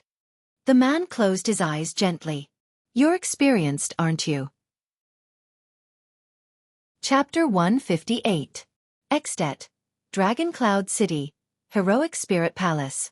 Nuvan VII's administrator, Lord Burn Merk, stood quietly in the corridor outside the Hall of Heroes. He stared at the falling snow outside the stone window, deep in thought. The white blade guards stood guard around him, their gazes sharp. Merk could not remember how many times he had looked at the snowfall in Northland in his 40 years of life. The king's personal guard captain, the current leader of the White Blade Guards, Star Killer Nicholas walked from behind and stood beside him. Lord Merk did not turn around. This year's day before the bitter cold winter will be unbearably cold. Yes, old friend. Nicholas looked at the snow outside the window, narrowed his eyes, and flashed a strange smile. Do you still remember the days when we first joined the White Blade Guards, when we were trained in the bitter cold winter? Of course. Lord Merk, who had been an administrator for many years, recalled the past and smiled. Caslin was just like you now. Every day, he would pull a long face and train us until we were half dead. We called him Iceberg behind his back. Even when we were sleep-talking at night, we would curse him to die early or not get a wife. Until his wife came to the camp to see him. Nicholas laughed. Monty's eyes almost popped out of his head. God knows how Iceberg's wife could be so beautiful. It's so unfair. Merk's gaze drifted into the distance. Yes. He still remembered when he first joined the White Blade Guards more than 20 years ago. The famous commander of the Earthshaker, Caslin Lampard, used a leather whip to chase the group of recruits outside on the bitter cold winter at 4 o'clock in the morning. Even though those who could join the White Blade Guards were all tough men who had been through the front lines. Do you think it's cold? The north wind and the bitter cold are the master of mountain's most generous gifts to the Northlanders. They make you stronger, harder, and more unstoppable. That was what Caslin had said at that time. Merk still remembered his old superior's huge body, which was comparable to that of a grizzly bear, and his frost-covered but fierce face. Stop dawdling. Take off all your clothes and start running. There's hot water at the finish line. If you can't reach it in half an hour, you'll freeze to death on the road. When he thought of this, Merc's gaze flickered and he asked Nicholas, "Are you guys still going on with the greeting gift? All the new guards have to run around naked in the day before the bitter cold winter?" "Of course, we were kept up so badly in the past." Nicholas chuckled and said, "If we don't let the newbies experience it, wouldn't it be a pity?" Merc exchanged a smile with him. At that time, among the White Blade Guards, the almost undefeatable legendary Castellan was still in his prime. Bloodhammer, Dominic had not sacrificed his life in White Mountain. He always wore his signature hateful smile and helped them count laps. Inextinguishable Flame, Terence still carried his silver and black motionless bow on his back. His every move was majestic. At that time, 3 of the future 5 war generals were gathered here. Sorry Nicholas was an arrogant soldier who disliked everyone. He had not earned his nickname Meteor at the fortress, and no one believed that this troublemaker, who was always beaten up, could become Castellan's successor in the future. Isaiah Solian, who was later nicknamed Prickly Wind, was named the Prince of the Guards because he was picky about his meals every day. 7 years later, he would lead the legendary battle where he shone brilliantly in the 38th century ground. Probably no one would believe that the terrifying Raven of Death, Ned Monty, was a country crossbowman who was full of obscenities, had shifty eyes, and liked to nag about the size of girls' buttocks when he had nothing better to do. They were all young and hot-blooded warriors, each more arrogant and impulsive than the other. Merc could still remember how Nicholas was tied to a wooden stake in front of all the new guards because he did not listen to orders. Then he was whipped by Castellan with a barbed whip until his skin was torn and his flesh was torn. He had to bite a piece of wood and moan in pain. Under Castellan's cruel hands, they were forged into King Nuvan's most reliable daggers and the sturdiest dragon's imperial guards. They fought fiercely in the glacial defense line of the sentry ground, in the deep valley battlefield of White Mountain, in the complicated Golden Corridor, and in the tragic Broken Dragon Fortress. They left behind countless corpses of their comrades. They wept and mourned when they failed, sang war songs during fierce battles, and drank to their heart's content when they won. In the end, their names were engraved on the platinum page of the Legend of the White Blade Guards, on the same page as the Northland heroes from the ancient empire. Those days were like a dream. Of course, there was also the young man who hid his identity and trained with them with a hearty smile. He once fought with me for a bowl of meat soup. That bastard. When he thought of this, Merc could not help but smile softly. Then his eyes dimmed. Merc sighed. And now, even my daughter is 20 years old. At this moment, Nicholas sighed. It's time. Merc withdrew his thoughts from the deepest part of his heart. He turned around and bowed slightly to the 2 small figures beside him. Please follow me, Lady Alex. It's 4 in the morning. Alex Walton, who was wearing a thick robe, looked like a beautiful girl who had just been dragged out of bed. She rubbed her sleepy eyes with one hand and blew hot air in front of her mouth with the other. She said angrily, "Why can't we talk about it tomorrow morning?" Lord Merc looked at Alex and could not help but sigh in his heart. This girl has been spoiled too much. So much so that her temper is like that of a merchant's daughter or a nouveau riche noble. This is not a good thing, especially since she is the last direct descendant of the Walton family, even though she is a girl. I told you, this is His Majesty's order. Lord Merc nodded slightly without any expression. And please believe me when I say that what happens next is crucial to your future, my dear lady. The king's granddaughter tilted her head and snorted coldly, expressing her indignation and anger at the moment. Alex pulled her robe tighter and glanced behind her. Her childish voice was full of dissatisfaction. But why did you bring her here? This lowly maid. Merc frowned slightly. Behind Alex, a thin girl with platinum hair and a pair of thick black spectacles shivered in the cold night wind. She timidly took a step back. It's still His Majesty's order, Lord Merc replied flatly. We must obey. Alex did not say another word. She glared at little rascal behind her, and the latter hugged her arms tightly, feeling wronged. Merc nodded and walked into the Hall of Heroes with the 2 little girls. Alex yawned and held her head high. Little rascal, on the other hand, cowered and followed behind her. Occasionally, she would take a small step back in fear when she saw a fierce-looking white blade guard. At that moment, Nicholas, who was behind Merc, suddenly called out to him. Burn. Do you remember when we raised our white blades and made our sacred vow to the legend of the Book of Legends? Nicholas took a deep breath. His eyes were filled with nostalgia for the past. The last few words? Merk felt that Nicholas was a little strange today. He was not usually this nostalgic. Merk stared straight at Nicholas, trying to find something on his old friend's face. Of course. But the training back then had penetrated deep into his instincts. Merk chuckled and then put on a serious expression. He enunciated each word clearly. My blood is my oath, my body is my proof, my blade is my witness, my soul is my sacrifice. Nicholas' eyes flashed and he nodded. With a complicated expression. He said the next sentence together with Merk. Resist the powerful enemy, fight 100 battles, until the last drop of blood is shed. The expressions of the white blade guards beside them instantly became serious. They pressed their fists against their chests in unison. Defend life, fearlessly sacrifice, until the extinction of mankind. Alex, who was waiting, rolled her eyes and exhaled impatiently. Little Rascal, on the other hand, looked at the solemn faces of the white blade guards. Her eyes were filled with excitement. Protect the future, honor the faith, until the sun and moon dim. This is the new white blade oath, Little Rascal could not help but mutter. In the year 1386 of the Empire calendar, Celarund found the legend of the white blade guards. He rebuilt the famous white blade guards, combining the ancient white blade oath with the Empire's knighthood oath. Shut up, idiot. Alex cut her off fiercely. You're annoying. Little Rascal's eyes reddened and she lowered her head. Nicholas and Merk looked at each other and recited the last sentence in unison.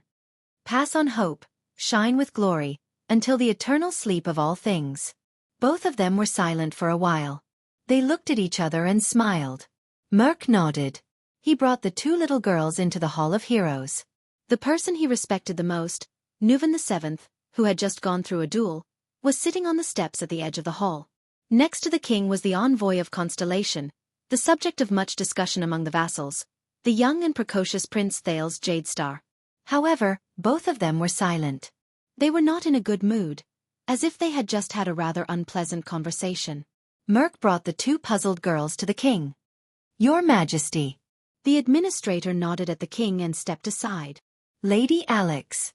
Thales looked up. What's going on? He stared in surprise at the brown-haired, blue-eyed Alex, and Little Rascal, who did not even dare to breathe loudly behind her. They seemed to be frightened by the situation in front of them. Alex sensed his gaze. The teenage girl glared back at the Prince of Constellation rudely, causing Thales to frown slightly. This is my future wife? Thales, who was still disturbed by the secret just now, could not help but turn his head away and sigh. This action made Alex pout in dissatisfaction. Grandpa, what's wrong? Alex Walton, the only remaining direct female descendant of the Archduke of Dragoncloud City, pouted and said to the indifferent King Nuvan, I'm very tired now. Little Rascal hid behind Alex. She poked her head out and carefully and curiously looked at Thales, whose eyes were gloomy. That boy. What's wrong with him? Is he unhappy? Nuvan VII did not answer his granddaughter. He only scooped up another goblet of wine from the wine barrel beside him and took a sip. Merk, the old king's aged voice rang. My granddaughter will marry this boy. As a former white blade guard and my administrator, what would you have done? Merk frowned slightly. Even though he had expected it when he heard it for real. What? Miss Walton cried out in surprise. Alex's small eyes widened even more than her mouth. She sized up Thales in disbelief. Grandpa, you want me to marry this? You want him to be my husband? Alex's breathing quickened. She looked at the listless Thales, the boy she met in the library in the afternoon, and even lectured her on the spot. She felt a surge of grievance. He's skinny and small, and he's not even as tall as me. Alex turned her head angrily and said to her grandfather in a hurry, Let Little Rascal marry him. Behind her, Little Rascal's face turned pale and she shivered again. Come on, Miss Alex. Thales, who was in a terrible mood, did not have the energy to maintain his relationship with a teenage girl. Without raising his head, he said flatly, Marrying you is not something to be happy about. Alex was stunned. Then her anger turned to anger. You. But at that moment, Merk's voice interrupted Alex, who was about to lose her temper. Although the Honorable Prince Thales is from Constellation, if this is your wish, Lord Merk bowed his head respectfully and reminded Alex without batting an eyelid, I will be loyal to him, Just like I am to Miss Alex. King Nuvan stared at him for a full 3 seconds. That's right. King Nuvan turned his head and said to Thales, I believe you have met him. This is Byrne Merk. When he was still a white blade guard, he was Soria's most trusted subordinate. Soria? Thales' expression changed. King Nuvan's eldest son? He raised his head and looked at Merk. Merk also turned his head and nodded at him respectfully. Alex, who was panting with rage, wanted to say something, but Merk's stern gaze forced her to swallow her words. It seems like this bad-tempered young lady is quite obedient to her father's old subordinate, Thales thought to himself. Then, to thank you for your help, and to prove that there is no longer any enmity or conflict between us, according to Northland's custom, take a sip from my cup. Jade Star and Walton, we are friends from now on.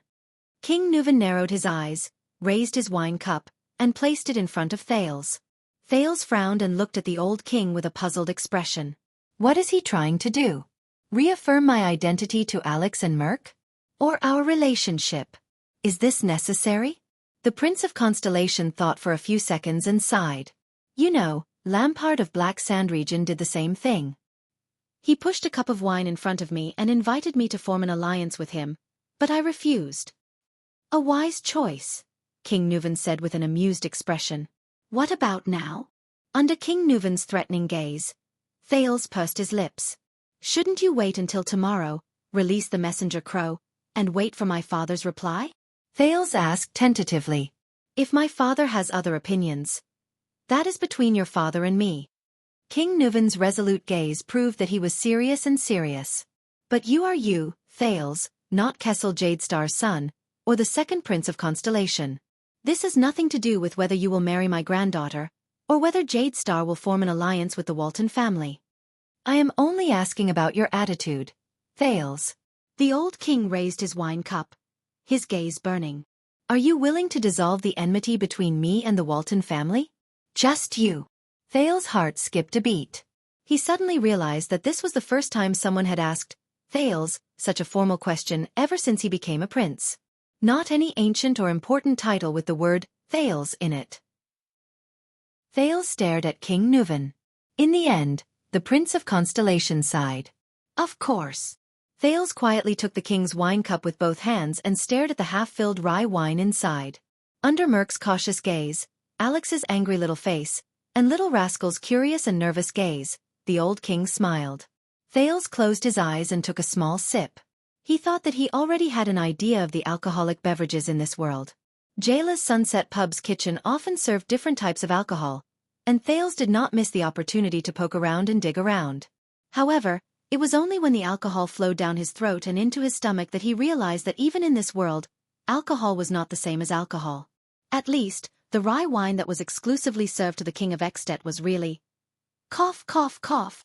Thales smashed the wine cup on the stairs and began to cough violently.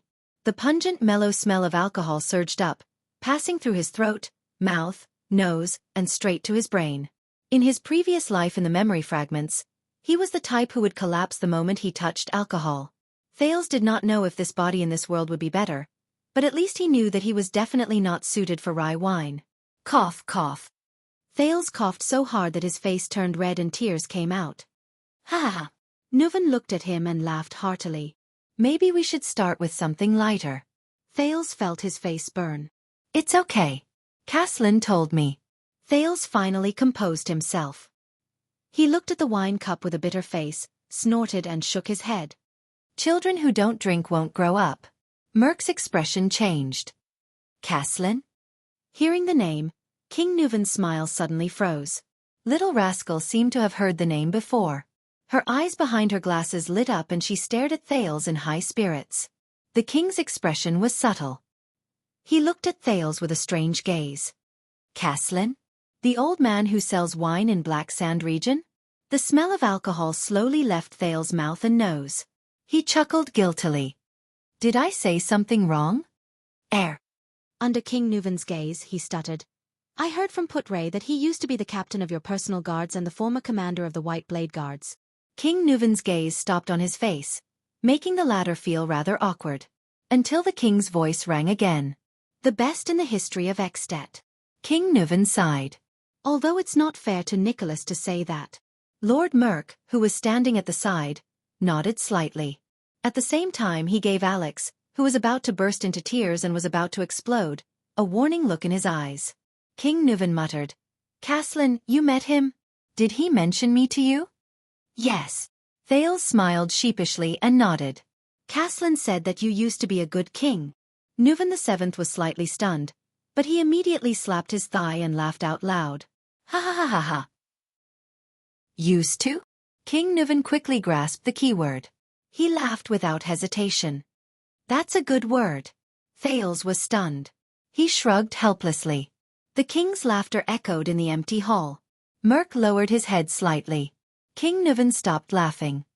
He exhaled, as if reminiscing about the past. "Tell me that old man. What did he say about me?" King Nuvan snorted and asked. Thales carefully observed King Nuvan's expression. "He said that you are also human. You will also grow old. There will come a day when you will be bewitched by slander and beauty, and be controlled by desires and impulses." The smile on the king's face disappeared. His eyes flickered a few times, and his expression was uncertain. It caused Thales' mood to fluctuate. Finally, King Nuvan let out a long sigh. I can't say that he was wrong. The hall returned to silence. "Now, Thales, why don't you treat our beautiful lady to a drink?" King Nuvan suddenly spoke. He raised the goblet and handed it to Thales, then nodded slightly in Alex's direction. "In view of your future relationship." Thales, who took the goblet, was slightly stunned. "What's going on?" Asking the arrogant young lady to drink? Lord Merk, who was watching from the side, was also puzzled. "Ha!" Alex's expression changed. She looked at Thales in horror, then at the iron goblet. Then she shook her head firmly. "No, Grandpa, I don't want to." King Nuvan looked at her quietly, his eyes cold. Alex seemed to be frightened by the old king's gaze. Her voice slowly weakened. However, the king's granddaughter did not seem to want to give up. She frowned, and suddenly, her eyes brightened. She turned around and pulled little rascal over. "Her! Let her drink. After all, she's my maid." The unprepared little rascal was suddenly pulled out by Alex. The bespectacled little girl looked at King Nuvan in horror, then at Thales. She was about to cry. No." Thales narrowed his eyes, watching everything unfold in confusion. At this moment, Merk's voice rang out. "Lady Alex." The king's administrator looked at Alex sternly. His eyes were filled with undeniable anger. "Stop fooling around." Alex's voice suddenly faltered. She seemed to shrink back in fear. "That's your grandfather, your king. It's his order." Merk unceremoniously pulled Alex away. "Go, listen to his orders, whether it's the wine or your marriage." Under Merk's stern lecture and King Nuvan's urging gaze, Alex took a step forward, feeling wronged. She reluctantly took Thales' wine goblet. With reddened eyes, she glared at the innocent Thales, then looked at King Nuvan pitifully, but the latter did not say anything. Thales spread his hands, indicating that he was powerless. Left with no other choice, Alex pouted, painfully and angrily gulped down a mouthful of wine. Alex angrily threw the goblet down and glared at Thales. A few seconds later, she coughed from the spiciness. The king chuckled. "Merk, this reminds me of Soria's alcohol tolerance." King Nuvan laughed heartily. "I once heard from Caslin that when he was training in the White Blade Guards, he knocked out a large group of people." "Yes." Merk also laughed and nodded. "Prince Soria is very forthright and a great drinker." "Yes, I remember. You have a good relationship with him?" King Nuvan raised his head and looked at Merk with nostalgia in his eyes. "We got to know each other when you asked him to conceal his identity and train in the White Blade Guards." Merk smiled and nodded. "He's not just a prince, he's also my comrade and friend." I still remember his hearty laughter. King Nuvan's lips curled up. Thales ignored Alex's dissatisfied gaze. He watched as the king and his vassal reminisced about the past eldest son of the king, Soria Walton. He began to wonder, should I leave? Yes, he's a guy who likes to laugh. He's just like me. King Nuvan sighed. It's a pity that he married a wife who wore a sad face all day long. I still remember that every time they dined in front of me, they did not even look at each other.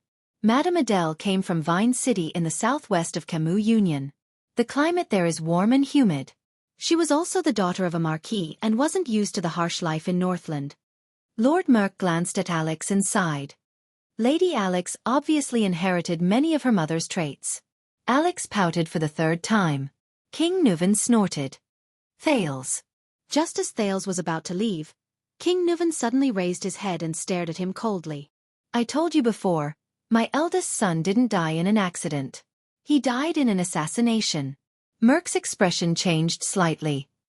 Soria? He looked at Thales and then at King Nuvan. He seemed to want to say something but stopped himself. The old king's next words made Merk's face turn pale. Tell him, Merk, King Nuvan said flatly. How did my son Soria die? Thales held his breath and looked at Merk. A new doubt emerged in his mind. Something's not right. The king's eldest son? Why did he mention something that happened so many years ago? Also, King Nuvan's change of topic is a little unnatural. Did he purposely bring this up? Alex seemed to know the seriousness of the topic. She quieted down and looked slightly fearful.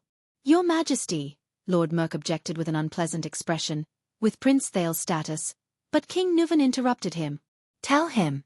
He needs to know. The old king grabbed the wine glass on the floor and said coldly, from the process to the outcome.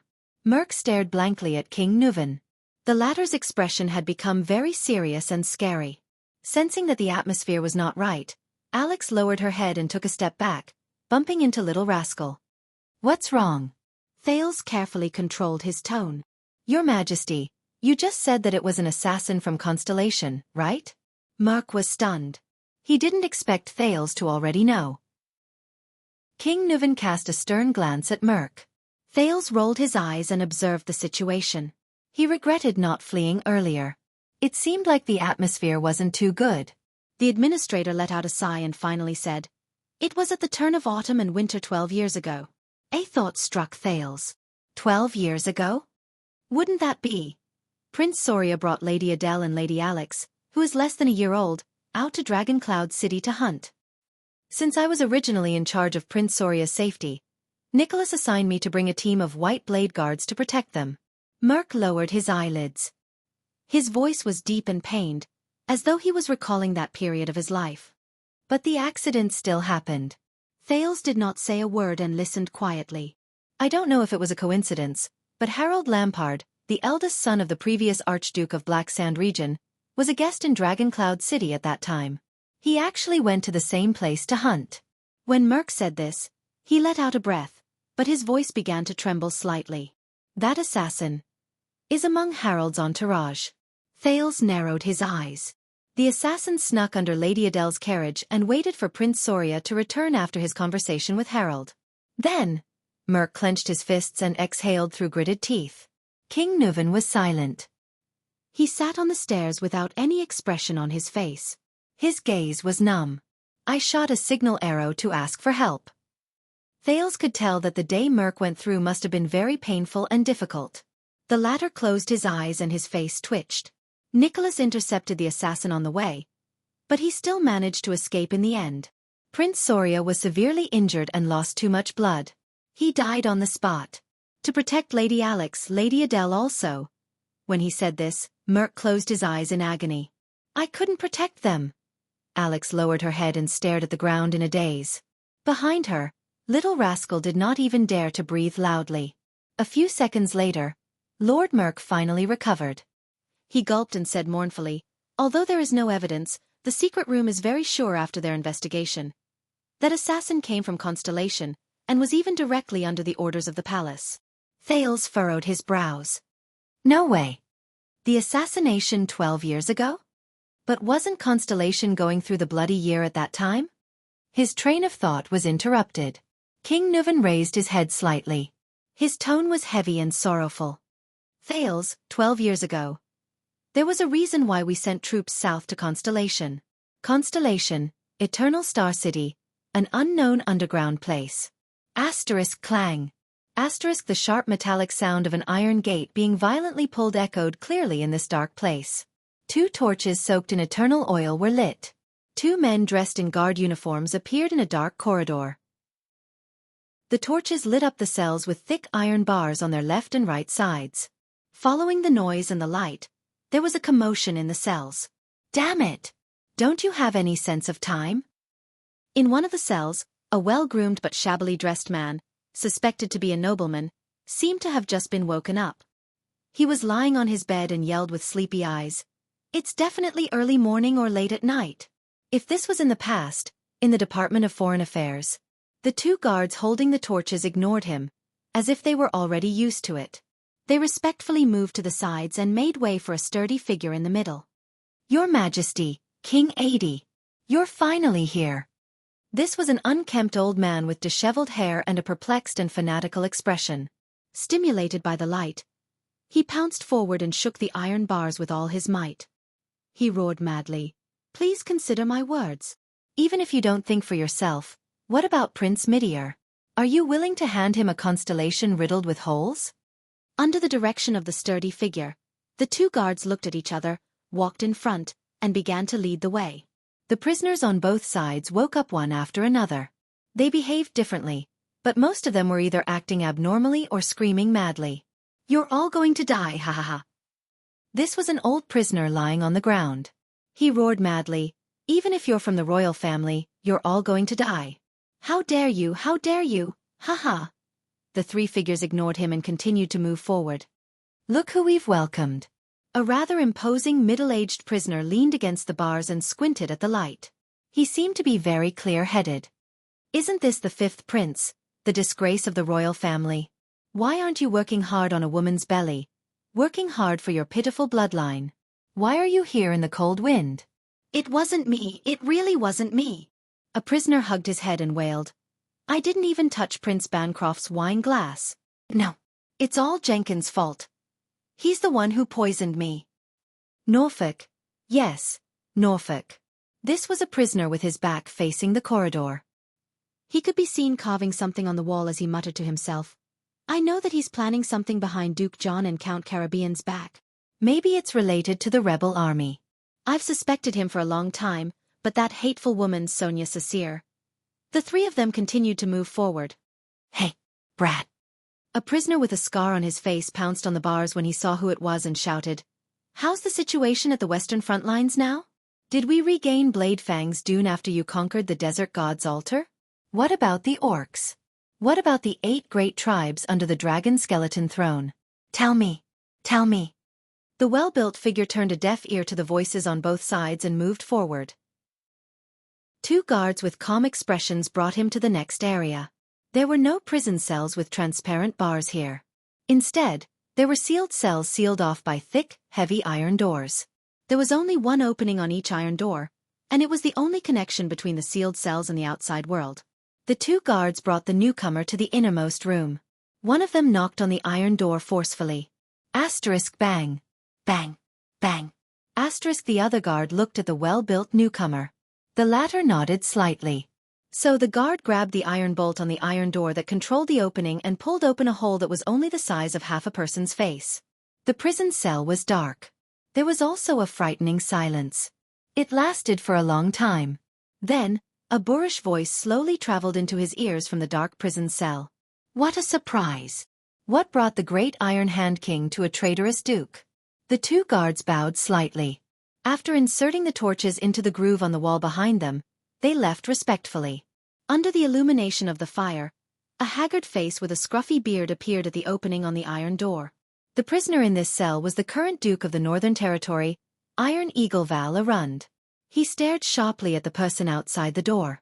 Outside the door, the Supreme King of Constellation, Kessel V, sat down gently on a chair that had been prepared outside the cell.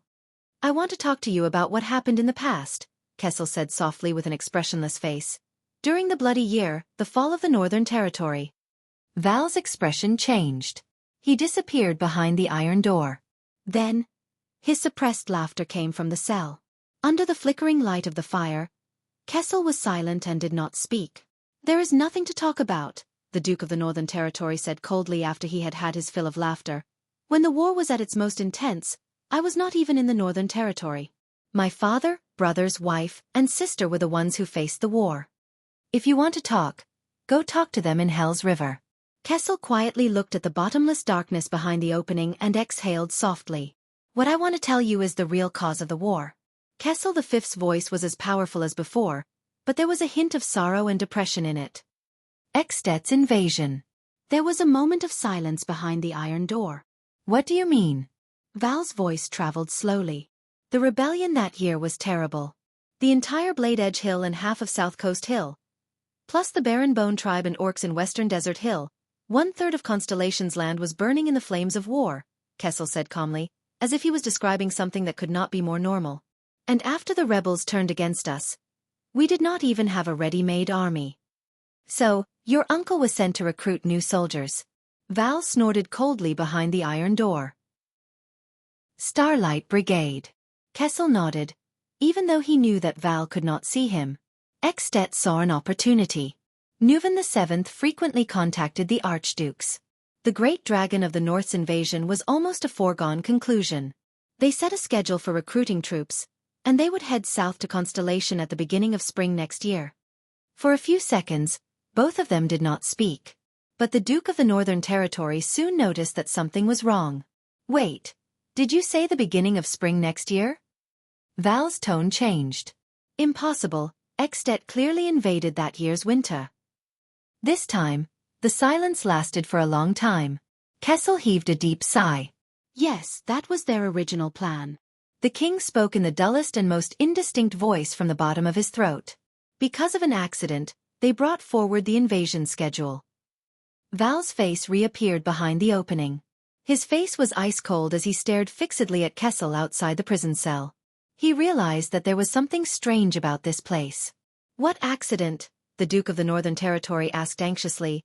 Why did Extet bring forward the invasion schedule? King Kessel stared at the ground and did not move. Answer me. Val gritted his teeth. Answer me, Kai.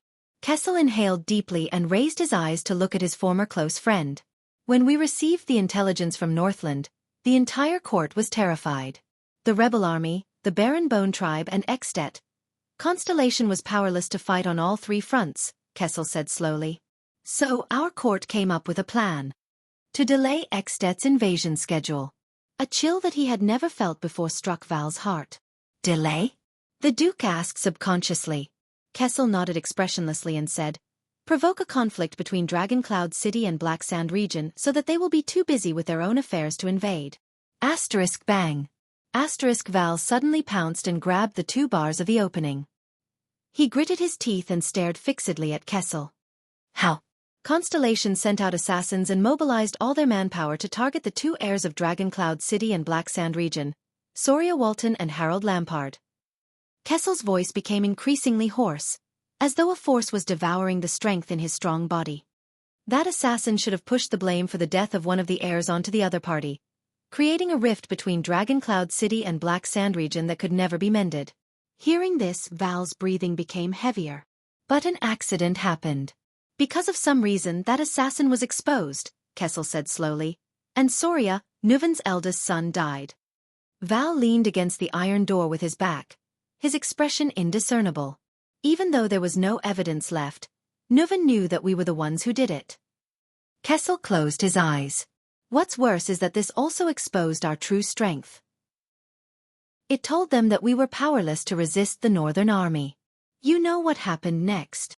Kessel slowly opened his eyes. His voice was filled with exhaustion. Extet brought forward the schedule. They chose winter, the most unfavorable time for the transportation of supplies, to send their troops south. Horus brought a small number of troops, met up with Nanchester, and headed towards Broken Dragon Fortress.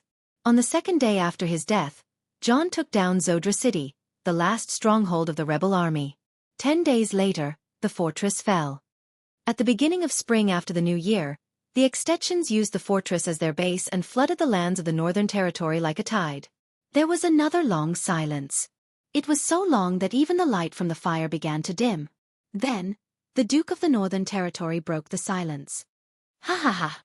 Val let out a sorrowful laugh. The assassination plan that was supposed to delay Extet's attack instead facilitated and brought forward their invasion schedule? Ha ha ha ha. Kessel did not speak. He only listened to the Duke's laughter quietly. The Duke finally stopped laughing. Who? A faint voice asked. Who? Val gripped the metal door and gritted his teeth in grief. Who came up with this damned plan? King Kessel looked at Val, at his expression that was a mixture of sorrow, pain, anger, hatred, and shock. The king shook his head. Father had no choice. Starlight Brigade suffered a series of defeats at first. John retreated step by step, from Jade City to the Land of Tusks, then all the way out of Walla Passage. The rebel army even penetrated deep into Eternal Star City. No one expected that John would be able to achieve such a great victory in such a short period of time. At that time, the entire palace was shrouded in the shadow of the kingdom's demise. Kessel took a deep breath. That's why that assassination happened. Val's expression slowly froze, but his hand, which was holding the cell door, kept trembling. If there was no such plan, no assassination. The Duke of the Northern Territory subconsciously murmured. Kessel pressed his hands on his knees and lowered his head slightly. Yes. Kessel's face was slightly contorted. He tried his best to control his neck and nodded while trembling slightly. If Extet had waited until the beginning of spring to attack, John's Starlight Brigade would have been able to head north in time to support your father and the fortress. Broken Dragon Fortress would not have been breached. And neither would Cold Castle or fall into the enemy's hands. The Northern Territory would not have had such a tragedy. Val slid down behind the metal door dejectedly. Asterisk bang. Asterisk the muffled sound of two knees hitting the ground came from behind the metal door. And the Duke of the Northern Territory's suppressed, pained growl. You mean? Val said hoarsely. Your father, those bastards at the Imperial Conference, their stupid plan, caused the deaths of thousands of people in the Northern Territory? Haha. We always thought that Nuven seized the right opportunity to invade and took down the fortress. In the end, ha ha ha. Kessel did not answer. He only waited quietly. The flickering firelight illuminated the side of his face. The King of Constellation's eyes were filled with numbness. After a long while. What about that stupid assassin? That guy who failed in his assassination and exposed himself? Val's sorrowful voice, which had slightly changed its tone, came from behind the metal door. There was deep hatred in his words. Didn't you dig out his heart? Kessel V turned his head and stared at the empty space. It was as if someone was standing there. There was silence. For a moment, there was only Val Arun's low and suppressed sobs in the air. Kessel's gaze was filled with complicated and indecipherable emotions. Yes. After an unknown amount of time, the Supreme King of Constellation, Kessel V, stared at the empty space and slowly said with an emotion that was difficult for ordinary people to understand, for that failed assassination with grave consequences, that assassin is paying the price. He is forever imprisoned behind a cursed mask, never to see the light of day. The king stared at the empty space. His voice was extremely quiet. In endless loneliness and boundless darkness, he has tasted pain and suffered all kinds of torture. With the rest of his lowly life, for that tragic war, for the countless dead souls he owes. Chapter 159. There was silence in the Hall of Heroes. You know, Thales, when Soria died. Thales adjusted his breathing and heartbeat and looked at King Nuven. Anger. Madness. Hatred. It made me want to unleash the wrath of the Walton family and Dragoncloud City at all costs. The old king's eyes were lifeless, as if he was looking at another world through Thales. In comparison, gaining benefits and even conquering constellations seemed to have become secondary. Thales did not speak. It was inappropriate for him to say anything at that moment. King Nuven slowly raised his eyes and looked at the grief-stricken Merc. Merc, why didn't you protect him and Soria? The king's expression was very unpleasant. You are a white blade guard. You should have been by his side to ensure his safety. Merc bowed his head deeply. His expression became even more pained. Alex seemed to be very concerned about this topic. She looked at the grief-stricken King Nuven, then at the grief-stricken Merc. Her breathing quickened, which made little Rascal, who was behind her, less nervous. Merc. The king's granddaughter whispered pitifully. Not now, my lady. Merc shut his eyes tightly. His breathing was rapid as he interrupted Alex. Alex's face turned pale. She curled her lips and trembled slightly. She grabbed little Rascal's hand behind her. The latter had a frightened expression on her face. I cannot absolve myself from the blame for Prince Soria's death. Lord Merk clenched his teeth and looked sad. Your Majesty, you were lenient and did not punish me. Nicholas only grounded me for a few days as a token gesture. But after 12 years that kind of guilt tortures me day and night all the time. King Nuvan stared at him silently and sighed after a long time. Yes. The old king swirled the wine glass in his hand. I have no reason to blame you.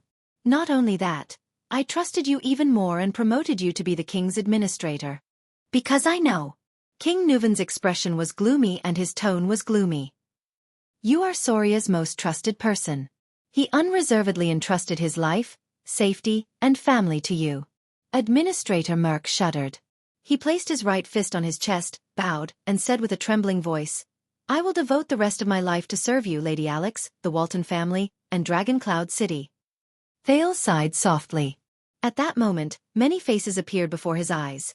King Kessel, Queen Kia, Duke Arund, King Nuvan, Archduke Pofrit, Gilbert and Merk, Lady Gines, the Kingdom's Wrath, the Fortress Flower, the veteran Gened, the new recruit Willow, and so on. It seemed that what happened 12 years ago had changed the fates of many people. Regardless of whether they were stars or colossal dragons, regardless of whether they were nobles or commoners. King Nuvan sighed softly. Soria, you have been by his side for many years, starting from the White Blade Guards. Merk. Just then, Alex's lips trembled. She tugged at the corner of Merk's shirt. I think. Merk tried his best to calm himself down. He turned around and comforted Alex. Don't worry, Miss Alex. Soon. Alex shuddered again. Thales furrowed his brows. In the next second, Alex's eyes rolled back, and her whole body went limp. Asterisk thud. Asterisk little rascal, who was behind her, was startled and cried out. Merk's expression changed drastically. He knelt beside Alex and helped her up. Lady Alex. Lady Alex, what happened to you? However, Alex only stared at the ceiling with lifeless eyes. Her limbs swayed unconsciously, and her body began to twitch. Thales jumped down from the stairs and stared at Alex's strange condition in shock. What happened? Does this young lady have a disease? Epilepsy or something else?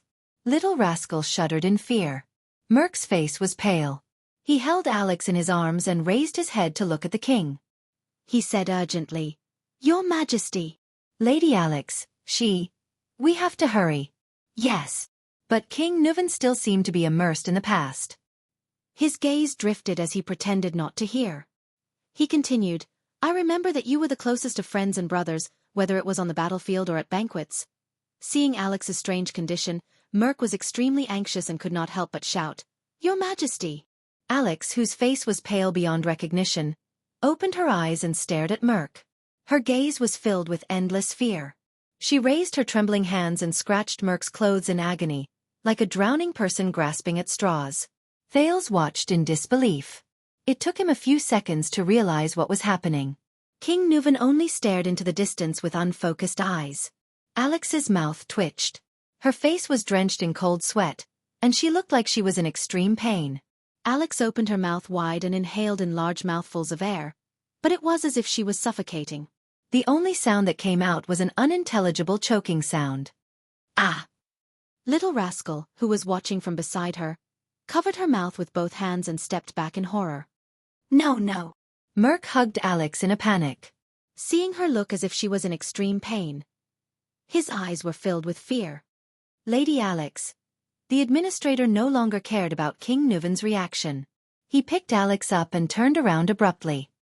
He roared at Little Rascal. Don't just stand there. Go get the doctor. Little Rascal was startled. Still in a state of shock, she turned around instinctively. But Thales reacted faster than her. The Prince of Constellation clenched his teeth and ran out of the hall. As he ran, he yelled, Is anyone there? Help! I need a doctor. However, a voice that was even colder and more terrifying blocked Thales' words of help from his mouth. Don't bother. It's a poison refined from blue vine grass. It takes effect violently and quickly. It takes effect within a minute. From the beautiful Archduchess of Enlenzo Dukedom 300 years ago to the Crown Prince of Constellation 12 years ago, they all died from this poison. Thales was shocked. He stopped in his tracks and turned around in disbelief. Lord Merk also raised his head in horror and looked up the stairs with the most incredulous gaze. There, King Nuvan opened his ice-cold eyes. He stared at Merk and his convulsing granddaughter, as if he was uttering the most vicious curse. "She's already dead." As if to prove the old king's words, in the next second, Alex, who was in Merk's arms, jerked backwards, almost breaking her neck.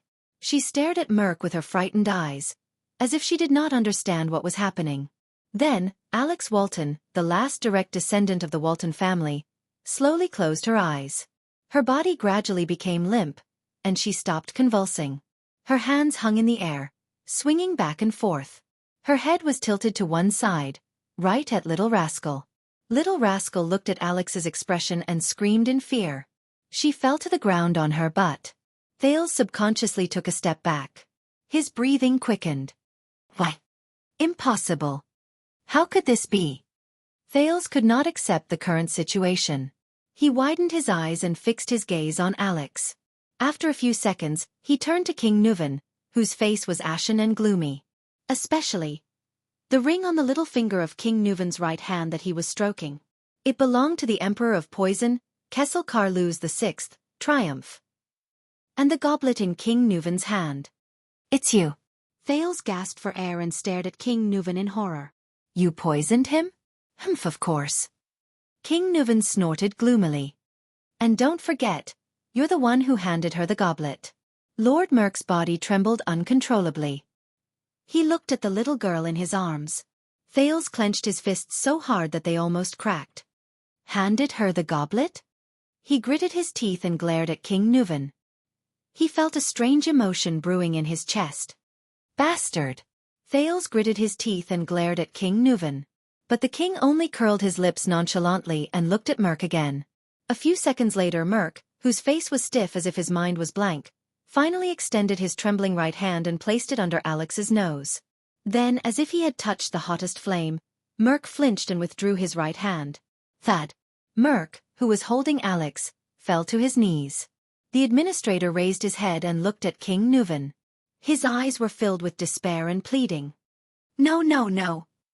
Merk shook his head violently. His face was contorted as he stared at the motionless girl in his arms in disbelief. He looked at His Majesty in panic and fear, then at Lady Alex, who seemed to be asleep in his arms. At that moment, Merk's terrified face was filled with helplessness. Thales stared at the motionless Alex in a daze. Little Rascal, who was sitting by Thales' feet, seemed to be scared out of her wits. She just stared at Alex's body blankly and shuddered from time to time. Merk's face began to contort. "I beg you, Your Majesty." He knelt on the ground and spoke in a different tone. Like an asthmatic, his voice was a mixture of gasps and pauses. Tears rolled down Merk's cheeks and dripped onto Alex's face. What followed was his pleading voice. "Why? Why?" Thales clenched his fists, lowered his head and exhaled. Merk sobbed and screamed at the king. "Why? Why?" King Nuvan seemed to have just recovered from his silent contemplation. He stared at Merk, who was trembling and crying, and uttered through gritted teeth. "Burn Merk. Shouldn't you know this?" Merk shuddered violently. "If it wasn't for Mariah's death, I wouldn't have combed through the Walton bloodline." King Nuvan closed his eyes and said in pain, "The High Priestess of Bright Moon Temple wouldn't have realized that she wasn't of the Walton bloodline." Merk stared at King Nuvan with his eyes wide open and trembling in disbelief. Thales' jaw dropped. He stared blankly at Merk and the little girl in his arms. "Bloodline? Not of the Walton bloodline? Doesn't that mean that the Walton family, which has been passed down for 600 years? And this also reminds me of many things," King Nuvan said coldly. "Soria loved to hunt, but he never brought a woman with him, not even his wife."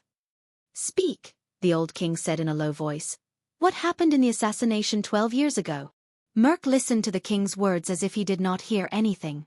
He subconsciously hugged the little girl in his arms tightly, sobbing, tears falling continuously.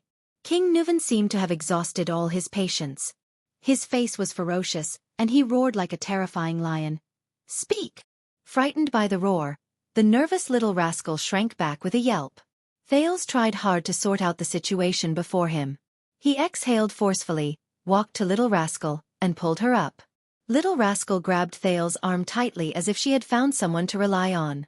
She looked at the terrifying scene before her from behind her glasses with a terrified expression. Merc's eyes were filled with despair and desolation as he cried. He looked at the girl in his arms and snorted, as if he was crying but not laughing. 12 years ago, Soria brought Madame Adele out of the city. Because...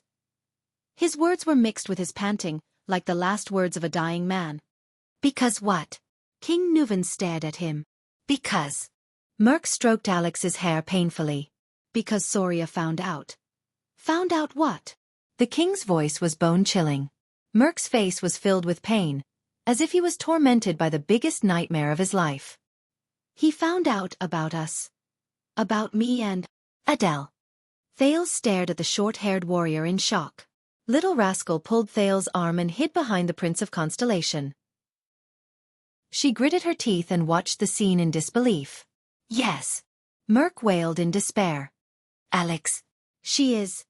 my daughter. Asterisk clang. Asterisk King Nuvan could not take it anymore. He threw the wine goblet on the ground with a force filled with hatred. The iron goblet clanked on the ground, accompanied by the administrator's sobs.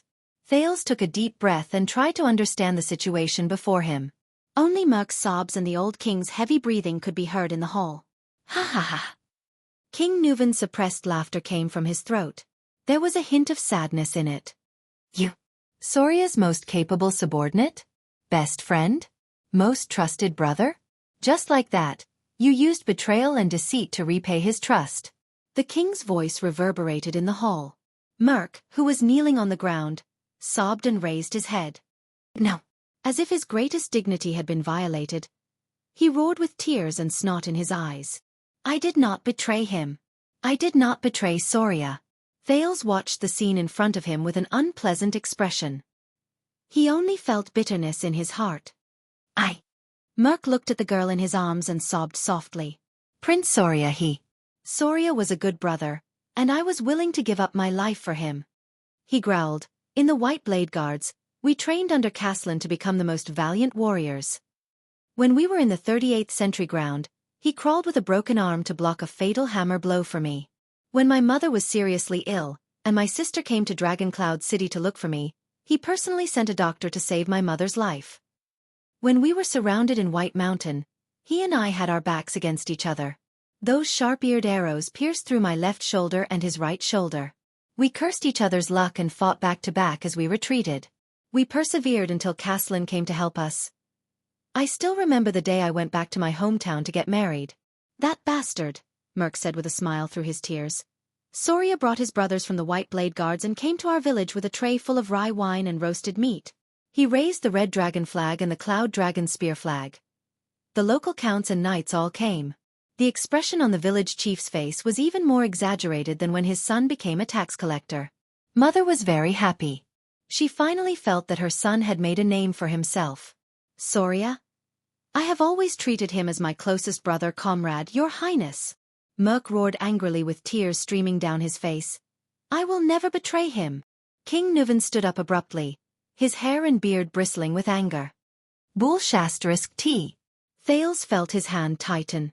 Behind him, Little Rascal began to tremble again.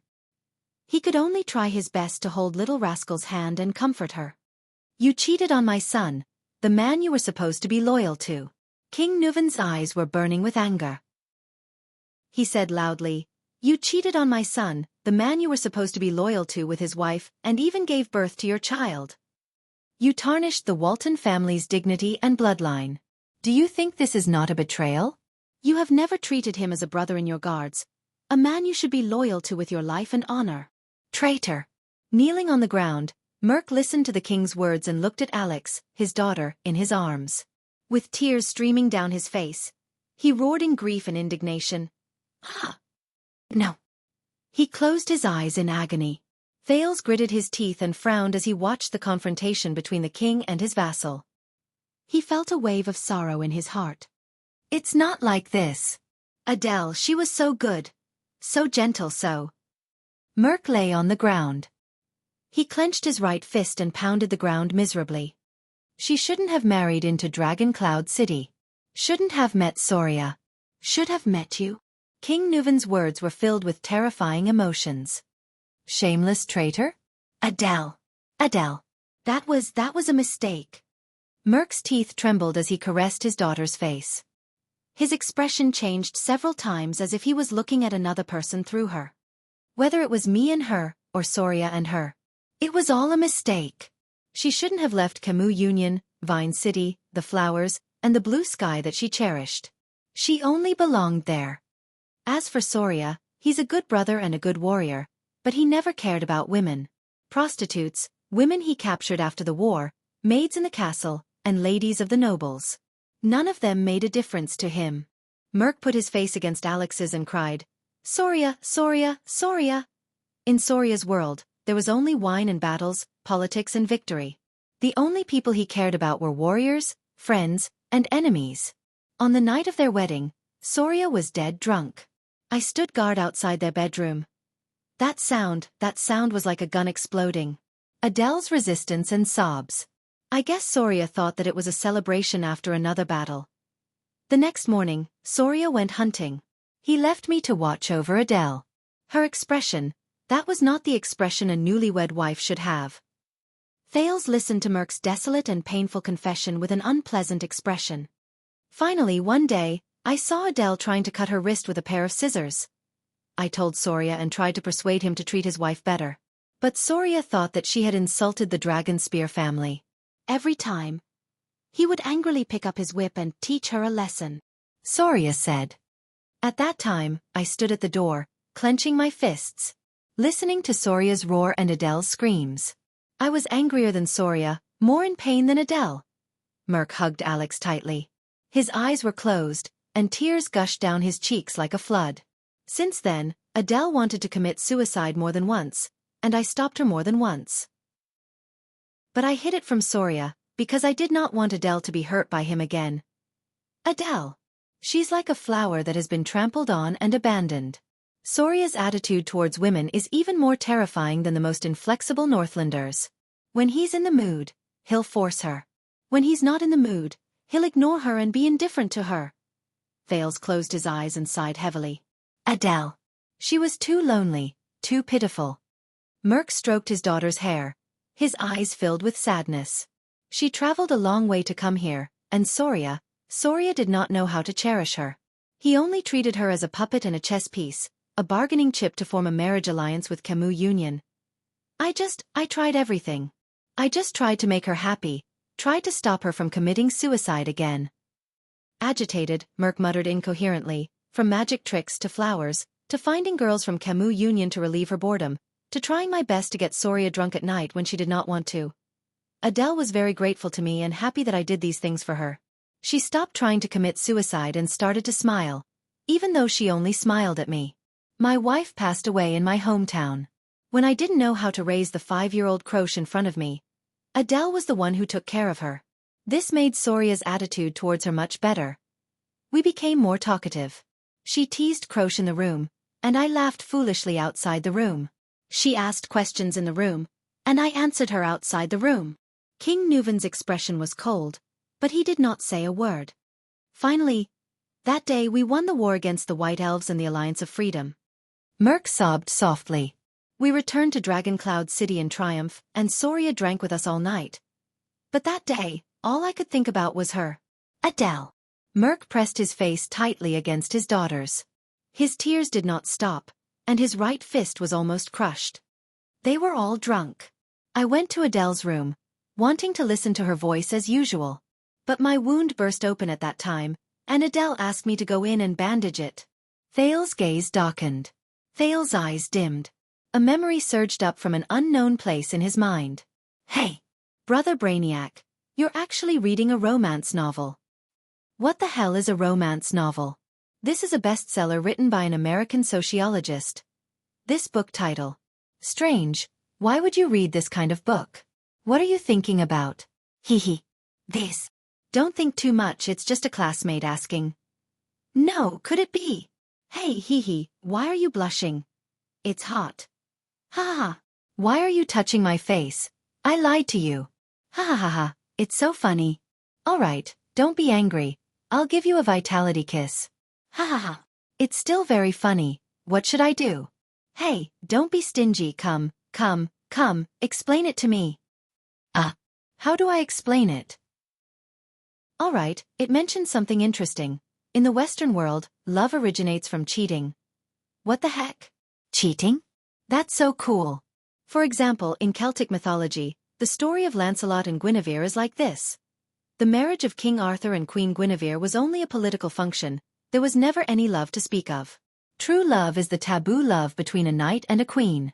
That is emotional, impulsive, and pure love. Another example is in Don Quixote. One of the main character's dreams is to be a knight and have a true love with the wife of the king he serves, the mistress. This originated from the Middle Ages, especially the Crusades. Alright, you can shut up now. I'm still on the side of the king and Lon as a couple. Coyote, get lost. Queen Lily, get lost. I'm going to see it again. Oh right, so are we having an affair now? Different social situations can't be compared like this, sister. The memory fragment slowly faded away. Thales looked at Merc before him and could not help but sigh deeply. Merc continued to sob on the ground. God knows how much I regret it. But Adele. Soria began to suspect not long after Alex was born. Soon, he found out the truth. The administrator gently brushed his daughter's hair aside and said in a hoarse voice, I could see the pain and hesitation in his eyes. I really wanted him to kill me with a sword. That night, Soria told me that he was willing to let me and Adele go. He would clean up and cover up. When Merc said this, he hammered the ground in grief and indignation. Nuven listened quietly. The next day, Soria took us out with him to finally resolve this matter. It was that day the assassin? Thales felt little rascal trembling behind him. The assassin's first strike wasn't fatal. The assassin saw Alex and didn't strike a second time. But Adele. Merc opened his mouth and howled in pain. Adele didn't know Soria's purpose. She thought His Highness wanted to execute us. So when she saw Soria fall, she picked up a dagger. Hearing this, King Nuven seemed to have lost all his strength. He sat down on the stairs weakly. In the Hall of Heroes, only Merc was left sobbing in grief. Chapter 160. When Prince Soria fell into a pool of blood. His eyes. Merc rested his chin on his daughter's forehead. Filled with grief. I knew that we had committed an unforgivable sin. I could have stopped her. Then why didn't you? King Nuven raised his head. He gritted his teeth and interrupted the weeping man on the ground. You just stood there and watched Soria being murdered by that woman? Or rather, you were hoping in your heart that Soria would disappear as soon as possible. King Nuven almost roared at the last sentence. Hoping that the barrier between you and that woman would disappear? The administrator shuddered violently. He looked at King Nuven with trembling, terrified eyes. At that moment, Thales truly felt the fear, sadness, and helplessness in Merc's heart. And the deepest despair and numbness. And the fear of being exposed. Merc's expression gradually changed. He slowly lowered his head. His face contorted hideously. Finally, he punched the ground beside him and shouted in grief and indignation. No! The administrator panted violently. His expression changed several times. I was going to turn myself in to you. Merc panted. His head almost touching the ground. But Adele. Adele held a dagger to her neck and cried, forcing me to take them away. She didn't want to stay in this place anymore. But I couldn't. I knew I couldn't. I'm a Northlander, I'm a White Blade Guard, I'm Soria's brother and subordinate. Merc's sobs became more obvious. I couldn't. Forgive me, Adele. Merc trembled. He held his head and sobbed weakly on the ground like a child. I couldn't. But you didn't say anything. You let Soria rot in lies and deceit. King Nuven's expression was numb. You even brought this child, the sin of you and that woman, back to my court. Merc lowered his hands and looked at his daughter in despair. He stared at her motionless face. But, Alex. His voice trembled, as if his jaw was twitching. Alex, she doesn't know anything. She's innocent. Merc cupped his daughter's face and closed his eyes in agony through his tears. Little rascal lowered her head in fear, but she felt Thales' hand tremble slightly. She raised her head in fear and alarm. She saw the Prince of Constellation pursing his lips tightly and staring fixedly at King Nuven. His gaze was cold and furious. Why do you feel wronged? King Nuvan let out a sinister laugh that was a mixture of mockery and madness. Do you feel pain? Do you feel like your whole world is collapsing? Because I killed your daughter. Merk inhaled sharply and stared into King Nuvan's eyes. Thales took a deep breath and quietly watched Merk's movements. Remember this feeling well. King Nuvan's voice was deep and heavy. There was a chill in it. You deserve it. Merk hugged his daughter and gritted his teeth. His eyes were red with tears and agitation. He growled in pain. Coward, coward, if you feel indignant, come and avenge her. King Nuvan did not care about the enemy who was close at hand. Merk's knuckles cracked as he clenched his fists. He was like an enraged beast. His eyes were filled with hatred, pain, desperation, and madness. All kinds of emotions were intertwined. Thales frowned when he heard this. He looked out of the hall. Where are the White Blade Guards? What about Nicholas? If Merk really went berserk and assassinated the king. Damn it! Merk stared at the king. His breathing became heavier and his fists began to tremble. But the king looked at his administrator without fear. It was as if the person before him was not a powerful former White Blade Guard, but a weakling who was shackled and could not fight back. Come on, kill your king. A complicated look flashed across King Nuvan's eyes. He snorted softly and said slowly, just like how you used your incompetence, cowardice, vacillation, and weakness back then. Kill Soria. At that moment, Merk's expression trembled as if he was struck by lightning. He opened his mouth slightly. His lips trembled as if he wanted to say something. But Merk slowly shut his mouth in the end. His face was pale. His body swayed and he collapsed to the ground again. He sobbed silently. Little Rascal cried out in shock. The king did not speak again. Thales tried to regulate his breathing and control his emotions. The Hall of Heroes today had shocked him too much. For a moment, only Merk's irregular sobs could be heard in the hall. After a long time, King Nuvan snorted with an indecipherable meaning. Get lost, the old king said tiredly. Don't ever appear before me again. Merk looked up numbly. Burn Merk. Live on like this until you die. King Nuvan raised his eyes. His gaze was dim and his eyebrows trembled slightly. Live forever in guilt, regret, loneliness, and torment. Never be forgiven, never be at peace. This is your punishment, for Soria. Merk chuckled like a maniac. He looked down at his daughter and suddenly started sobbing again. Get lost. In the next second, King Nuvan roared angrily. Take your sins with you, and get lost. Little Rascal shuddered again. If not for Thales' support, she would have collapsed to the ground. Merk stared at King Nuvan with lifeless eyes. After a few seconds, he subconsciously hugged Alex's body and slowly stood up. He turned away insensibly.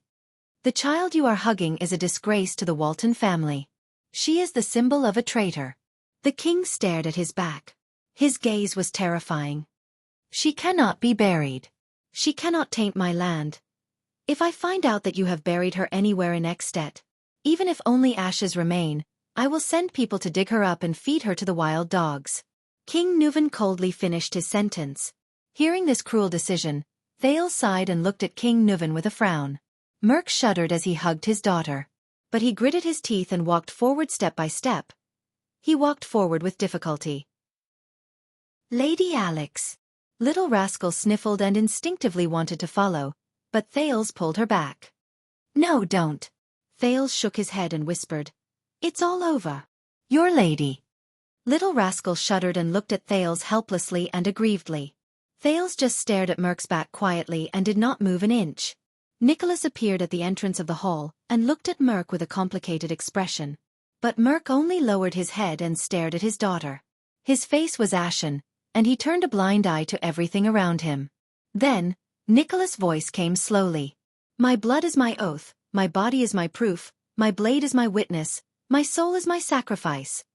Merk looked up abruptly and came back to his senses. He stopped and stared at Nicholas in a daze as he listened to the Star Killer recite the rest of his words. Resist the powerful enemy, fight 100 battles, until blood is shed. Defend life, fearlessly sacrifice, until the extinction of mankind. Protect the future, honor the faith, until the sun and moon dim. Pass on hope, shine with glory, until all things rest forever. Merk closed his eyes in pain. Tears flowed out again. Rest in peace, my sworn brother. Nicholas finished reciting the oath. His gaze was subtle and he looked at Merk with a pained expression. Your story ends here in the legend of the Book of Legends. Merk took a deep breath and smiled with tears in his eyes. He walked forward numbly. He brushed shoulders with his old superior. Don't forget His Majesty's words.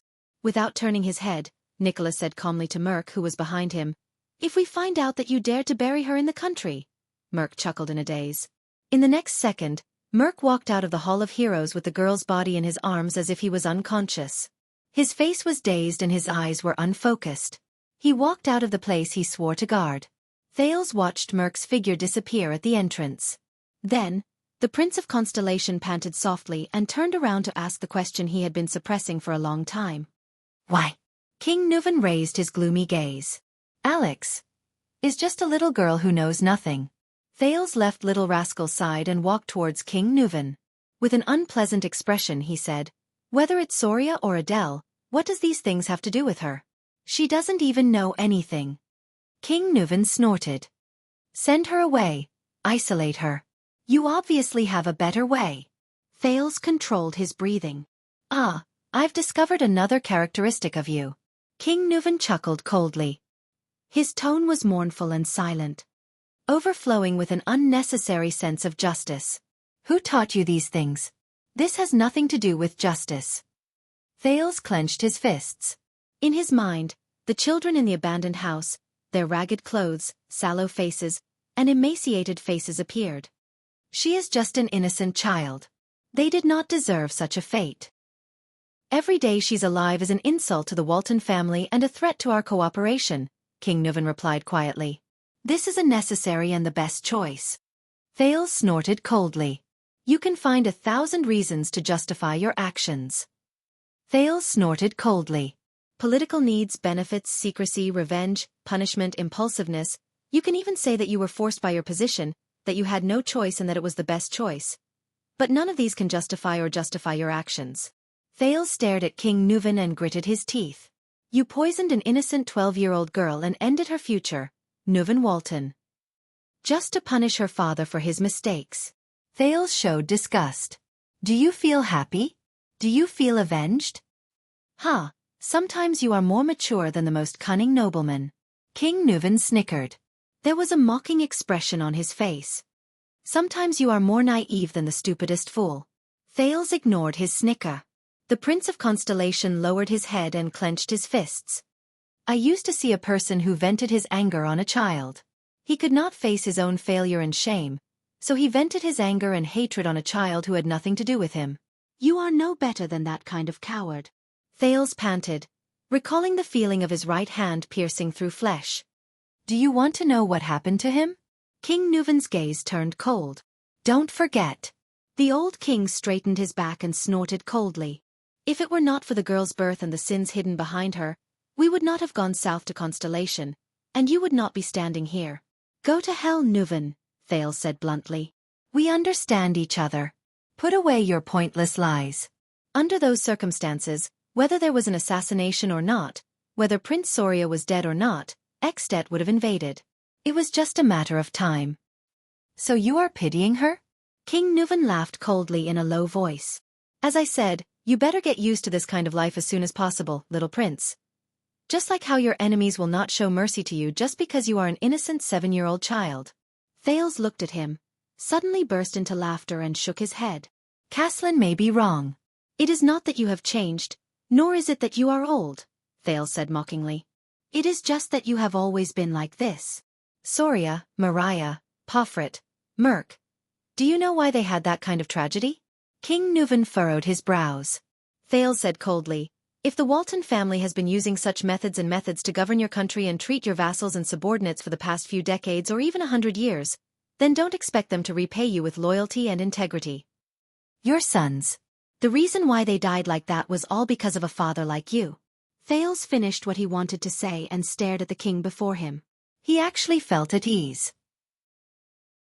He did not feel the slightest bit guilty of blaming and offending the common elected king of Extet. King Nuvan fixed his gaze on him and did not speak for a long time. Then, the old king's expression became serious. He stared straight at Thales with a complicated gaze. "You think this is cruel, don't you?" the king said softly. "You haven't seen anything crueler." Thales frowned slightly. "You," King Nuvan said slowly with the majesty of a king, "come before me." Thales took a deep breath. Damn old man. What is he going to do now? He slowly raised his head and looked straight at King Nuvan. He lifted his leg and took a step forward. But he did not even take a step forward. "It's not you."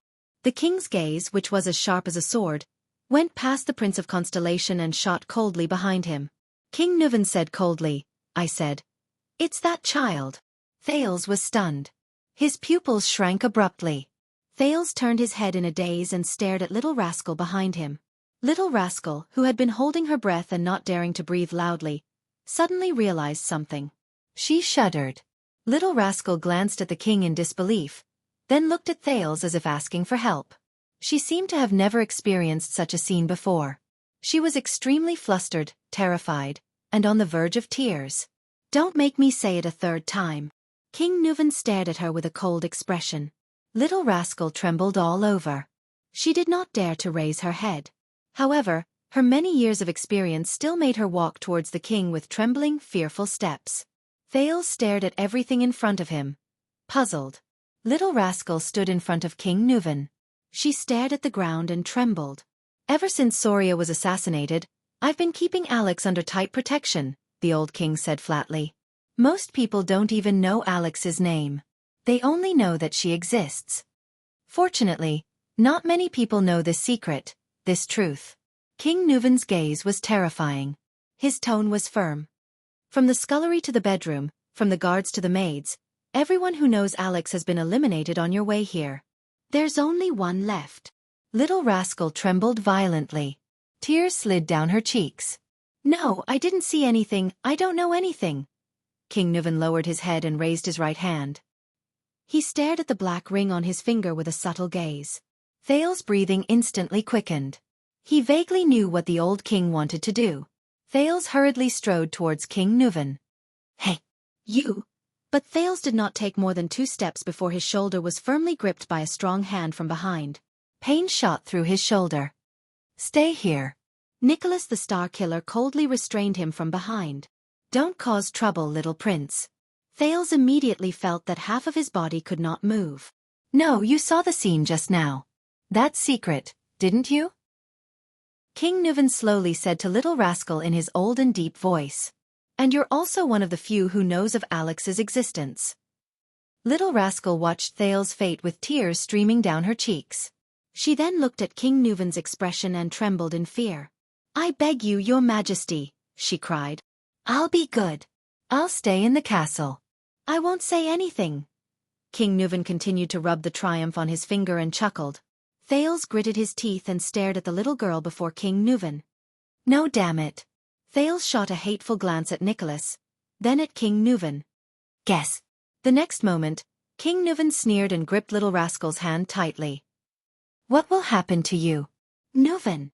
Thales struggled with all his might, but under the suppression of the leader of the White Blade Guards, his resistance was futile. King Nuvan's expression was cold. He pulled Little Rascal's hand to his right hand. No, Little Rascal was so frightened that she was about to cry. "No. No." Thales clenched his teeth and drew JC's dagger from his waist. He swung it at the Star Killer at a strange angle. The 4th offensive style of the Northland military sword style. The ambush style.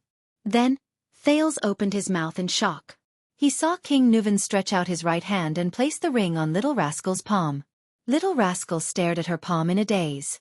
She stared at the black gemstone ring with a silver ring on it. "This is the token passed down through the generations in the Walton family. Triumph," King Nuvan said calmly and coldly. "From now on, you are the last descendant of the Walton family. I am the granddaughter of Nuvan Walton, the common elected king of Extet and the Archduke of Dragon Cloud City. I am the only daughter of Prince Soria Walton and Marquis Gloucester of Vine City, Adele Walton." Thales and Little Rascal stared blankly at King Nuvan. "Saroma Alex Soria Walton," King Nuvan said softly. "This is your name." Little Rascal gasped subconsciously. Her face was ghastly pale. A few seconds later, she finally realized what King Nuven meant.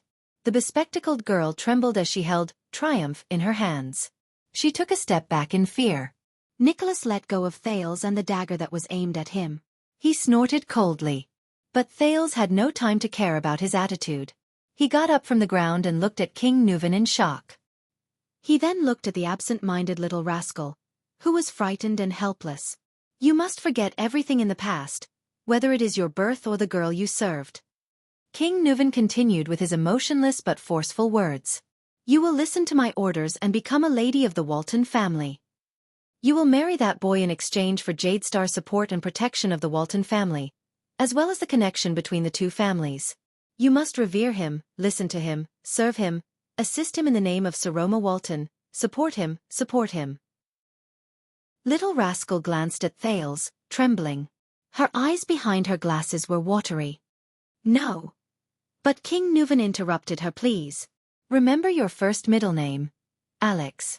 It will forever remind you of your true identity. It will remind you of the night that changed your fate. But this is also a warning. King Nuven's eyes flashed. If you do anything that threatens the interests of Jadestar and the Walton family, that boy can reveal your identity at any time. A bloodline ritual can destroy everything.